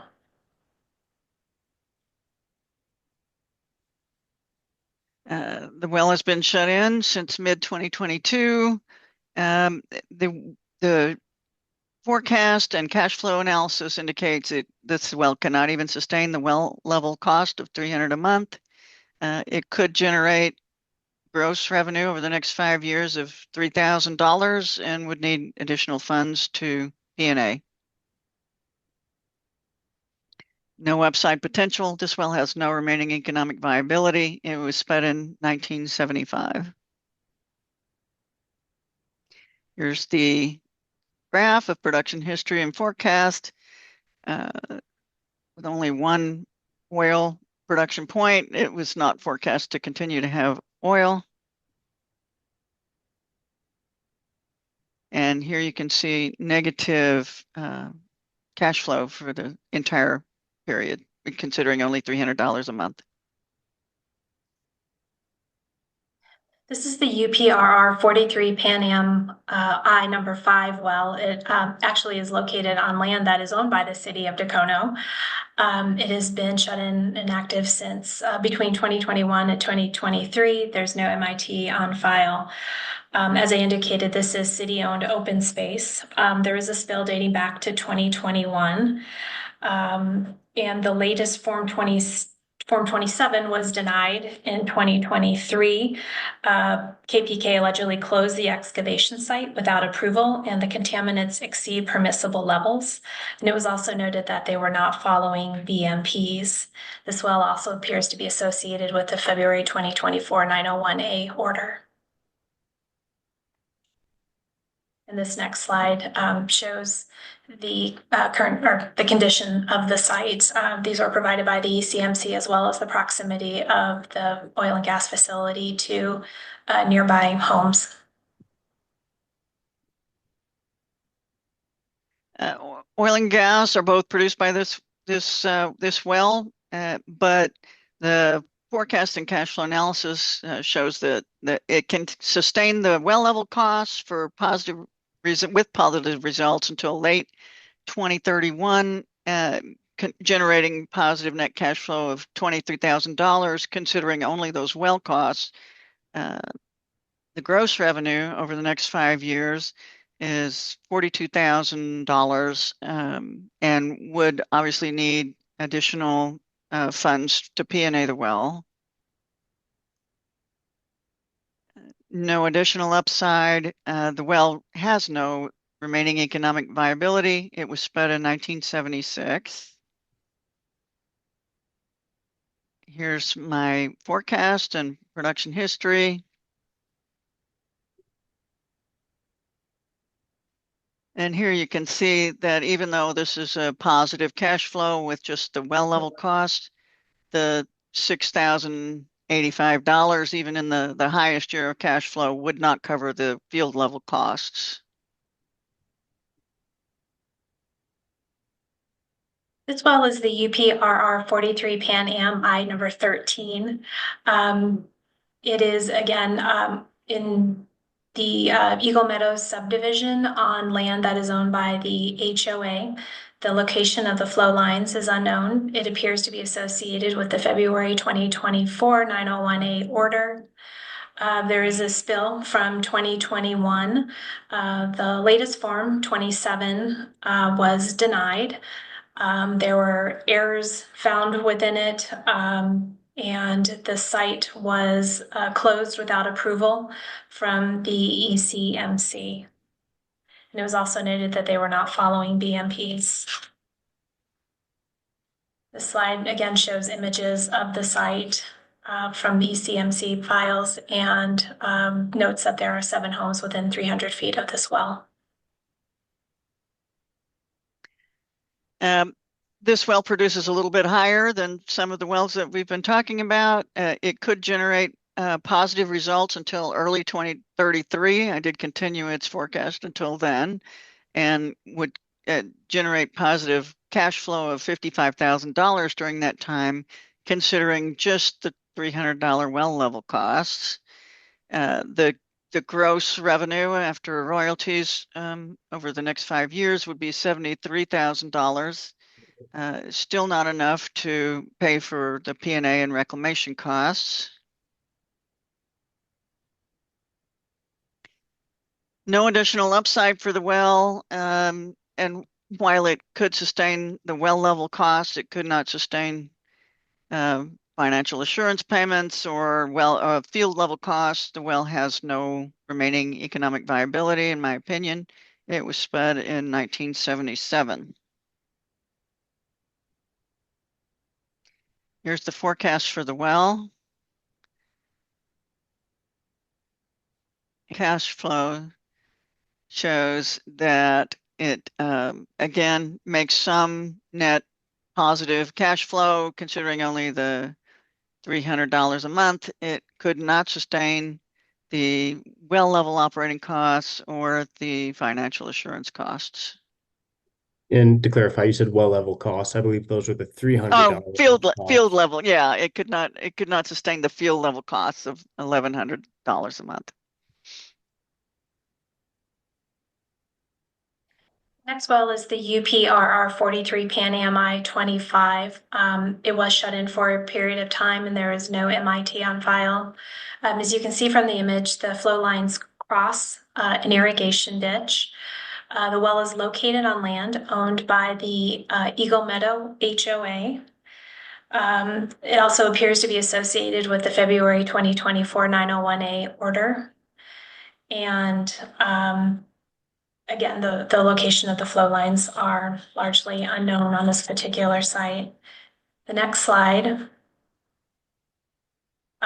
shows the condition of the site from the recent ECMC inspection.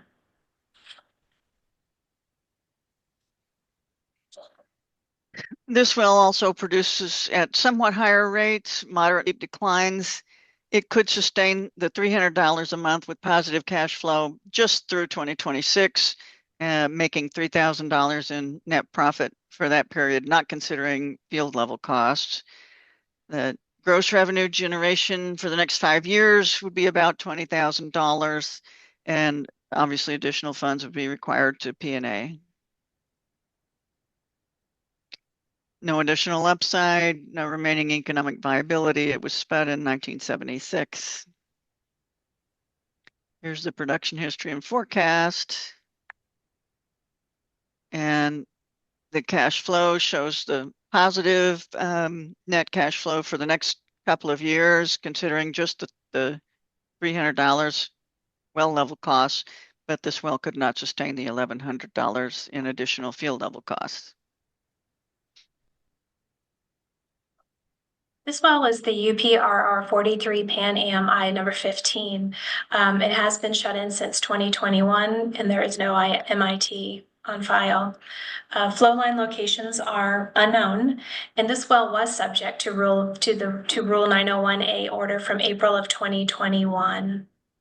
As you can see by the image on the right side of the screen, flow lines do cross through the Little Dry Creek floodplain. This is another image of the well showing proximity to existing homes as well as the flow line within a floodplain. As stated, the well's been shut in since 2021. This well, if it were successfully reactivated with considering any costs, the forecast could sustain the well level costs of $300 a month with positive results until mid-2031. and generate net cash flow of $23,000, not considering the field level costs. The gross revenue after royalties for the next 5 years would be about $42,000, and it would still require additional funds to abandon and reclaim the location.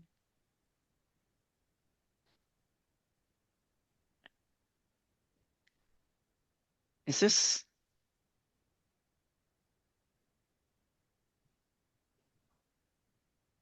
What happened?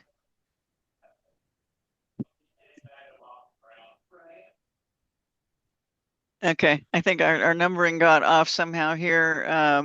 Considered additional upside potential, not viable. Well has no remaining economic viability. It was spud in 1976. Here's the forecast and production history, assuming that the well could be reactivated at similar rates to what it was before it was shut in. Here is the cash flow forecast showing positive net cash flow, considering only the $300 per well per month, but this would not sustain the additional field level costs. This well is the UPRR 43 Pan Am I number 16. Again, the well sits on the edge of the Little Dry Creek floodway. It has been inactive since 2021 and there's no MIT on file. This well was subject to the Rule 901A order from April of 2021. And the flow lines associated with this well were previously discussed with the UPRR 43 Pan Am I number 3 consolidation line. And the next slide again just shows the proximity, the access road going through the Little Dry Creek and the associated floodplain. As stated, the well's been shut in since 2021. It produces at somewhat higher rates. If the well were successfully reactivated, without any costs, it could sustain the well level costs with positive results until late 2039 and generate $51,000 in net cash flow. But this does not include any cost for reactivation and does not consider the field level costs. Over the next 5 years, this doesn't sound right. Something's a little bit off on these numbers here because it would have more than $53,000 in gross revenue if it's got 51,000. We'll look at that when we get to the cash flow forecast. But not enough gross revenue to pay for the P&A. No upside potential. The well has no remaining economic viability. It was spud in 1976. There's the forecast, assuming reactivation. And let's see here. The net. Oh, okay. The net revenue, the gross revenue that I quoted of the $53,000 is just for the next 5 years because that's what's discussed in the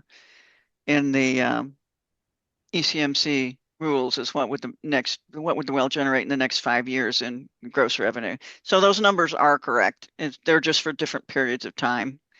And you can see that the although positive, the total undiscounted cash flow numbers are low, not enough to sustain the field level share of operating costs.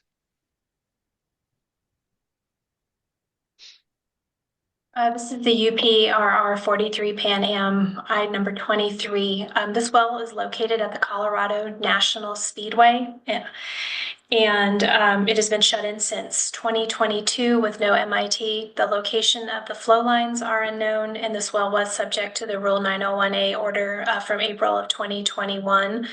As indicated in the narrative, there was a spill discovered in July of 2022. The latest Form 27 was submitted in October of 2024.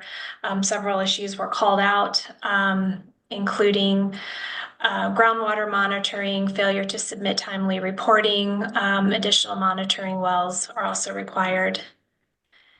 In the next slide, again, images of the site and the flow lines out there. The well shut in since mid-2022. It was producing at somewhat higher rates. If the well were successfully reactivated without any cost, the well level operating costs could be sustained with positive results until 2032, with positive net cash flow of $32,780. The gross revenue over the next 5 years is $50,000. Would still require additional funds for the P&A. No additional upside. The well has no remaining economic viability. It was spud in 1977. Here's the forecast, assuming successful reactivation. And you can see it does have positive cash flow, considering only the $300, but the numbers are low and would not pay for the $1,100 per month field level costs.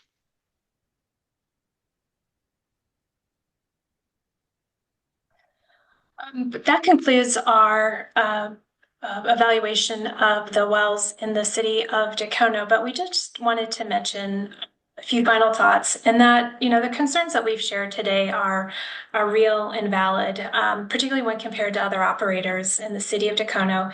KPK consistently falls short of the safe and responsible standards that residents of Dacono should rightfully expect.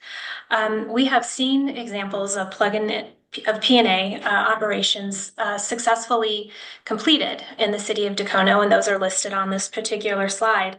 And these examples demonstrate high levels of care, timeliness, and accountability. And I'll also say that we know what remediation looks like in Dacono. We had an unfortunate leak discovered in 2019 from a P&A well, which has triggered what's become now a 6-year ongoing remediation project.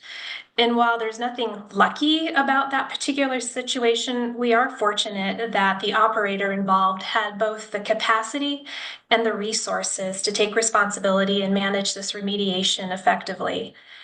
And the city of Dacono's concerns is that KPK wells will continue to leak, contaminate, and pose risks to the public health, safety, welfare, and environment of our residents and of the city of Dacono without this operator having the means or commitment to address the damage.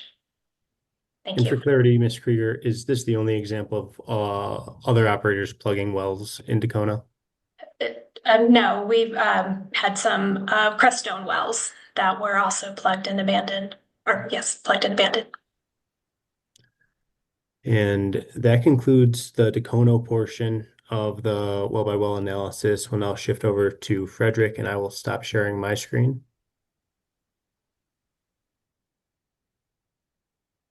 Thank you, Mr. Prescott. Mr. Sura, let's take 10 minutes and just a little bit of a break. We're going at it for an hour and a half. It is 2:26. Let's return at 2:36, and then we'll go over Frederick. Thank you. All right. Well, seems like we're all back except for the attorneys for KPK.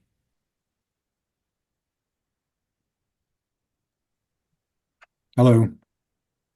Do we need to wait on Mr. McGowan, or are we good to go forward? My preference would be to wait on him. I know that there's probably a limit to that, but since they're talking about public health, safety, and welfare Sure. aspects.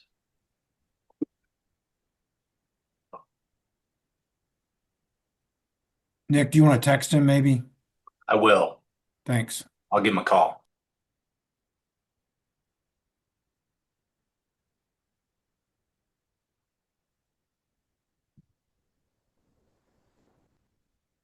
Mr. Sura, while we're waiting here, I've got your slide deck up, and I note that there are 190 slides. Is that accurate? Yeah, it is, but we're going to be flying through them. Some of them are only going to take a matter of 5 seconds just to show you a picture of what it looks like. I like that answer.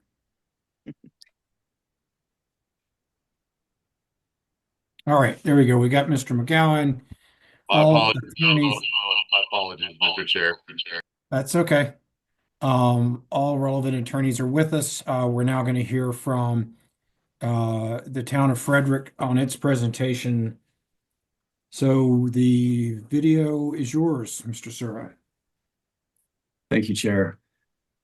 Similar to what happened in Dacono's presentation, we're going to start out with a little bit of laying some foundation for the situation in Frederick, and then it's going to be led by Ali Van Dudecum, who is the planning manager for the town of Frederick. And then we're going to go by a well-by-well analysis, both with Ali and with Letha Lencioni, the engineer, to get through the 25 wells.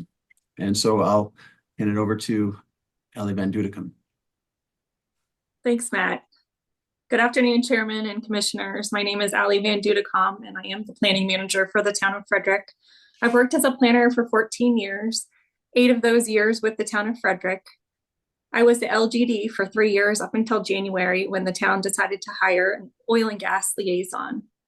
I am a certified planner as issued by the American Institute of Certified Planners, and I am so happy to have the opportunity to speak with you all today.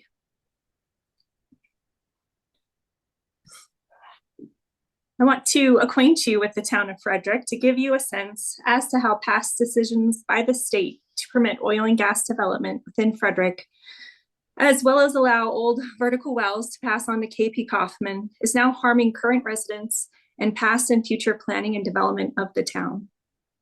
The town of Frederick is located on I-25, halfway between Denver and Fort Collins. Frederick has more than 17,000 residents that are primarily young professionals who are starting families. We are a fast-growing community, growing at a rate of 6% per year. The Colorado Oil and Gas Conservation Commission approved numerous wells within the town of Frederick throughout the 1970s and 1980s. This map shows only producing wells.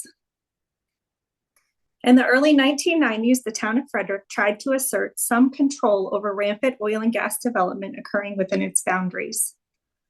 The town trustees passed an ordinance to make it illegal to drill within the town limits without a local oil and gas permit.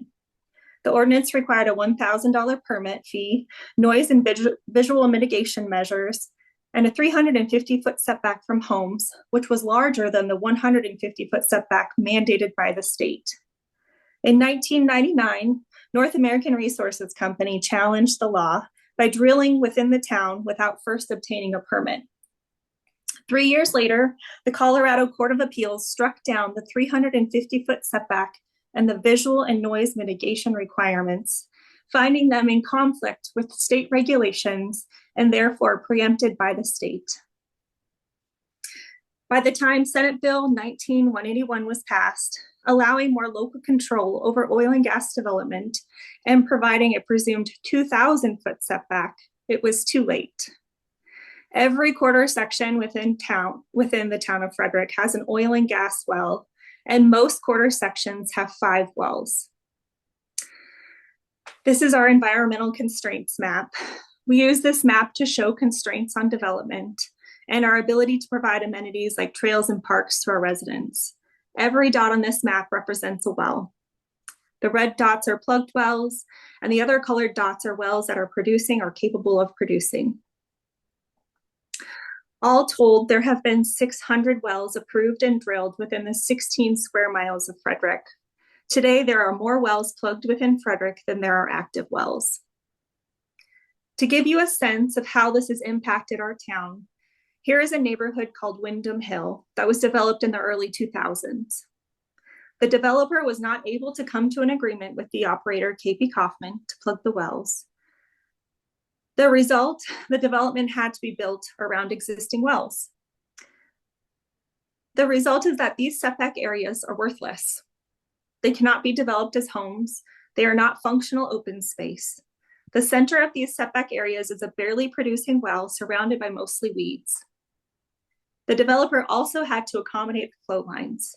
As you can see, this open strip is only here because of a flow line that is carrying almost no oil and gas. These active wells used to receive a 150-foot setback, but that has been expanded to 200 foot with our new regulations to better protect public health and safety. Each one of these 200-foot setbacks is 3 acres. Once a well is plugged, we require the plugged well to be within a 50 by 100-foot area that can be accessed should there be a plugging failure. This has a profound impact on Frederick. 1.2 of our 16 square miles in our town is lost to active oil and gas well setbacks. We have had some good news over the last year. A number of wells that were placed out of service by operators within the town have been plugged and abandoned. We have had 36 wells plugged in 2024 alone. As you can see, Occidental plugged 22 wells, Civitas plugged 9, and PDC plugged 2. As far as we know, these wells were plugged because they were placed on the out-of-service well list or because they were low producing. The operator did not require compensation from the town or the landowners. The only operator that did not plug wells in 2024 was KP Kaufman. While we understand that KP Kaufman is currently plugging some wells in Frederick, this was done, as always, because they received compensation. KP Kaufman seems to want to normalize this type of behavior by placing several plugging agreements into the record and referring to them in their initial response as KPK's long-standing, customary, and commercially reasonable plugging and abandonment fee of $250,000 per well. One of the agreements is Exhibit 8 with the St. Vrain Valley School District. $500,000 in taxpayer money had to be spent to plug 2 wells so that the Carbon Valley community could have a much-needed new high school. We have to wonder, what else could the school district done with that money to create a better high school for the Frederick residents? In Frederick's experience, requiring $250,000 to plug a non-producing well is not normal. KPK is the only operator that utilizes this strategy in Frederick. By the way, they demanded $500,000 from the school district to plug 2 wells, the Gilson number 1, which was producing 0.331 MCFE per day in 2024, and the Gilson number 5, which produced 2.7 MCFE per day in 2024. They were extremely low producing wells. Over the past 2 months, KPK's attorneys have sent numerous open records requests to the town and to the city of Dacono, requiring information of any correspondence we've had with ECMC and with developers. They were looking for evidence they could present that Frederick is somehow in league with developers and were plotting against KPK to harm what they refer to as their business relationships. It won't surprise you that as a planner, I meet with developers all the time. It is my job. KPK Cora requests took Frederick more than 22 hours of staff time, and we had to pull together thousands of pages. From all of that information, they uncovered one email from a developer requesting information about our pending 211 application. None of the developer's wells were included in our application. This is the reason that we submitted our 211 application. Over the past 5 years, KPK has had 44 spills within and immediately adjacent to Frederick. These spills are almost always discovered by our residents. One incident involving oil spilling over a sidewalk and onto one of our main roads across the street from our high school.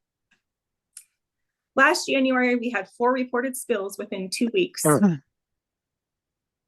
Because the spills were from flow lines, we asked that ECMC to request KPK to conduct an investigation of the cause. If this was a systematic issue, we asked to have the wells using the flow lines shut in until the flow lines could be made safe. That is ultimately what happened through the Rule 901A order. Rule 901A orders from Director Murphy are very rare.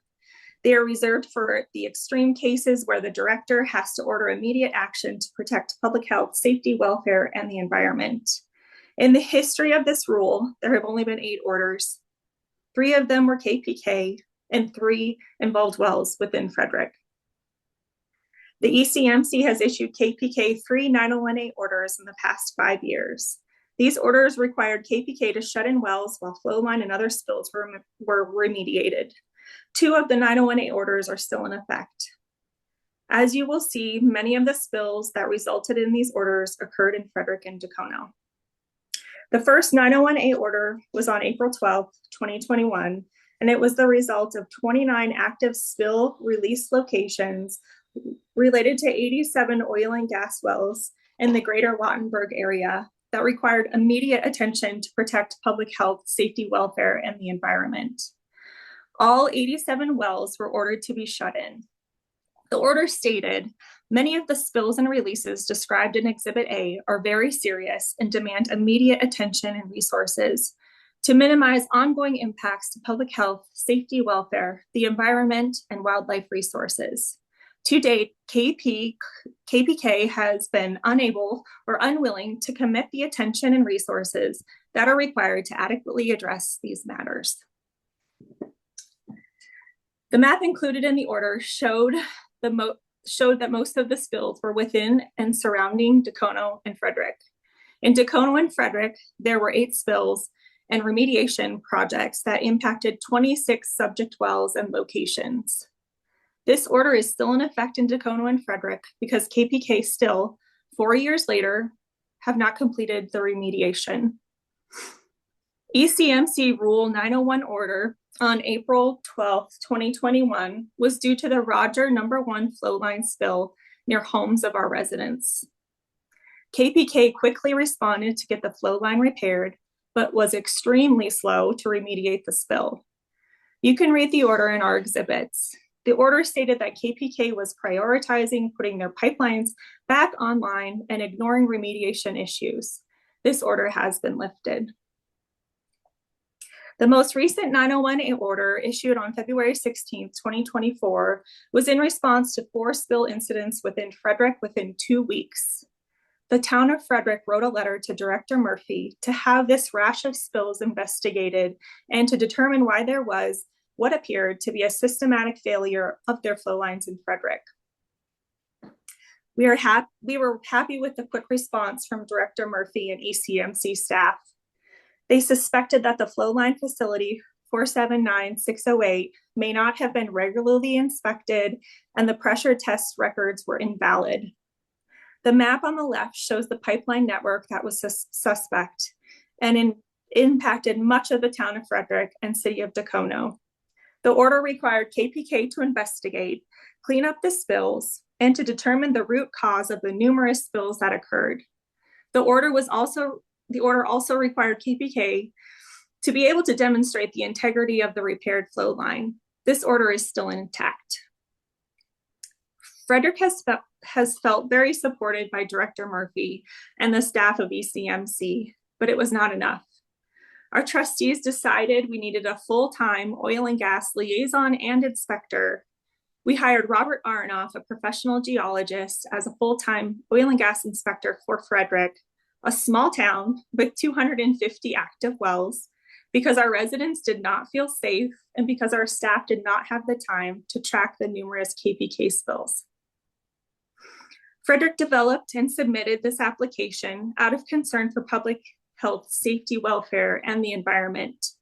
We developed our list of wells to be plugged, focusing on the following factors. Number 1, wells that were low producing for 3 or more years as required by the rule. Number 2, wells that have been shut in for 3 or more years due to ECMC public health and environmental concerns. Number 3, wells that have had numerous spills and unresolved remediation. Number 4, wells that were close to schools. And number 5, wells that were close to homes. We did not consider pending development or developers. Here is a map of where these wells are located in Frederick. The wells are spread out throughout the entire town. Except for a few cases where wells had to be shut in for many years, most of the wells are within existing neighborhoods. These are areas that have already been developed, not areas to be developed. The list of wells was based on the criteria we developed to protect public health and the safety of our residents. We also chose wells that were clearly no longer used or useful.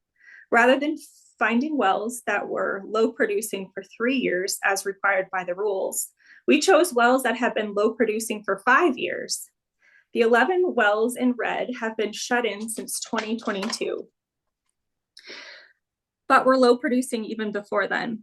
Some of those were shut in because they were part of the compliance plan agreement and enforcement order that is still in effect, but they still have not been remediated. The other wells in orange have also been low producing for 5 years, but importantly, they are wells that are closest to homes and schools. Most of these have more than 15 homes closer than 500 feet and more than 100 homes closer than 1,000 feet.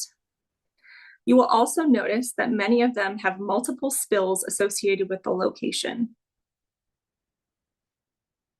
We sent a letter in August and met with Ross Watsman, KPK's attorney, on September 11th, 2024 to discuss our application.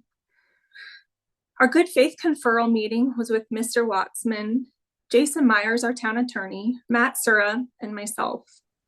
At the meeting, we reminded him that we sent several letters to all of our operators in Frederick in 2022, asking that they consider plugging wells within the town because they were no longer producing in economic quantities, and all of the other operators responded favorably and started plugging non-producing or low-producing wells. Mr. Watsman stated KPK had no intention of plugging any wells. He stated that Netherlands, Sewell and Associates had determined the net present value of the wells and locations was $250,000 each.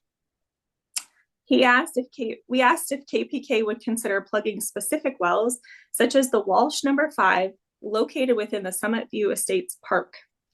He shuffled some papers around, looking up the well, and would say it was worth $250,000. He also stated that the wells that were not producing at all were good candidates for carbon storage. When asked the potential carbon source, he mentioned that the I-25 corridor could be used to pipe CO2 from Frederick to Denver. KPK claims in their filings that we did not conduct our meeting in good faith, since we did not make a counter offer to him to plug wells for less. The fact is, we don't have any budget for plugging wells of an existing operator, and we do not believe that it's good use of taxpayer money. In closing, I wanted to share this map of Frederick that shows in blue the areas that are accessible to new oil and gas development when we adopted our new land use code last October. Frederick is not opposed to reasonable oil and gas development. We just expect our operators to follow state and local government rules.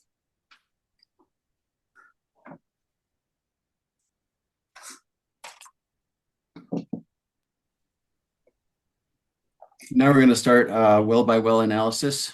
And Allie is going to be speaking with Letha Lencioni. Mr. Chair, may I interject momentarily? The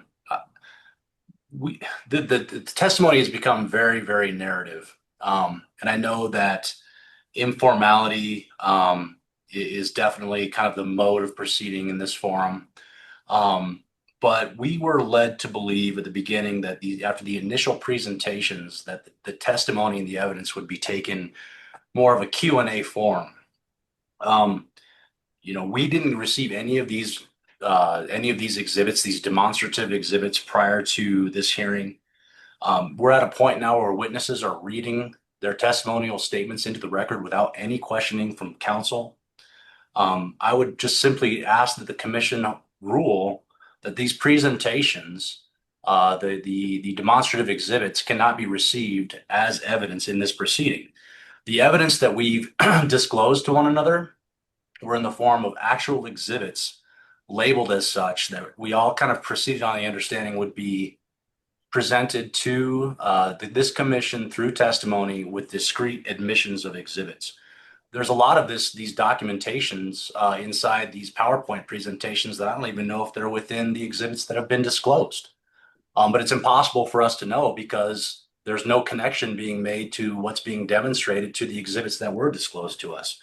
And so I don't know how the commission wants to proceed, but I guess we just wanted to make this objection for the record. Don't believe that these PowerPoint presentations should be admitted into evidence. Don't believe that the testimony should be read into evidence in a narrative fashion. And frankly, we'd like to see anything that's been written that has been read into the evidence, into the record. Thank you. Mr. Sura?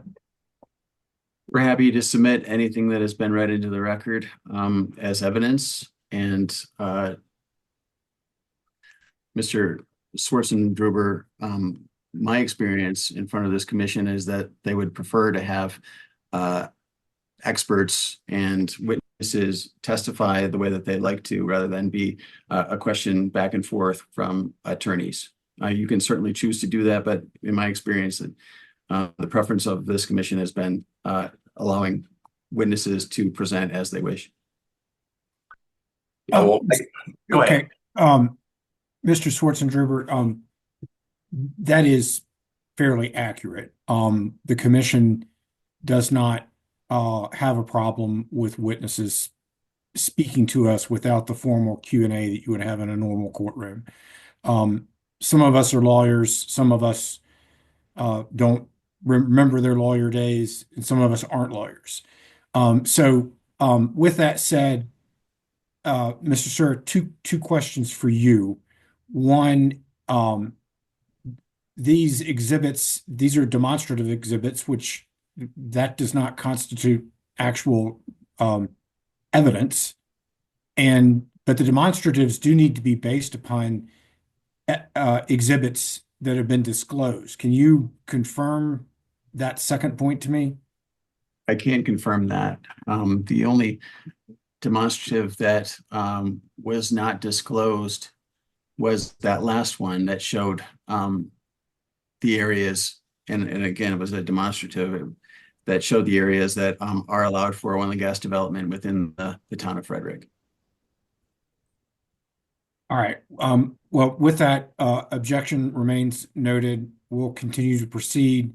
And Mr. Swartzendruber, if at some point you and your clients feel that you're not ready because of the lack of timely submittal of the demonstratives, we can certainly take that into account and give you additional time if that's something that would remedy that situation.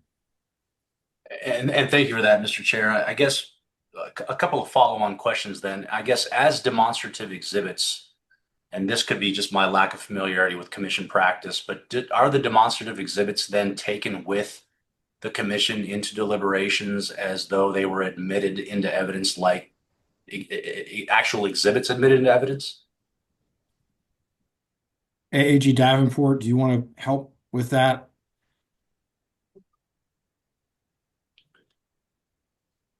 Yeah, I'm happy to. Thank you, Chair.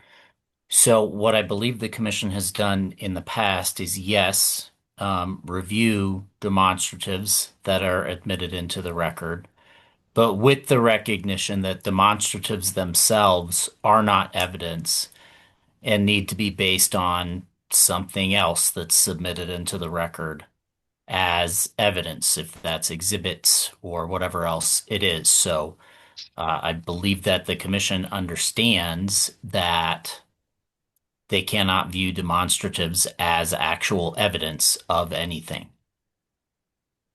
And so to further answer that question, it might be helpful, Mr. Sura, for you to be able to educate the commission how it is that the demonstrative exhibit ties back to actual exhibits. And, we don't need that right now, but that might be something that would be helpful. I'm happy to provide that. And just to note that pre-hearing order did require us to submit these exhibits yesterday, which we did. We didn't have a requirement to submit them earlier than that. Any further comments? No, Mr. Swartzendruber? Yeah, thank you. I think we would all stand to benefit from some sort of linkage between the demonstratives and the depictions and the pictures and which exhibits disclose that they relate to. And so if the applicants were willing to do that, I think it would help all of us. Mr. Swartzendruber, I'm happy to do that, and we can submit the testimony that was given by Ali earlier, Ali Ben Dudek earlier, and also mention the slides and where they came from. in that submittal. Okay. And can you similarly provide written statements that have been read into the record for us?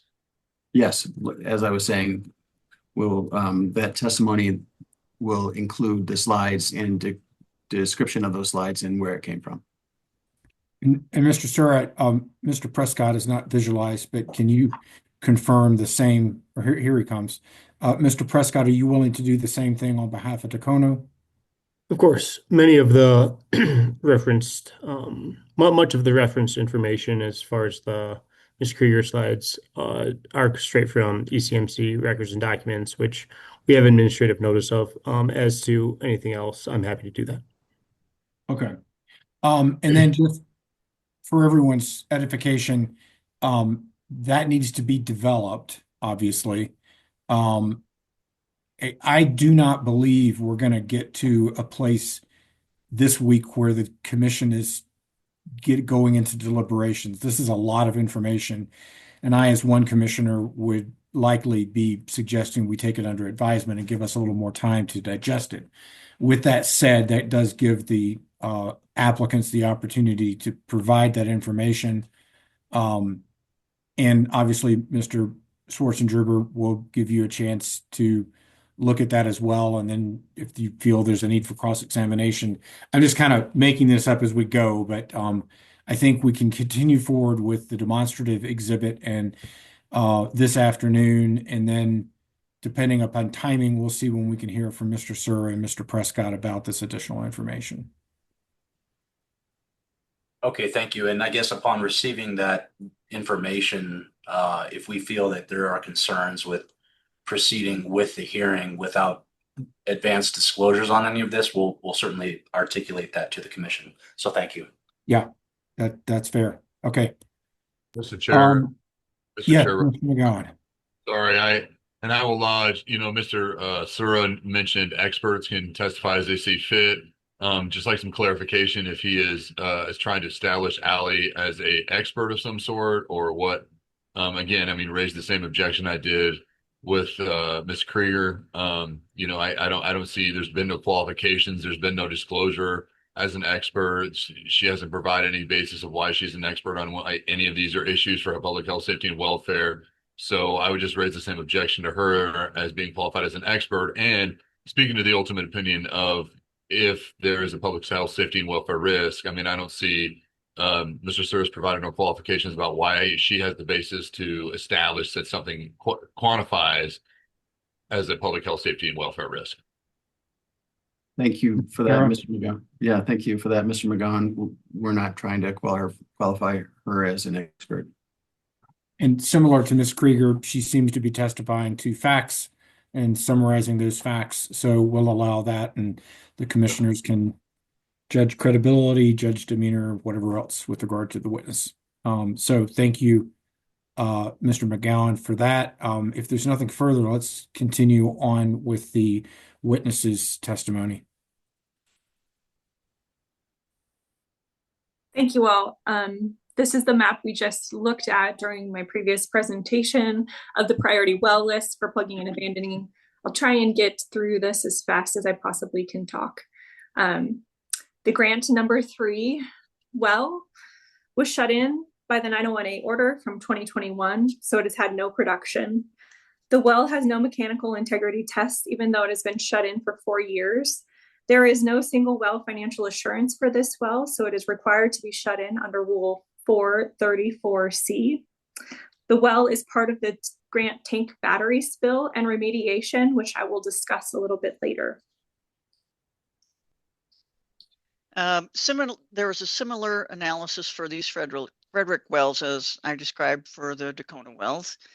This well has been shut in since early 2021 and it was uneconomic at producing at uneconomic rates prior to shut in, so no cash flow analysis was prepared for this well. No further production or revenue is expected, and funds to abandon and reclaim the location will need to come from other sources. Upside potential was considered and not considered viable or possible. And the well has no remaining economic viability. It was spud in 1977. Here's the production history curve. You can see production was low and sporadic. I'll just point out for a second on this, the scale on this graph for the oil production. You can see on the right, if you see up by oil, it says e to the -3, which means these numbers where it says 1 is really 0.001, 10 is 0.01, 100 is 1. And so the most this well has made and was making in 2021 was 1 barrel a month. Serafini B2 was also part of the 2021 901A order, so it has been shut in for 4 years.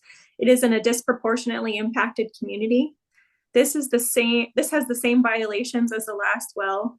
Violation of Rule 417 because it has no MIT. Also a violation of 434C because it has been shut in for 4 years. According to Rule 434C, KPK should either post single well financial assurance or plug the well. The well was associated with the 2018 flow line release that has still not been cleaned up, and no Form 27 remediation plan has been filed for 2 years.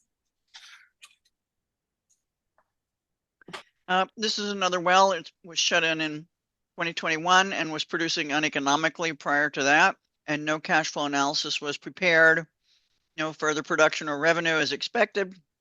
Upside potential was considered and rejected, not feasible or permissible.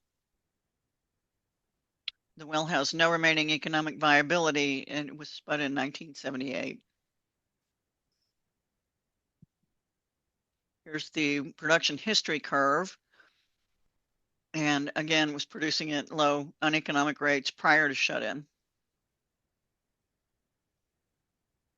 Milton H. Nelson F1. As you can see, this is adjacent to a reservoir. The well was shut in because of the 2021 901A order. It is within a DIC or DI community. It also has no MIT, no single well financial assurance. This well is shut in for the same reason as the last well. There was another spill in 2022. A landowner reported a pool of oil at the surface. There were no mapped flow lines reported in the area.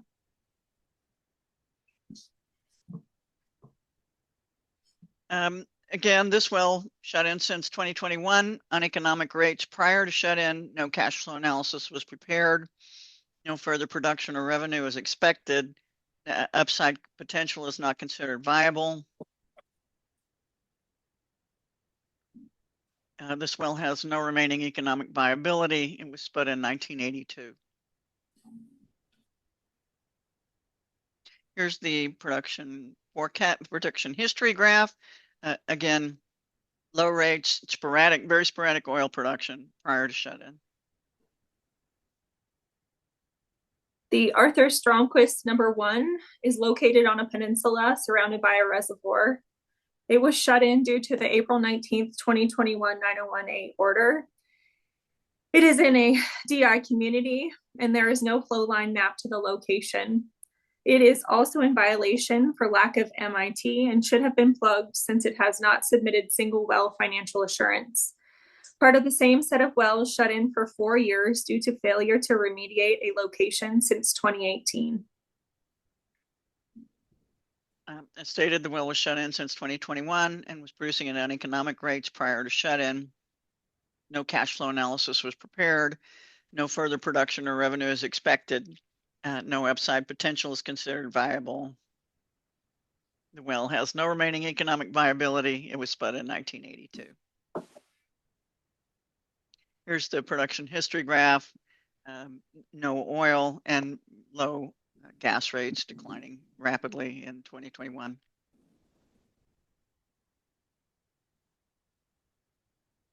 Serafini B3 has all the other respects as the similar previous 2 wells and is also in a DI community.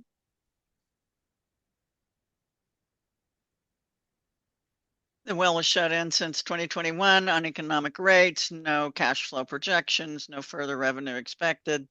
no upside potential. It has no remaining economic viability and was spud in 1982.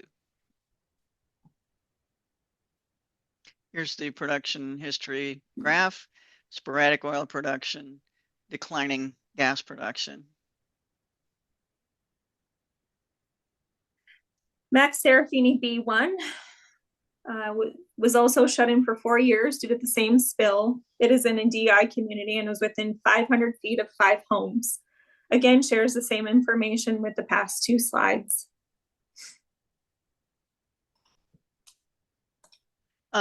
This well was producing a little bit better than the other ones before it was shut in 2021. So production trends were evaluated and possible reactivation was considered. Economic forecast was prepared. The well's forecast could sustain the well level operating cost of about $300 a month with positive results through 2026, making $950. This cash flow cannot support the field level costs of $1,100 a month.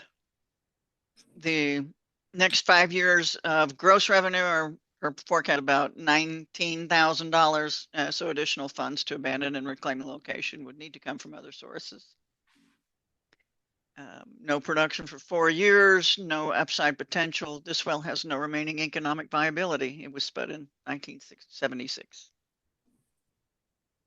Here's the production history and the forecast assuming reactivation with no costs included.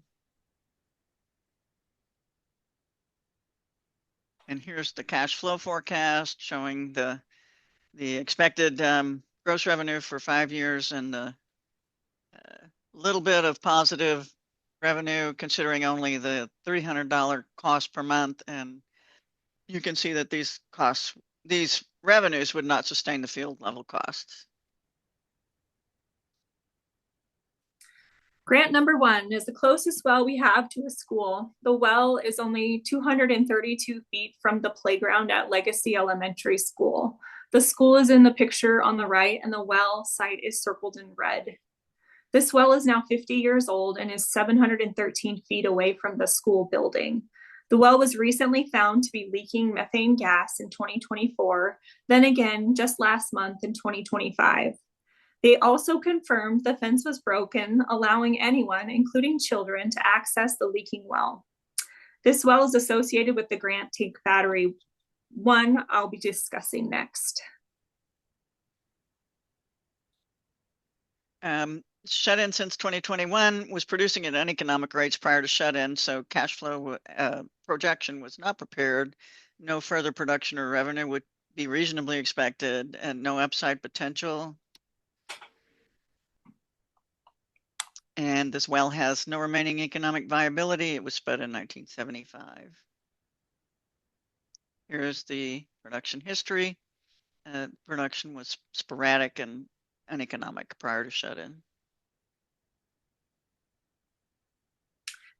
Grant Tank Battery serves Grant 1, 3, and 4. It is located within 200 feet from the closest home, but is in front of the entrance to Legacy Elementary School. There were 2 spills found on the Grant Tank Battery location in 2018 and 2019. Here is a headline from Colorado Public Radio that is not the kind of attention our town deserves.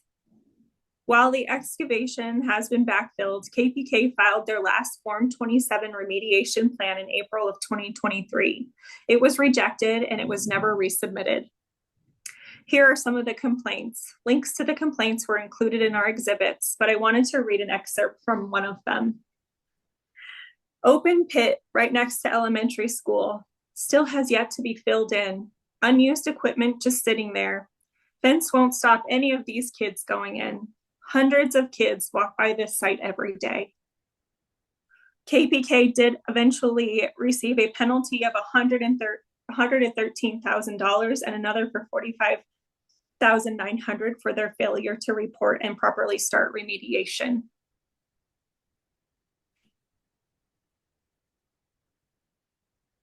Grant number 4 is the final grant well that is only 186 feet from the school facility. Like the other grant wells, it has been shut in since 2021 with a 901A order. Like all those wells, it has no MIT, should be plugged because they have not posted any single well financial assurance. And this information about the spill is the same as the other grant wells. Again, this well was producing a little bit better than some of the wells before it's shut in 2021. So I made a cash flow projection assuming it could be reactivated with no cost attributed for that.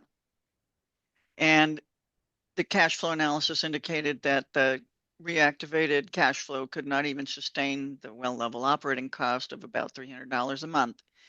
If it were successfully reactivated over the next 5 years, it could generate about $4,000 in gross revenue and royalties, and would obviously need additional funds from somewhere to abandon and reclaim the location. There's no upside potential. The well has no remaining economic viability. It was spud in 1977. Here's the graph of production history and the forecast assuming reactivation in 2025. And here is the cash flow forecast showing negative non-discounted cash flow in every year, even including only the $300 costs.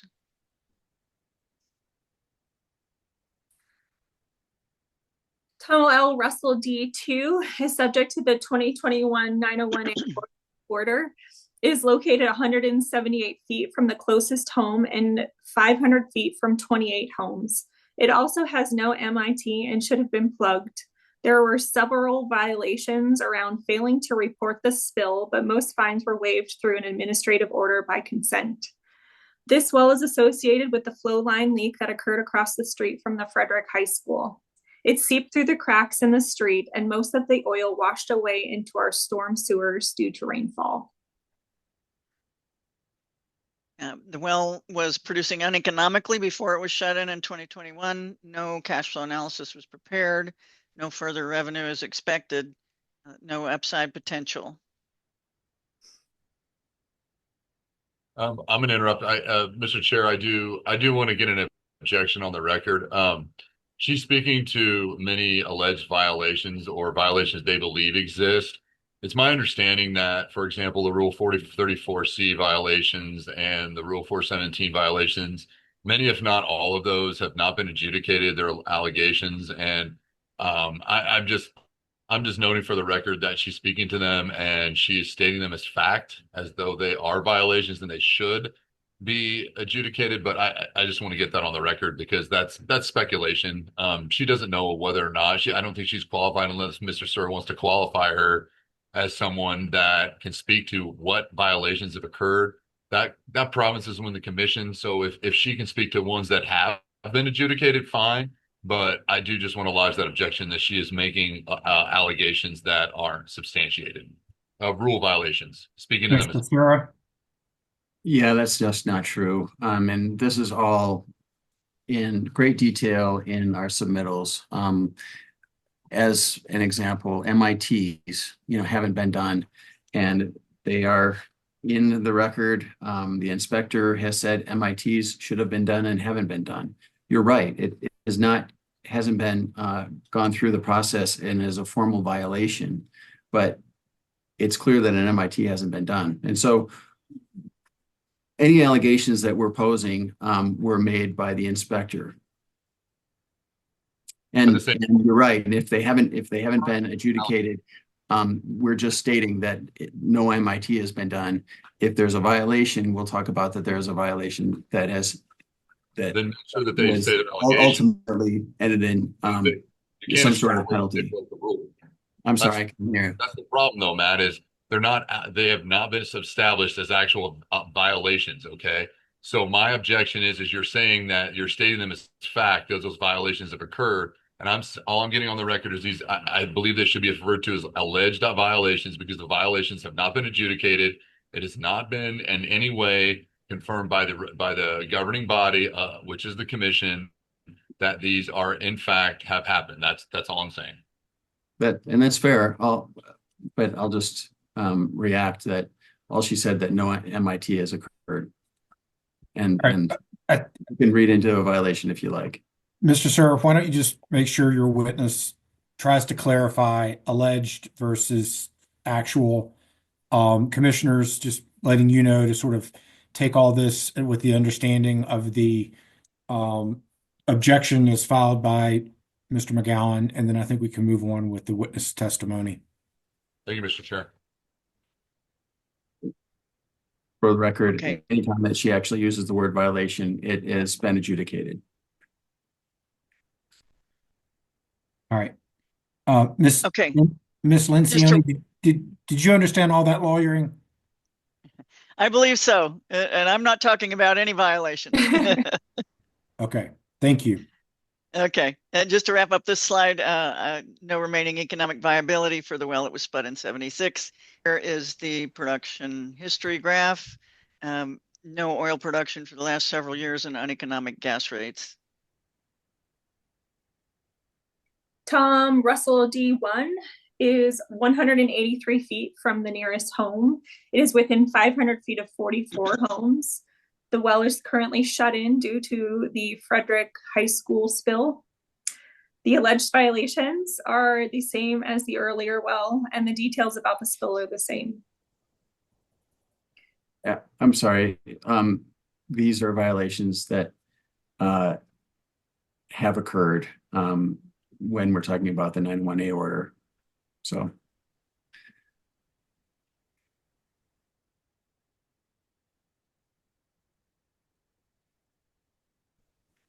Okay. The well was shut in since 2023 and was producing at uneconomic rates prior to shut-in, so no cash flow analysis was prepared.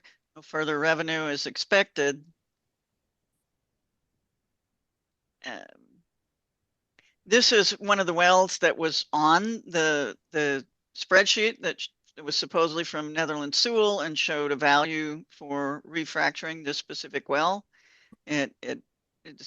It's lacking in information and unsubstantiated. This well has no remaining economic viability, and it was spud in 1975. Here is the production history graph showing very sporadic oil and gas production. Thomas L. Russell B2 is surrounded by homes in the countryside subdivision adjacent to a basketball court. There are 61 homes within 500 feet. We believe this well is associated with the flow line network identified in the February 16th, 2024 ECMC Rule 901A order, meaning KPK has not verified flow line integrity for this well. The violations are the same as the earlier well, and the details about the spill are the same. Again, this well was shut in since 2021. Before that, it was producing at a little bit better rates. So forecast and cash flow were prepared, and it showed that the well could pay for the $300 a month well level operating costs through most of 2029. And the total positive cash flow generated would be about $19,000, but it could not be able to support its share of the field level operating costs. The revenue forecast for the next 5 years, gross revenue after royalties was about almost $40,000, still not enough to pay for the $130,000 P&A costs. The upside potential was considered and rejected. The well has no remaining economic viability and was spud in 1976. Here is the production history graph and the forecast assuming reactivation in 2025. And here is the cash flow forecast. You can see $19,000 in total net revenue, considering only the $300 in cost, but each year, the best year is $7,000, would not pay for the $1,100 a month in field level costs. UPRR 42 Pan Am AE3 is within 500 feet of 18 homes. There are no mapped flow lines to the facility. We know that this well is associated with the flow line network identified in the February 16th, 2024 ECMC Rule 9018 order, meaning KPK has not verified flow line integrity for this well. The gas production is low and the oil production has been sporadic. Cash flow analysis indicates that it cannot sustain the $300 per well per month operating cost. If produced for 5 years, it could generate $1,500 in gross revenue after royalties. It would need additional funds to abandon and reclaim the location. This again was on the Netherland Sewell refrac potential list, and obviously it has not been fractured since then, and this is unsupported potential. The well has no remaining economic viability and was spud in 1976. Here is the production history and forecast. And this shows negative cash flow in all of the years forecast. UPRR 42 Pan Am AE1. This well is 280 feet from the Children's Courtyard Daycare. There is also no mapped flow lines to this well. It is subject to the February 16th, 2024 ECMC Rule 9018 order for flow line integrity. This well, oil production's been sporadic since 2021 and zero for the past year. Gas production was forecast. Can't sustain the well level operating cost of $300 a month with any positive results. If it were produced for the next 5 years, it could generate $1,300 in gross revenue after royalties and would obviously need additional funds to abandon and reclaim the location. This was also on the refrac list. This potential is unsubstantiated and not viable. The well has no remaining economic viability and was spud in 1977. Here is the production history and forecast. You can see the sporadic nature of their production and lack of oil production. Here's the cash flow forecast showing negative net cash flow in every year, even only with $300 a well per month cost. UPRR 42 Pan Am AE4 is currently producing. It is immediately adjacent to the Carriage Hills Park, 73 feet from a swing set. It is less than 500 feet from 35 homes. The well was subject to the 2024 ECMC Rule 9018 order for flow line integrity. This well has, again, sporadic oil production, zero for the past year, and low gas production. The forecast and cash flow analysis indicate it could not support the well level operating cost. It could generate over the next 5 years about $1,500 in gross revenue and insufficient funds to abandon and reclaim the location. Again, this was on the Netherland Sewell refrac list, and this is unsubstantiated potential upside. It's not viable. The well has no remaining economic viability and was spud in 1977. Here is the production history and forecast. And again, this shows the negative cash flow forecast with $300 in costs per month. The Woolley number 2 is near a new and expanding neighborhood. There was a spill in 2020 that was discovered by one of our residents. The well produces at low rates. The forecast production can sustain the well level cost of $300 a month with positive results through 2027, making about $3,000, and it cannot support this well's share of field level costs. If it were produced for 5 years, it could generate about $22,600 in gross revenue and falls far short of the funds required to abandon and reclaim the location. And the excuse me, upside potential is not viable. The well has no remaining economic viability, and it was spud in 1977. Here's the production history and forecast. And This cash flow forecast shows a few years of production that can support the $300 a well per month cost, but you can see how low they are. $1,800, $1,900 is the best year of cash flow, which could not support the field level costs of $1,100 a month. The Welsh number 5 is located in the middle of Summit View Estates Park in an established subdivision. The wellhead is inside of a well house and is approximately 15 feet from the children's play area. The well was spud in 1978. It is producing only an average of 0.041 BOE per day in 2024. There are 76 homes within 500 feet of this well. It has been shut in since July of 2024. Production trends were evaluated, assuming it could be reactivated for no cost. And that analysis indicates that it cannot even sustain the $300 a month with positive results.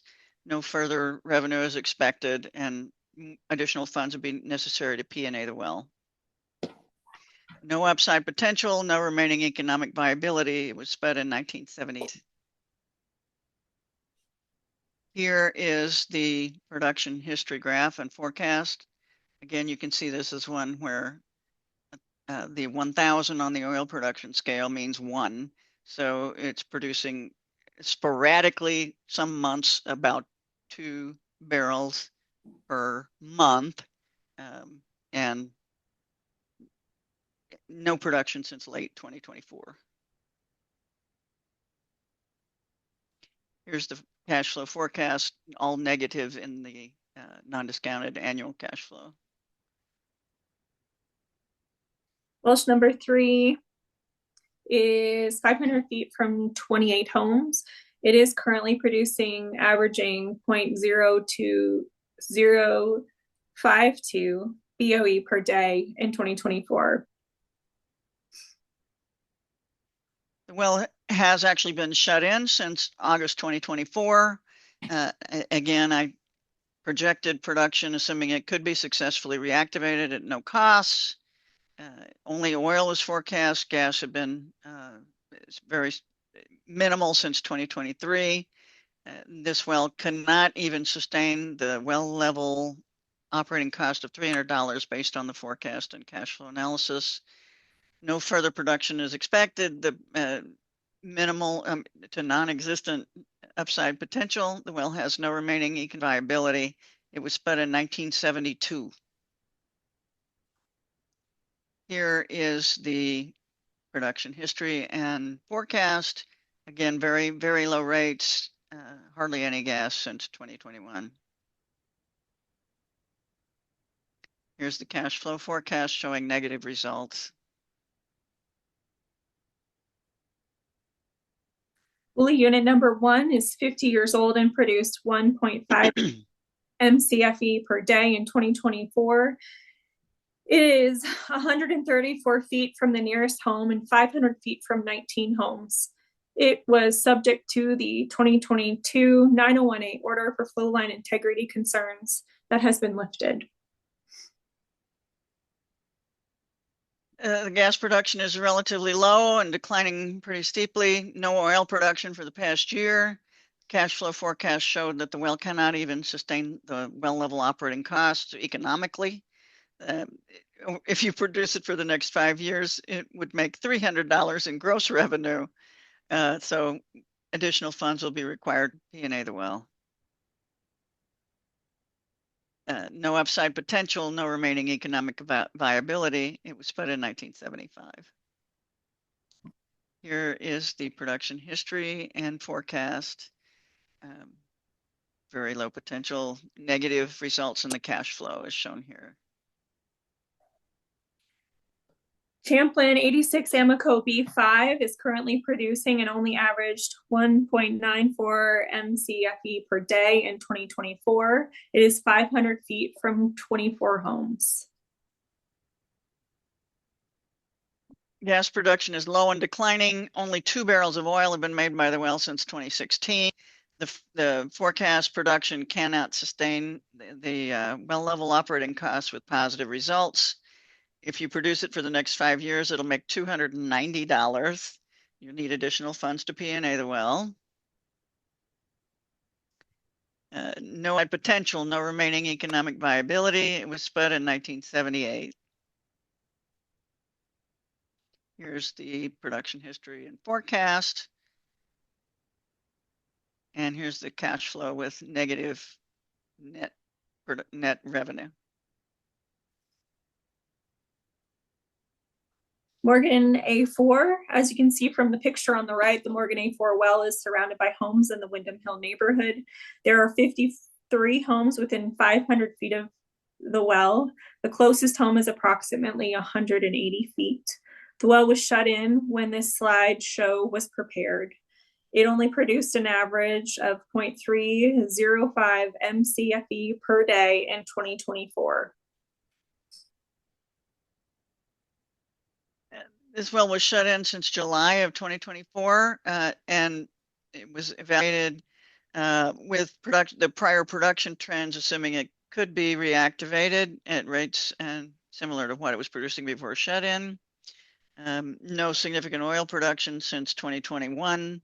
The cash flow analysis showed that it was uneconomic with only the $300 in costs. No further production is expected, and additional funds will be required to P&A the well.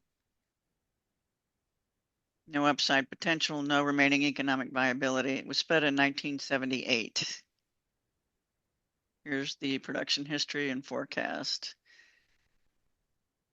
And negative cash flow results.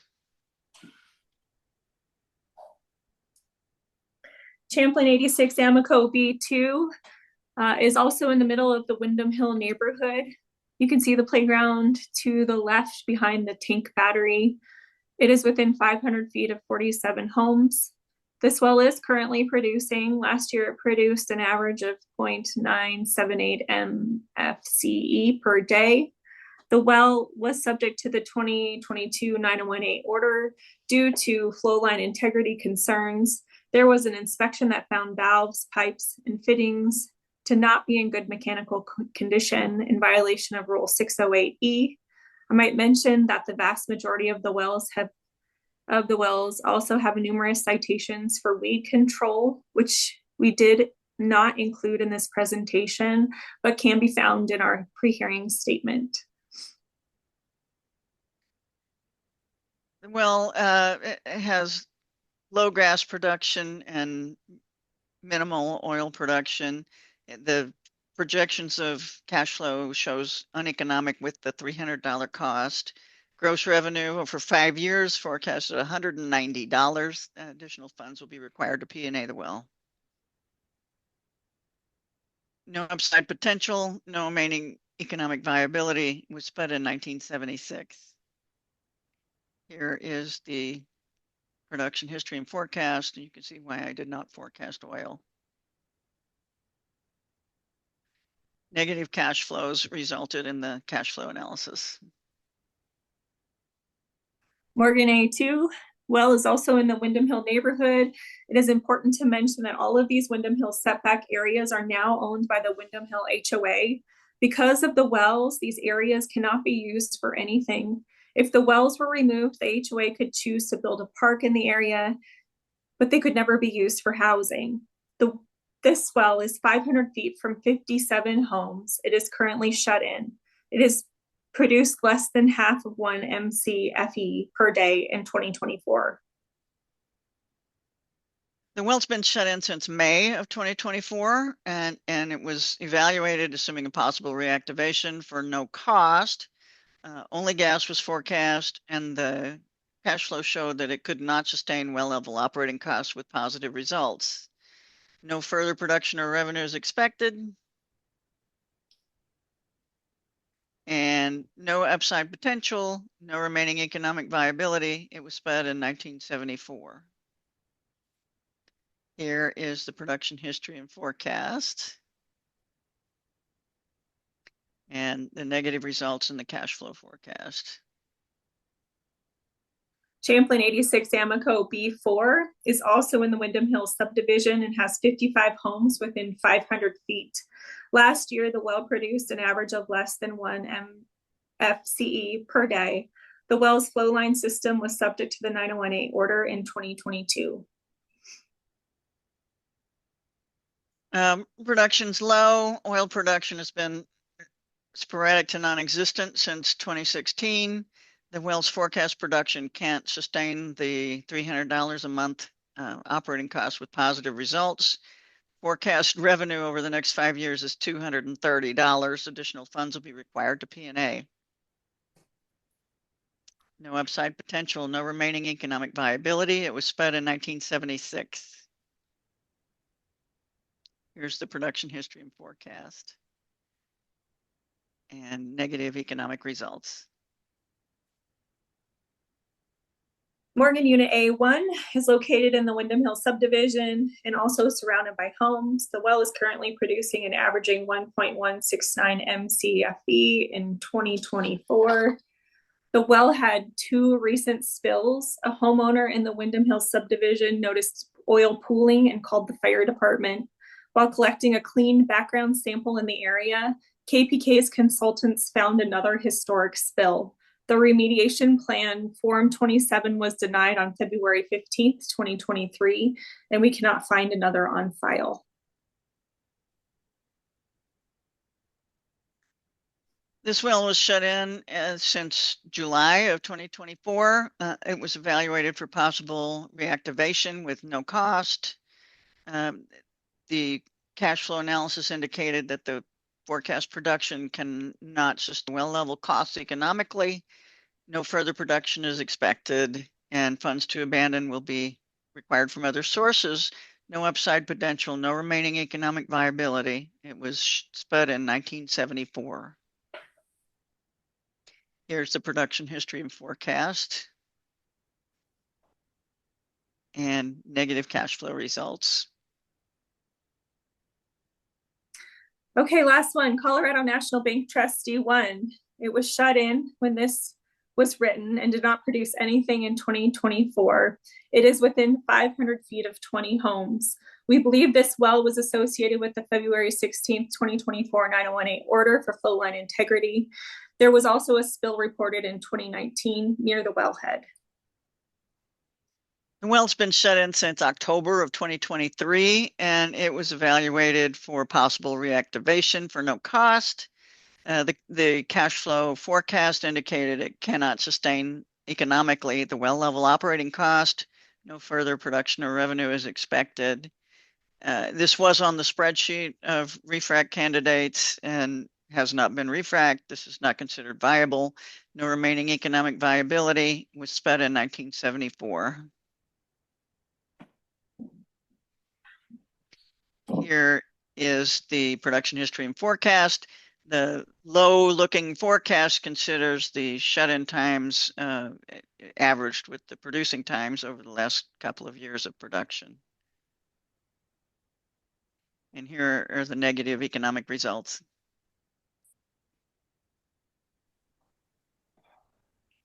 And that concludes Frederick's well-by-well analysis. On the well-by-well analysis, all of that information was included in the report submitted by Letha Lencioni, as well as some of the other materials that were submitted through the pre-hearing statements and response statements. All right. Mr. Sura, does that conclude your case in chief then? Looking to Stephen, I believe it does. I believe it does. And I'm here just to ask what our current time is at so that we can plan accordingly going forward, understanding that at this point we have, I believe, cross-examination and commissioner questions. Right. Commissioner questions don't go toward time. Cross and any rebuttal does. Mr. Thomas, if you're with us, can you give a time check to the parties? Yes, apologies. I'm doing the math. Give me one moment. All right. While you do that, Mr. Boudreau, Mr. Schwartzendruber, my preference is that we try to get through cross-examination of the case in chief this afternoon. And then that would free up tomorrow and Friday for the rest of the matter. That work, Mr. Boudreau? Yes, that works for staff. Thank you, Mr. Chair. Mr. Schwarzenegger? Mr. Chair, I think it works. I would propose that we try to do kind of a first in, first out, starting with Mr. Oborn, since he was the first to kind of conclude his direct examination testimony. Frankly, all of the other witnesses had demonstrative exhibits with, portions of exhibits that had been disclosed with annotations and other things that we just didn't even get a copy of until during the hearing, until it was made an issue. And so I think for folks, I think Mr. McGowan can weigh in, but for folks beyond Mr. Oborn, it's a little bit more difficult to cross-examine. I mean, certainly we can do it on the existing reports, but we really haven't had time to look at the presentations as given to us today until today. May I respond briefly? Go ahead, Mr. Prescott. We did discuss the preparation of presentations in the pre-hearing conference last week with hearing officer Smeltz. And given time constraints of the parties, he determined that exchange of the presentations wouldn't be required prior to the hearing, which explains the fact that we haven't seen KPK's or the ECMC staff's presentations either. With regard to information contained within the presentations, as far as Mr. Oborn and Ms. Lencioni, those all derive from the reports which were disclosed long ago. With regard to the remaining information, I believe, like Mr. Sura indicated, it derived from information almost entirely. I just went through everything from the Tacona presentation, almost entirely from documents in the ECMC files, in KPK's files, because they pertain to KPK's wells. So I guess I'll leave it at that, all the information contained is administratively noticed, available to all parties, identified throughout briefing and exhibits to date, or identified explicitly within the presentations. The only thing that I found in Dacono's presentation, I'll be forthcoming with this, is I believe there were 3 photos taken by an agent of Dacono last week of KPK wells. They're KPK wells. But if the commission isn't comfortable with those being part of the evidence, I can resubmit the presentation without those, or with those photos removed. Other than that, everything's in ECMC files. All right. Well, taking you at your word on that, that's fine. I do think that providing KPK's attorneys with some time to review the demonstrative exhibits is the fair thing to do. I think it also might, at the end of the day, streamline cross-examination a bit. So I'm inclined to grant them that time. I think what that means is we would go and do cross-examination of Mr. Oborn this afternoon, and then probably start up cross-examination of the well by well stuff first thing in the morning. Commissioners, if anybody ever has a concern about these ideas of rulings, just let me know, but just trying to get through this. Mr. Sura, so that will be our course of action. Mr. Sura, and Mr. Prescott, I did want to ask if this is the conclusion of your case in chief. I think it's the right time for us to talk about exhibit admission. So do you want to talk about that? Sure. From my perspective, and Mr. Sura may or may not agree with me, we've worked hard to prepare these presentations, reliance largely upon either the expert reports or ECMC documents. So we submit that the presentations should be accepted for review and consideration based on that and the information contained therein.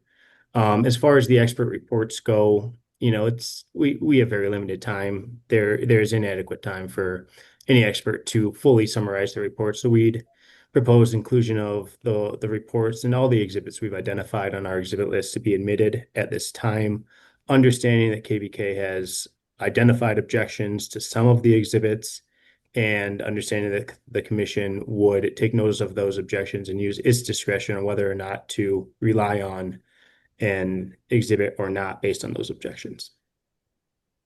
Mr. Schwarzenegger? Yeah, Mr. Chair, thank you. I think we would object to the admission categorically of these demonstrative exhibits. KPK, frankly, doesn't have demonstrative exhibits. We were planning on presenting the evidence that has been disclosed through testimony and having exhibits admitted kind of in the more conventional fashion. We hear these representations that all of this has been disclosed to us. It's in the record. I know that with Miss Lencioni's report, there were portions of it where she pulled up, excerpts of her report. That might be an example where we can yield on that issue. But when there's, things like annotations, these are demonstrative exhibits. I think that the protocol, as I understand, is that demonstrative exhibits are not evidence.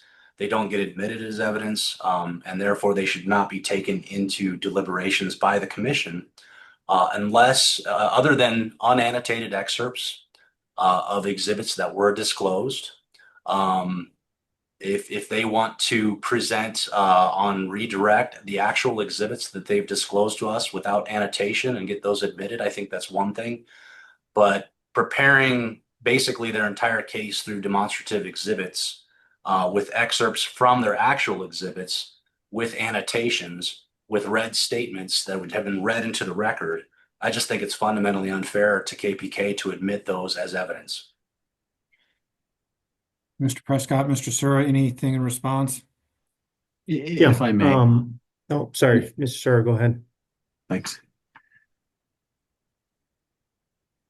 We anticipated that ECMC commissioners would have come having read the exhibits and be familiar with the file. All we intended to do with our presentation is to raise the issues, to review essentially what is already in the file. And that's all we've done with that demonstrative. If that is helpful, as I hope that it is to the commissioners, we would hope that it would be available not as evidence, but as Mr. Davenport suggested, just for reference. All right, here's what I want to do here is I'm not going to withhold ruling on any exhibits and whether they're in or out. I would task Mr. Sura and Mr. Prescott with providing to us, including to attorney for KPK, this tie-in between the demonstrative exhibit and your actual exhibits. I don't know how you're going to do it. I don't know what format it's going to look like, but that is a necessary component. And frankly, right now, I'm not going to go do it. So I'd like that tie-in presented to us tomorrow morning. And then we can make a ruling on the exhibits themselves. And if we got the tie-in, then the demonstrative exhibits are allowed to be used by commissioners as they are. So that's where I'd like to go on that point. I still think we've got an opportunity to knock out cross-examination of the first witness this afternoon. I forgot his first name, sorry. And Mr. Oburn. And then I would recognize Mr. Thomas for a time check. Yes, thank you, Mr. Chair. The cities have 2 hours, 27 minutes, and 41 seconds remaining. And what about the other side? Apologies, KPK has all 5 hours remaining at this point. And staff has used about 3.5 minutes, so they have almost all of their time remaining at this point. I think that comes out to 4 hours, 56.5 minutes for staff, or 2 hours, 1 hour, 56.5 minutes for staff. Apologies. Okay. Let's plow forward. Mr. Oburn, if you could elevate yourself.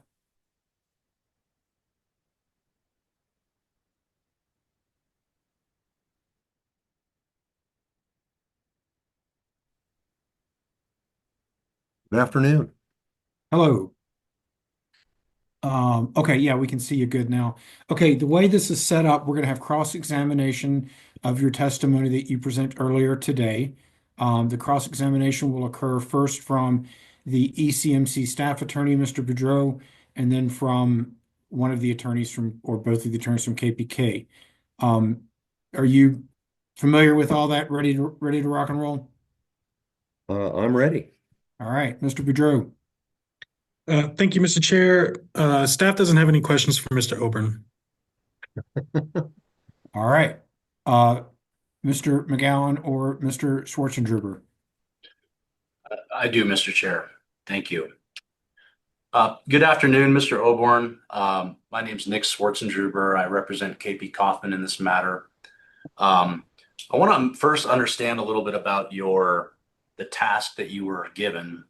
And I'm reading from your report. It says that the purpose of the report is to provide an estimate value of wells deemed no longer used or useful pursuant to Rule 211.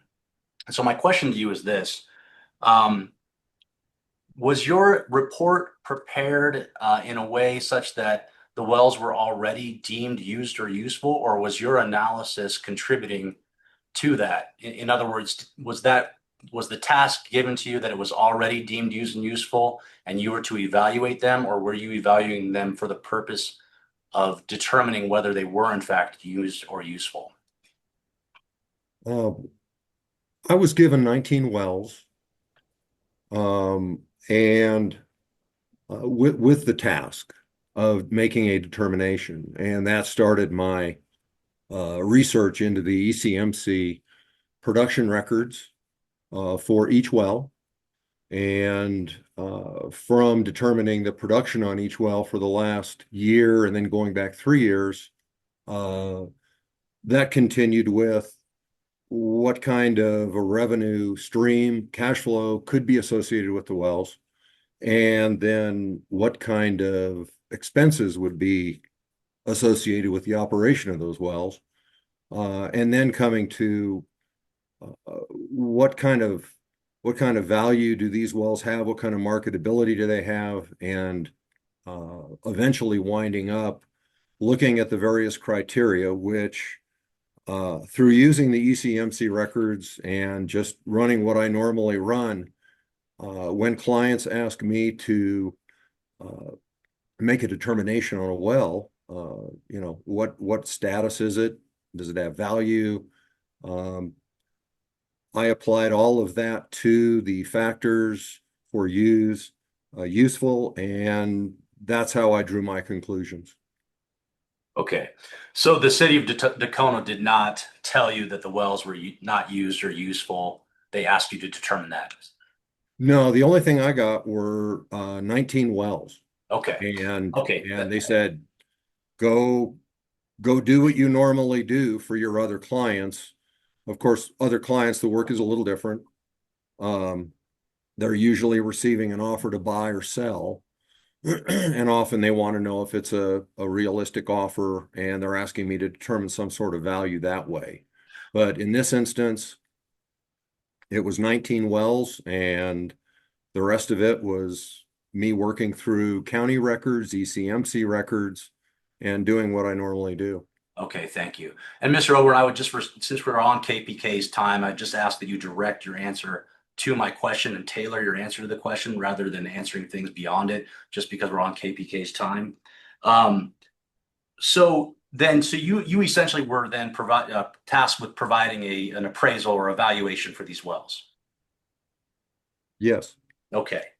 And you just did that for Dacona, not Frederick. So only the 19 wells for Dacona pertain to your analysis.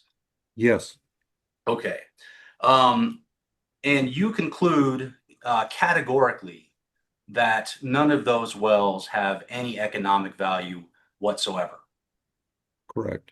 And you conclude categorically that none of those wells have any prospective economic value for which there could be a future beneficial use. Correct. Without exception. Correct. Okay. You say that you use common appraisal techniques, but then you say it's not an appraisal. So is it appraisal or is it not an appraisal? It's evaluation. Okay, is there a distinction between evaluation and an appraisal? Appraisal is done by an appraiser. Okay, so you just used appraisal techniques in performing evaluation. Correct. Okay. But yet you cite the definitions according to the Uniform Standard of Professional Appraiser Practice, right? Correct. Okay. But you've not been certified as an appraiser. Correct. And in order to be an appraiser of commercial producing, productive real property, you'd have to be a certified general appraiser in Colorado, wouldn't you? Yes. And so you've not met the necessary hours for non-residential appraisal work to perform this kind of analysis, at least to call it an appraisal. Correct. And that's 3,000 hours total, with 1,500 hours devoted specifically to the non-residential appraisal context, right? No, I'm not sure what the total hours are at this point in time. Okay, but either way, you've not satisfied the requisite qualifying either education or work requirements to be a certified general appraiser in Colorado. I am not a real estate appraiser. Okay, and so you haven't passed any licensing or certification examinations on that issue. I am not a real estate appraiser. Okay, so you've been a landman your entire career. Yes. Okay, and you said at the outset that you're not an engineer. Correct. And so, but yet you in your report incorporate an actual engineer's analysis, a net present value analysis for these 19 wells, correct? I came up with a value based on cash flow and estimated expenses, which is what landmen do. But you also relied upon the net present value decline curve analysis prepared by an engineer for the city of Tacoma. It's an exhibit to your report, right? I don't believe it is. Exhibit 4 to your report isn't the report of Brian Hill? Oh, that's Brian Hill's report. That's not my report. It's an exhibit to your report, is it not? Yes. Okay, so there's a reason you attached it, correct? It was provided for my review. Right, and you reviewed it and you attached it because you felt like it supported your conclusions. Yes. Okay, well, if you look at that report, which starts on, bear with me, do you have your report there in front of you, Mr. Orburn? I don't have Brian Hill's report in front of me. Which part of my report are you into? Your report was disclosed as Exhibit I. And Exhibit 4 to Exhibit I is the expert report and reservoir analysis of Brian Hill, petroleum engineer. And what page is it? And I believe it's on page 22 of the document. 22 of 128.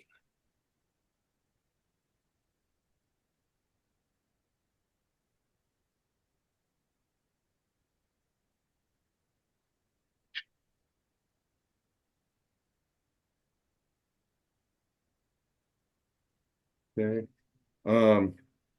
Are you referring to Brian Hill's report or my I report? am. Well, I'm referring to your report that has Brian Hill's report in it. Okay. So it's page 20. I'm looking at a PDF, but it's 25 of 128. Okay. I'm sorry, 22 of 128. That's where it starts.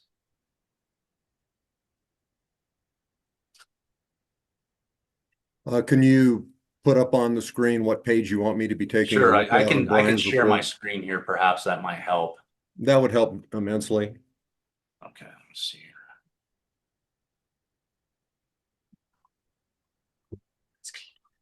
I have no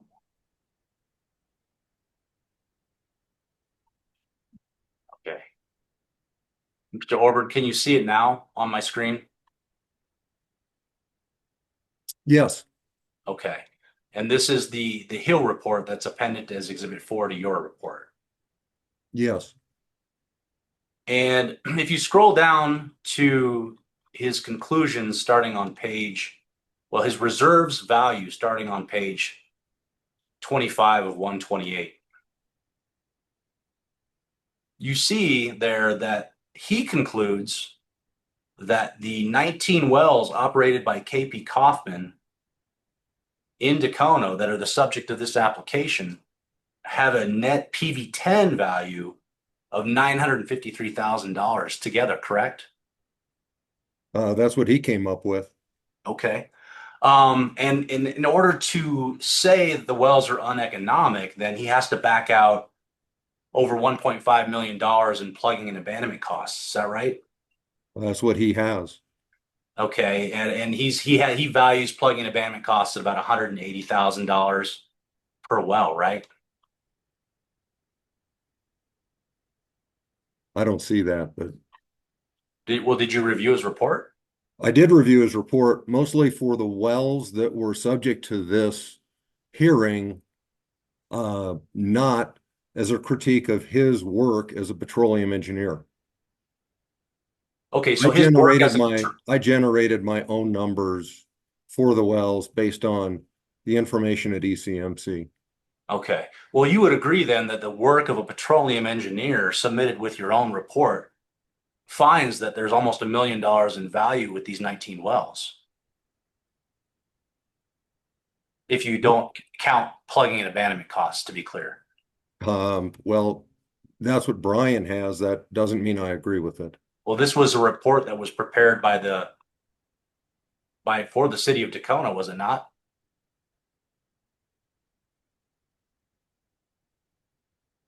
I don't know who commissioned this report. Okay, well, it says it's for the city of Tacona, so I guess we would presume that would be correct. You can assume And that. did you look then at the individual wells in terms of the net present value given to them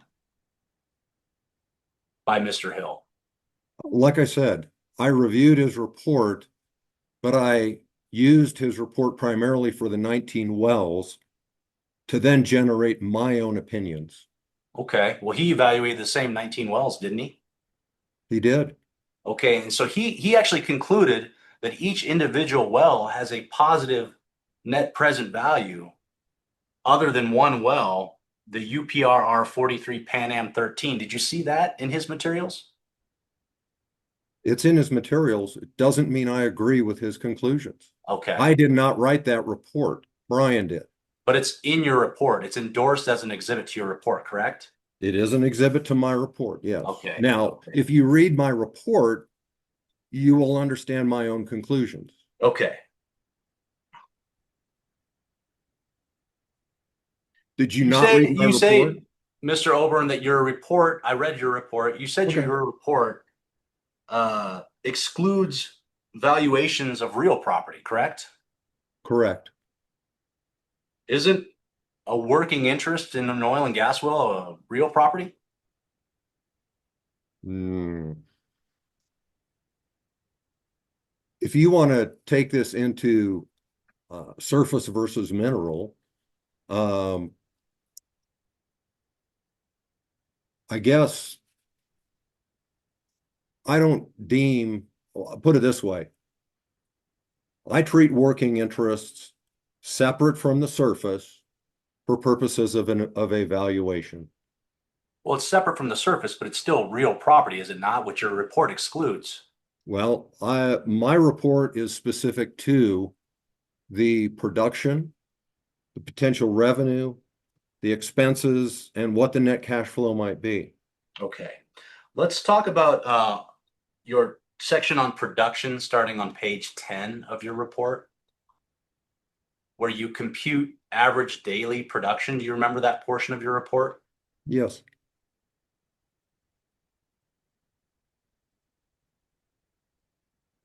In computing average daily production, let me back up.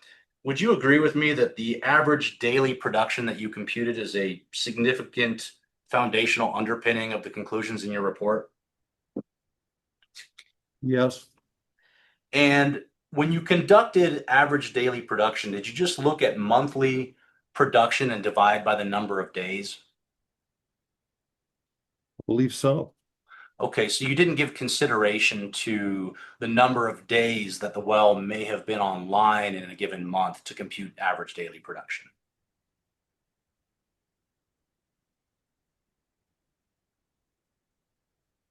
Oh, that'd be correct. So if that's the case, if any of these wells during the months that you computed that, the 3-year period that you computed that, had days online that were less than the entire month, then the average daily production would be higher than what you state here, wouldn't it? No. This is the production that is the total production reported to ECMC, divided by, in this case, the year, or I say if I take the 12 months of reporting to ECMC that KP Kaufman did, for the periods that are reflected in my exhibits, you'll be coming up with the numbers that are reflected in my exhibits. Right. So it does not account for days online in the sense that if a well produced 10 days out of the month, you deemed it as producing the entire month. Yeah, it's 10 days for the month. Okay. Which is for purposes of estimating what kind of, for purposes of estimating what kind of cash flow this would generate. The total production produced and sold is what would be listed in my report. What would change is on the expense side, I reduced or cut my averages back for expense if a well was not producing for a full month. Okay. And again, Mr. Oberon, I just would ask that we stay on track with the questions I'm asking. Your points can be brought out on what's called redirect. Did you account for the times you've heard some testimony today, but I don't know if you were here listening in about how the director had issued some 901A orders against KP Kaufman. In computing average daily production, did you take into account the wells that were subject to those 901A orders and the duration of time in which those wells were subject to 901A orders when they couldn't be produced? No, I was just looking at total reported production over a period of time. Okay. And Mr. Oberon, you've been in the industry for a very long time. Wouldn't you agree that standard well valuation does not involve reducing the valuation by plugging in abandonment liability? When I'm representing my clients, if they're looking at a property that does not have sufficient cash flow and appears to have quite a bit of potential plugging liability, they're going to want to know what that number is. They're going to want to know what that number is, but it's not part of the valuation of the actual asset of the oil and gas well, correct? It would be included in my report. It would be included in your report, but standard valuation practices by engineers and landmen is to look at whether the well is operating and producing over and above lease operating expenses, correct? And I believe I've done that on my Exhibit 3. Okay, but that's the standard. But in other words, if a well is profitable over and above lease operating expenses, that well is deemed to be profitable. That can be your definition of it. That's not what my clients ask me for. Okay, I'm asking for kind of the standard way that things are valued within the industry. Would you agree with that? You don't back out plugging and abandonment costs from a well's valuation. Quite frankly, in my work, I include both. Okay. Clients want to know what the property has, if the property has value. They want to know what the liabilities are. Very similar to when you're doing due diligence on a property and bringing these items to the potential buyer's attention. But the property, I mean, so these wells are going to be plugged and abandoned either way. Like that liability is going to exist whether it's plugged now or it's going to be plugged later, correct? Yes. So if a well is otherwise profitable, you don't in that valuation back out plugging and abandonment and say, oh, it must not be profitable and therefore we must plug and abandon it. You produce that well for so long as it is profitable on the idea that that profit could even potentially be set aside for plugging and abandonment costs, right? Well, in my report, you'll notice that plugging and abandonment is separate from the numbers I derive for an operating profit or loss, in this case, a loss, from what I came up with. And the plugging and abandonment portion of my report was separate, which would then, if the wells themselves are not profitable, in my opinion, then you would be adding the plugging and abandonment to whatever, well, it would depend on how much longer an operator would want to run them at a loss. And that's in the operator's purview. My simple question, Mr. Ober, my simple question to you is this. If a well is profitable in the sense that it is making over and above lease operating expenses, you don't plug that well because the well is still making money, even though you have this retirement obligation that may exceed the remaining economic value of the well. You operate the well for so long as it makes money above operating expenses. Is that right? Do you have one of those wells that fits that criteria in this for this I'm asking that particular you answer development my. instance? I'm not testifying under oath. You are. Oh, I'm well, asking. it doesn't exist in this particular I'm not. scenario. I'm not And asking so, whether it exists. I'm asking whether that is the standard practice in evaluating well economics. well, uh, when I am running my valuations, I keep it separate. I take it into account and advise clients accordingly. Do you advise your clients to plug wells when they continue to operate at a profit over and above lease operating expenses? Depends on what the profit margin is, I guess.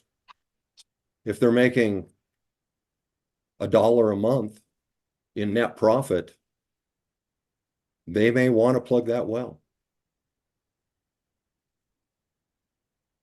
Okay, let's go ahead and move on from that. There's a lot of references in your report to low producing wells and inactive wells, but you would agree with me, those are not inherently derogatory terms for a well. I mean, just because a well is low producing doesn't mean that it's necessarily needs to be plugged and abandoned, correct? Low producing is the definition given by ECMC. I am just passing along that information of what's reflected in the online records of ECMC for that term. Yeah, and that term exists because certain regulations apply to that term or wells that fall within that term, not because a quote unquote low producing well necessarily must be plugged and abandoned, correct? I would suppose so.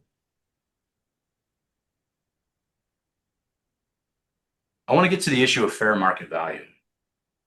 Would you agree that as a landman, that the best indicator of fair market value of an oil and gas asset is what a willing buyer and a willing seller agree upon without duress or any form of undue influence? For the actual oil and gas assets, I would. In this case, the fair market value of what's being paid for the well is for the real estate, for the value that KP Kaufman has set aside. And I have not been supplied information regarding those particular transactions between KP Kaufman, the cities, the real estate developers. So I'm not in a position to opine as to duress. Okay. So the counsel for the applicants did not provide the exhibits setting forth the transactions entered into by KPK and surface owners for the plugging and abandonment of wells. Correct. Okay. Your report does include the Costlet 1 and the Costlet 2 wells, correct? It does. And those are wells where you have in your report a negative value for those 2 wells, correct?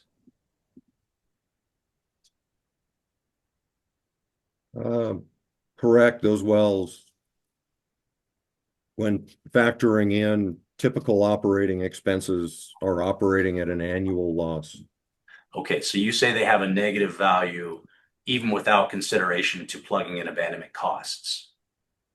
Correct. Okay. That's operational costs is what I have on my Exhibit 3.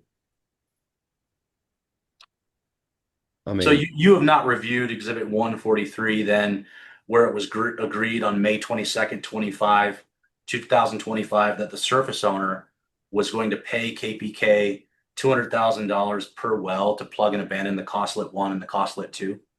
no, I have not seen that. Okay. And you say in your report, I know that you said that you're not in a position to assess duress, but in your report, you say that KPK is holding these developers under duress, and that's why KPK has historically received compensation from developers for Sussex wells, correct? I believe that was brought up at the ECMC hearing last year. So that's where that comes from. I have not seen any particular settlements between these parties specifically. But you've incorporated, though, in your report, there's a portion of your report about how you allege that KPK is holding these developers under apparently economic duress. What you have up there, I don't see it. Where are you finding this?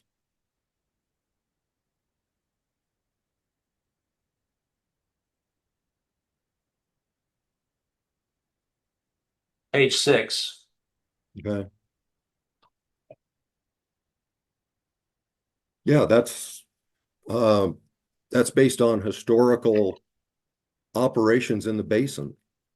That's not particular to the two wells that were just done under a plugging and abandonment agreement. But your allegation in your report is that KPK demands exorbitant dollars from real estate developers to abandon wells, which that does not reflect the economic viability for non-oil and gas purposes.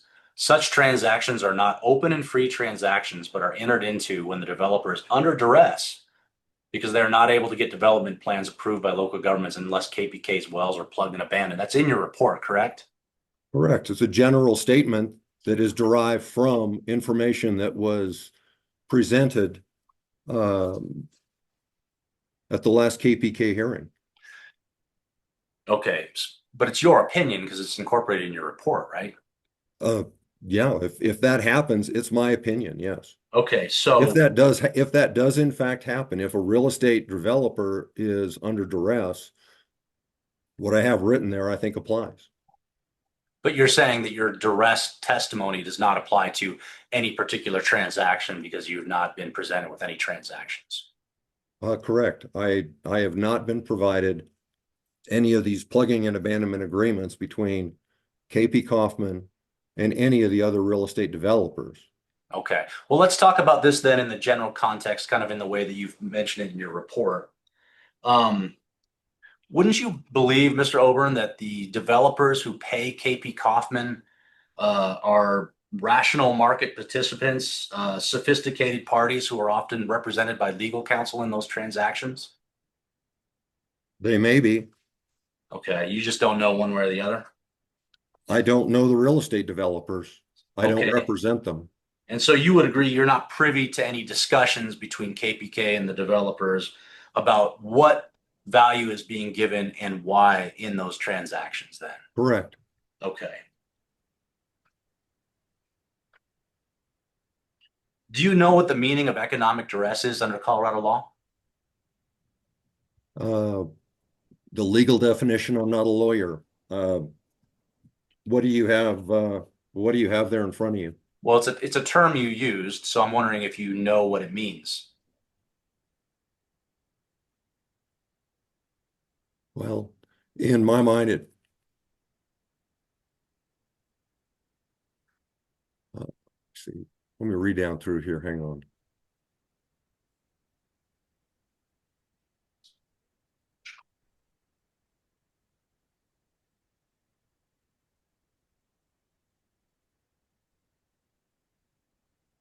I think I'm using the term economic viability, not economic duress.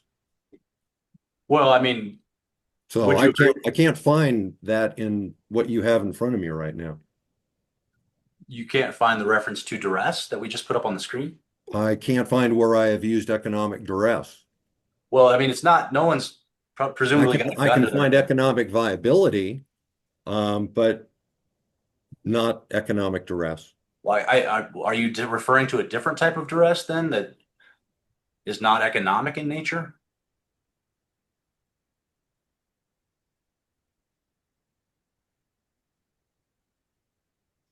I suppose you could have economic duress, but in my report, I am keeping it as a very general term that is is a condition that could be found between a real estate developer or a third party and KP Kaufman. Okay, I'm going to read you the actual definition of economic duress under Colorado law, and I want to give you to give your opinion on whether or not you think it applies to these scenarios that you're describing using the word duress in your report. In order for economic duress to have been satisfied in Colorado, KPK would have had to have made a threat against the developer that was either criminal or tortious, and the threat must be so shocking so as to basically undermine the economic terms of the deal and make them irrelevant. Do you believe that KPK committed a criminal or tortious act in connection with entering into these agreements with developers to plug and abandon wells? I don't know if they did. I'm not party to their negotiations or the transaction. Okay.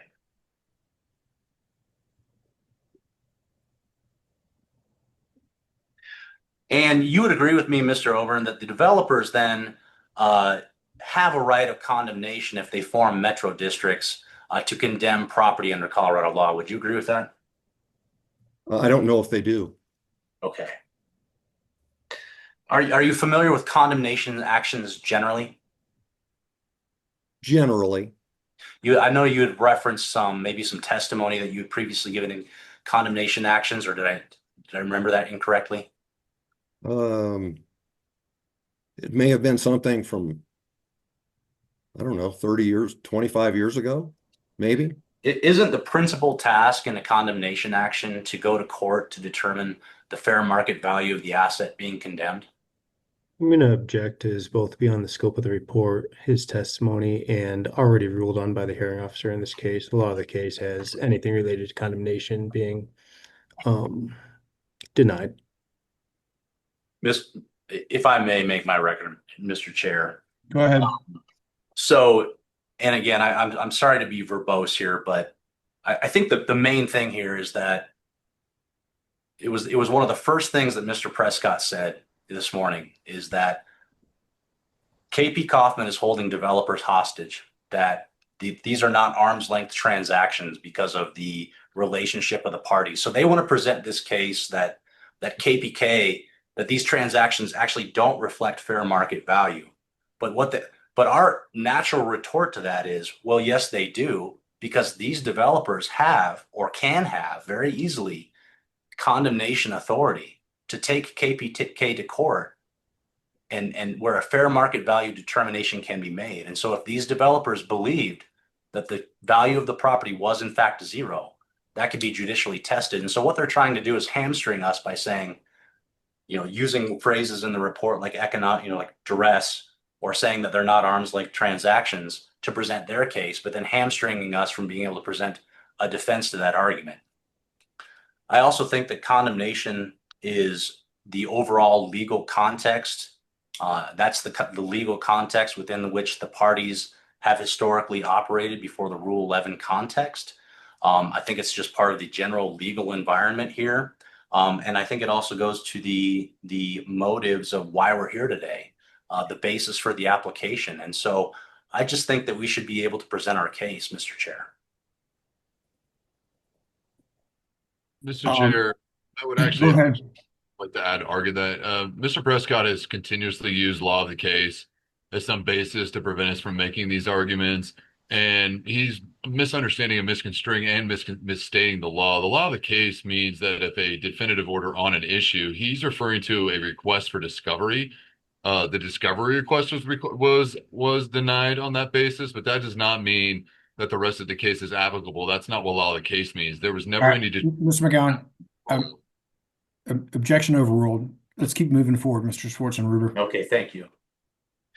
Mr. Oberon, wouldn't you agree that in the context of an eminent domain proceeding, provided that the eminent domain authority is not in dispute, really the only issue in an eminent domain proceeding is fair market value of the asset to be condemned?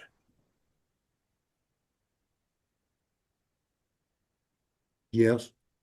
Okay. You place KPK's wells into a quote unquote asset class, and I think you conclude that that class of asset has no value. Is that fair? That's fair. Okay. And is that asset class categorically Shannon or Sussex formation vertical wells? In this instance, it is 18 Sussex and Shannon vertical wells and one well that is Sussex Shannon and Niobrara Codell. Total of 19. Okay, bear with me for a second.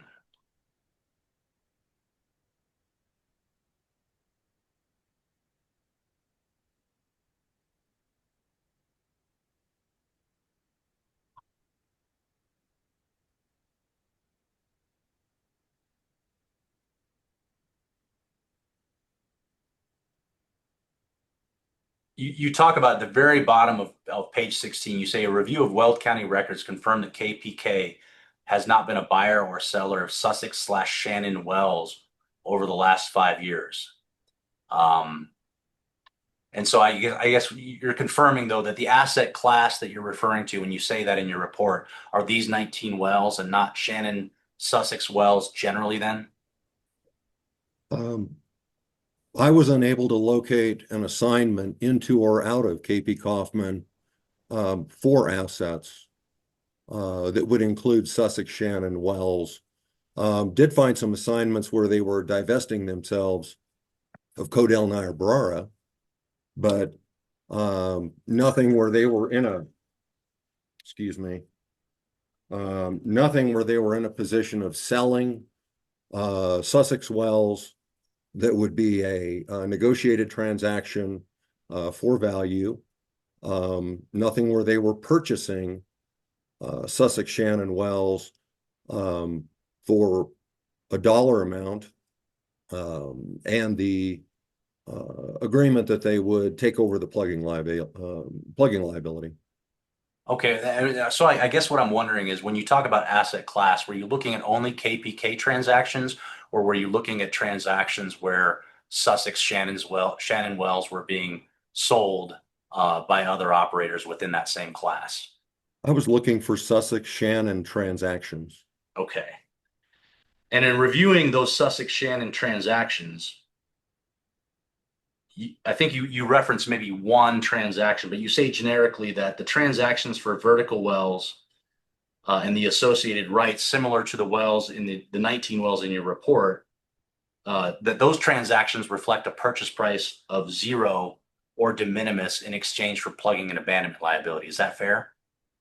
There is one transaction I'm aware of that falls into that, and I have negotiated transactions for vertical Codell Niobrara wells in the DJ Basin with similar terms to get people out of the plugging liability. For Niobrara Codell wells. Niobrara Codell wells, yes. So the comparable transactions then would be just this one single other transaction that you reference in your report then? Yes.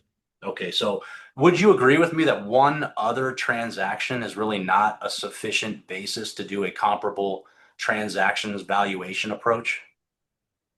In reviewing the Weld County records, as I said, I didn't find Sussex Shannon transactions, period. So people aren't buying, people aren't selling. They are stuck with the asset, which I guess you could say the Sussex Shannon is its asset class, but they're stuck with the asset to operate or plug wells. So if there are no transactions, then there are no comparables for you to point to then, other than maybe this. There is one, Okay. and that was zero value and assumption of a plugging liability. That was the one involving Helena and PetroShare for $0 in exchange for plugging and abandonment liability. Correct. So wouldn't that suggest then that where the market demands zero consideration to plug and abandon a well, that's what happens? You want to restate that? You cite to one transaction as a comparable transaction, correct? That is one that I was relied on in addition to my personal experience for other transactions. Right. It's the only other identified concrete transaction in your report, correct? Correct. No other transactions are identified by timing or location or formation or anything like that. That's the only transaction identified in your report. For Sussex Shannon, that was the only transaction that I had Right. become aware of. And but like I said, going back in the county records looking for asset sales or acquisitions, they're not there. And I think it has more to do with the fact that the production on these wells is not sufficient to draw a buyer in to pay for an asset that has no cash flow, has negative cash flow, and also contains a plugging liability. Okay, so the question I was asking was relating to this one transaction involving Helena and PetroShare. Would you agree by reviewing that transaction that where the market demands $0 to acquire a well for plugging and abandonment, that's what the market, that's where those transactions land? There's other factors I think that would go into it. I mean, what kind of equipment is on the surface, what condition it's in, what the salvage value might be, what kind of environmental costs, remediation would be out on the surface, what kind of reclamation is out there. That in addition to positive or negative cash flow would affect a buyer and a seller's decision to enter into a transaction of what you just described, which would be zero value and assumption of a plugging liability. And also, does the seller want to get out? Are they leaving the basin? Are they getting out of the business? Presumably then, to just make a blanket statement. Presumably then, the buyer and seller in the PetroShare Helena transaction considered all of those factors and arrived at $0. I don't know if they did. Okay. I just know they did. When they went through all of their factors, that's what they came up with. And when the developers and KPK enter into their transaction and they go through all of those relevant factors among sophisticated parties, where they land on their transactions is the value that's exchanged for those transactions. Well, that's the value of relinquishing the surface. It's not the value of the production through a cash flow analysis, weighing what, I mean, you've got two different purchasers here. In the first instance, you're talking about KPK is relinquishing the surface and plugging a well. They're not losing leasehold because the leasehold is held by production by other operators. But in the second one, you may be relinquishing, your working interest, you're losing your working interest, and walking away from a potential liability. 15 minutes ago, so now you're talking about the KPK transactions and purporting to understand the nature of the value that is exchanged and why.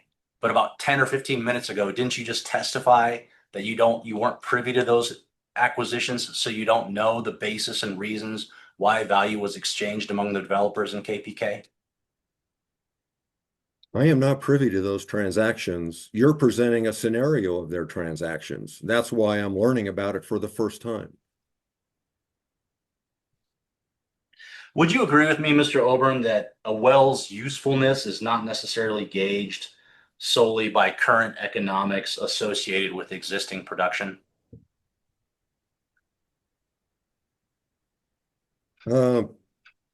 If somebody held title to other producing or potentially producing zones, like let's say KP Kaufman had either behind pipe potential or downhole potential in Codell Niobrara, I would tend to agree with you. But in this case, KP Kaufman has Sussex Shannon, which is depleted. Now, you've been told KPK has only Sussex Shannon rights, but have you examined the title yourself?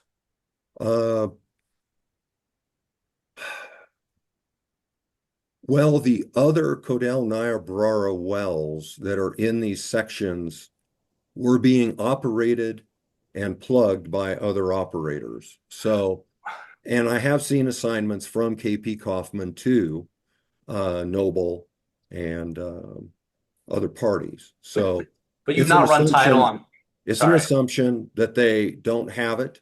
It is verifiable through the examination of the county records. which you've It's not done, also right? also through an examination of KPK's records. Which you've not done. You've not reviewed title to understand KPK's depth rights within the spindle field, or as to these 30, these 19 wells that you're evaluating. I have not run title on them, no. And you haven't looked at all of their vesting assignments that might give an indication as to what depths they hold rights to, correct? I have not looked at all their assignments. I've looked Okay. at as many as I could find over the last 5 years. And you're categorically, so you're saying that recompletions or deeper formations, drilling down to deeper formations would be the only potential beneficial use, but you're discounting any possible refrac value, aren't you? Well, when oil was at a $90-$100 barrel mark, I would have hoped that KPK would have started an active refrac program to start bringing the production on these wells up, and they didn't. But So you don't know about refracs that KPK has done in the past, do you? I have not been provided that information. It's just common sense that these operators get their wells in good shape, produce as much as they can when product prices are high, such as 2022. That didn't happen in the instance of these 19 wells. So you're inferring that because KPK did not allocate capital to refract the wells in 2022 when commodity prices were high, it must necessarily follow that there is no refract value to these wells in the future. I'm saying if they valued it, they would have done the operation, and they didn't. Okay. It's not up to me to value it. It's up to them to value it. And then the direct result of their operations will show up in the ECMC production records. It's not there.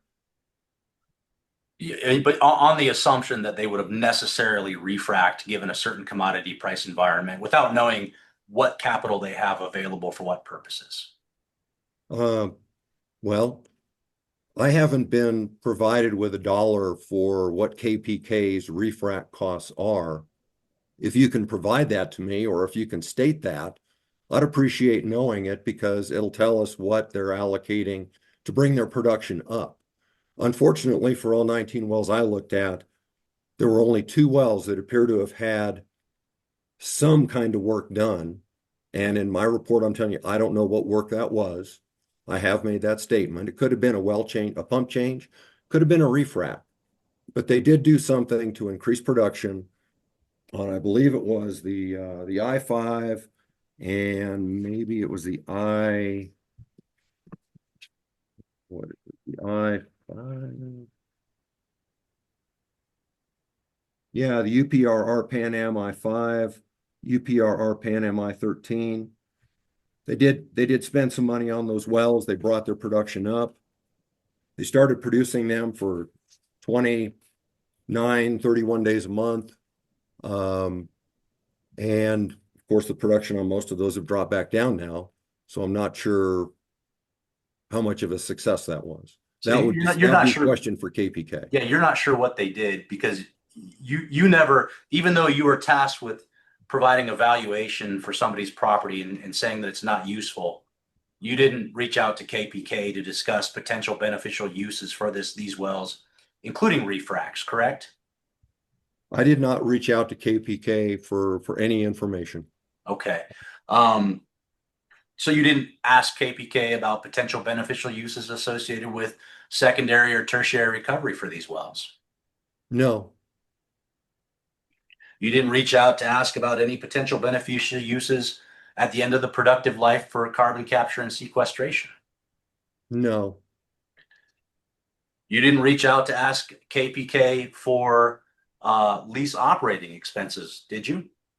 No, my lease operating were estimates And as I said in my opening, I am welcome to receive copies of their revenue statements and their JIBs for all 19 wells, and I am happy to revise my opinions if I am way off. Have you seen the document produced by KPK setting forth lease operating expenses from 2019 to 2024? No. Okay. Are you aware that KPK has 100% working interest in many of these wells? Yes. So by definition, then there wouldn't be joint interest billing sent out to other working interest partners. It would be you would be relying upon other internal accounting records of KPK to discern lease operating expenses, correct? True. True. That would be true unless there's some form of internal accounting at KPK that would make it beneficial for them to actually prepare a JIB from themselves to separate out some of their accounting for purposes of, I don't know, could be depreciation, could be depletion. That would be part of the accounting side. And but I have not been provided with any KPK accounting information. I'm happy to look at it. Okay, and nor have you asked for it, correct? You haven't asked for No, lease operating expenses or revenue statements. I have not asked for it from KPK. Okay. And you conclude in your analysis that lease operating expenses for a producing well is $10,000 to $15,000 a month. Is that right? That's what I got from some of the one of the operators that is in the basin, and also from review of JIBs on other properties for other clients.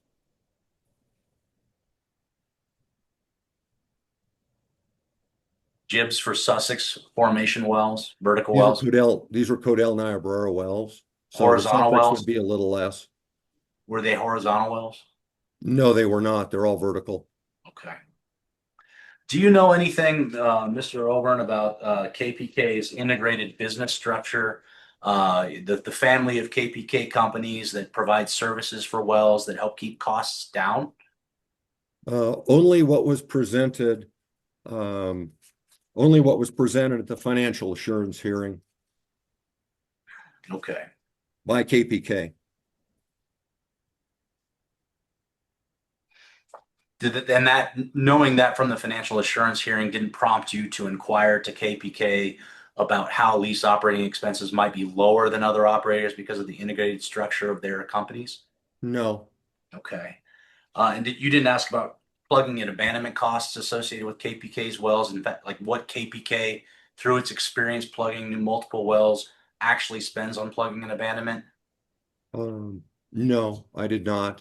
Okay. But if KPK goes belly up on these wells, what I am reflecting is a little closer to what the state of Colorado or a new operator may be faced with that doesn't have that integration built into the company. Mr. Oburn, when you looked at the used and useful definition, did you see that there were two discrete economic tests within that rule? One pertains to economic viability and the other pertains to a comparison of gross revenues to plugging and abandonment costs?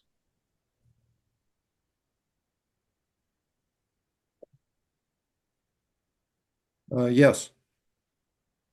You didn't do any analysis of comparison of gross revenues to plugging and abandonment costs, did you? My gross revenue is listed in Exhibit 3 on an annual basis, estimated from the production from these wells. But you didn't give a net present value of gross production as it exists today and compare that to plugging and abandonment costs. I didn't do any net present value calculations. That's been handled by the petroleum engineer, I believe.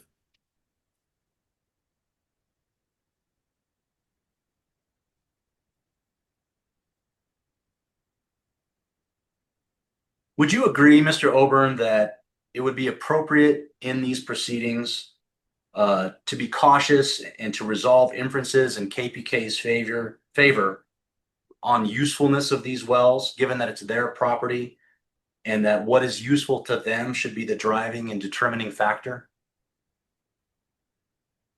I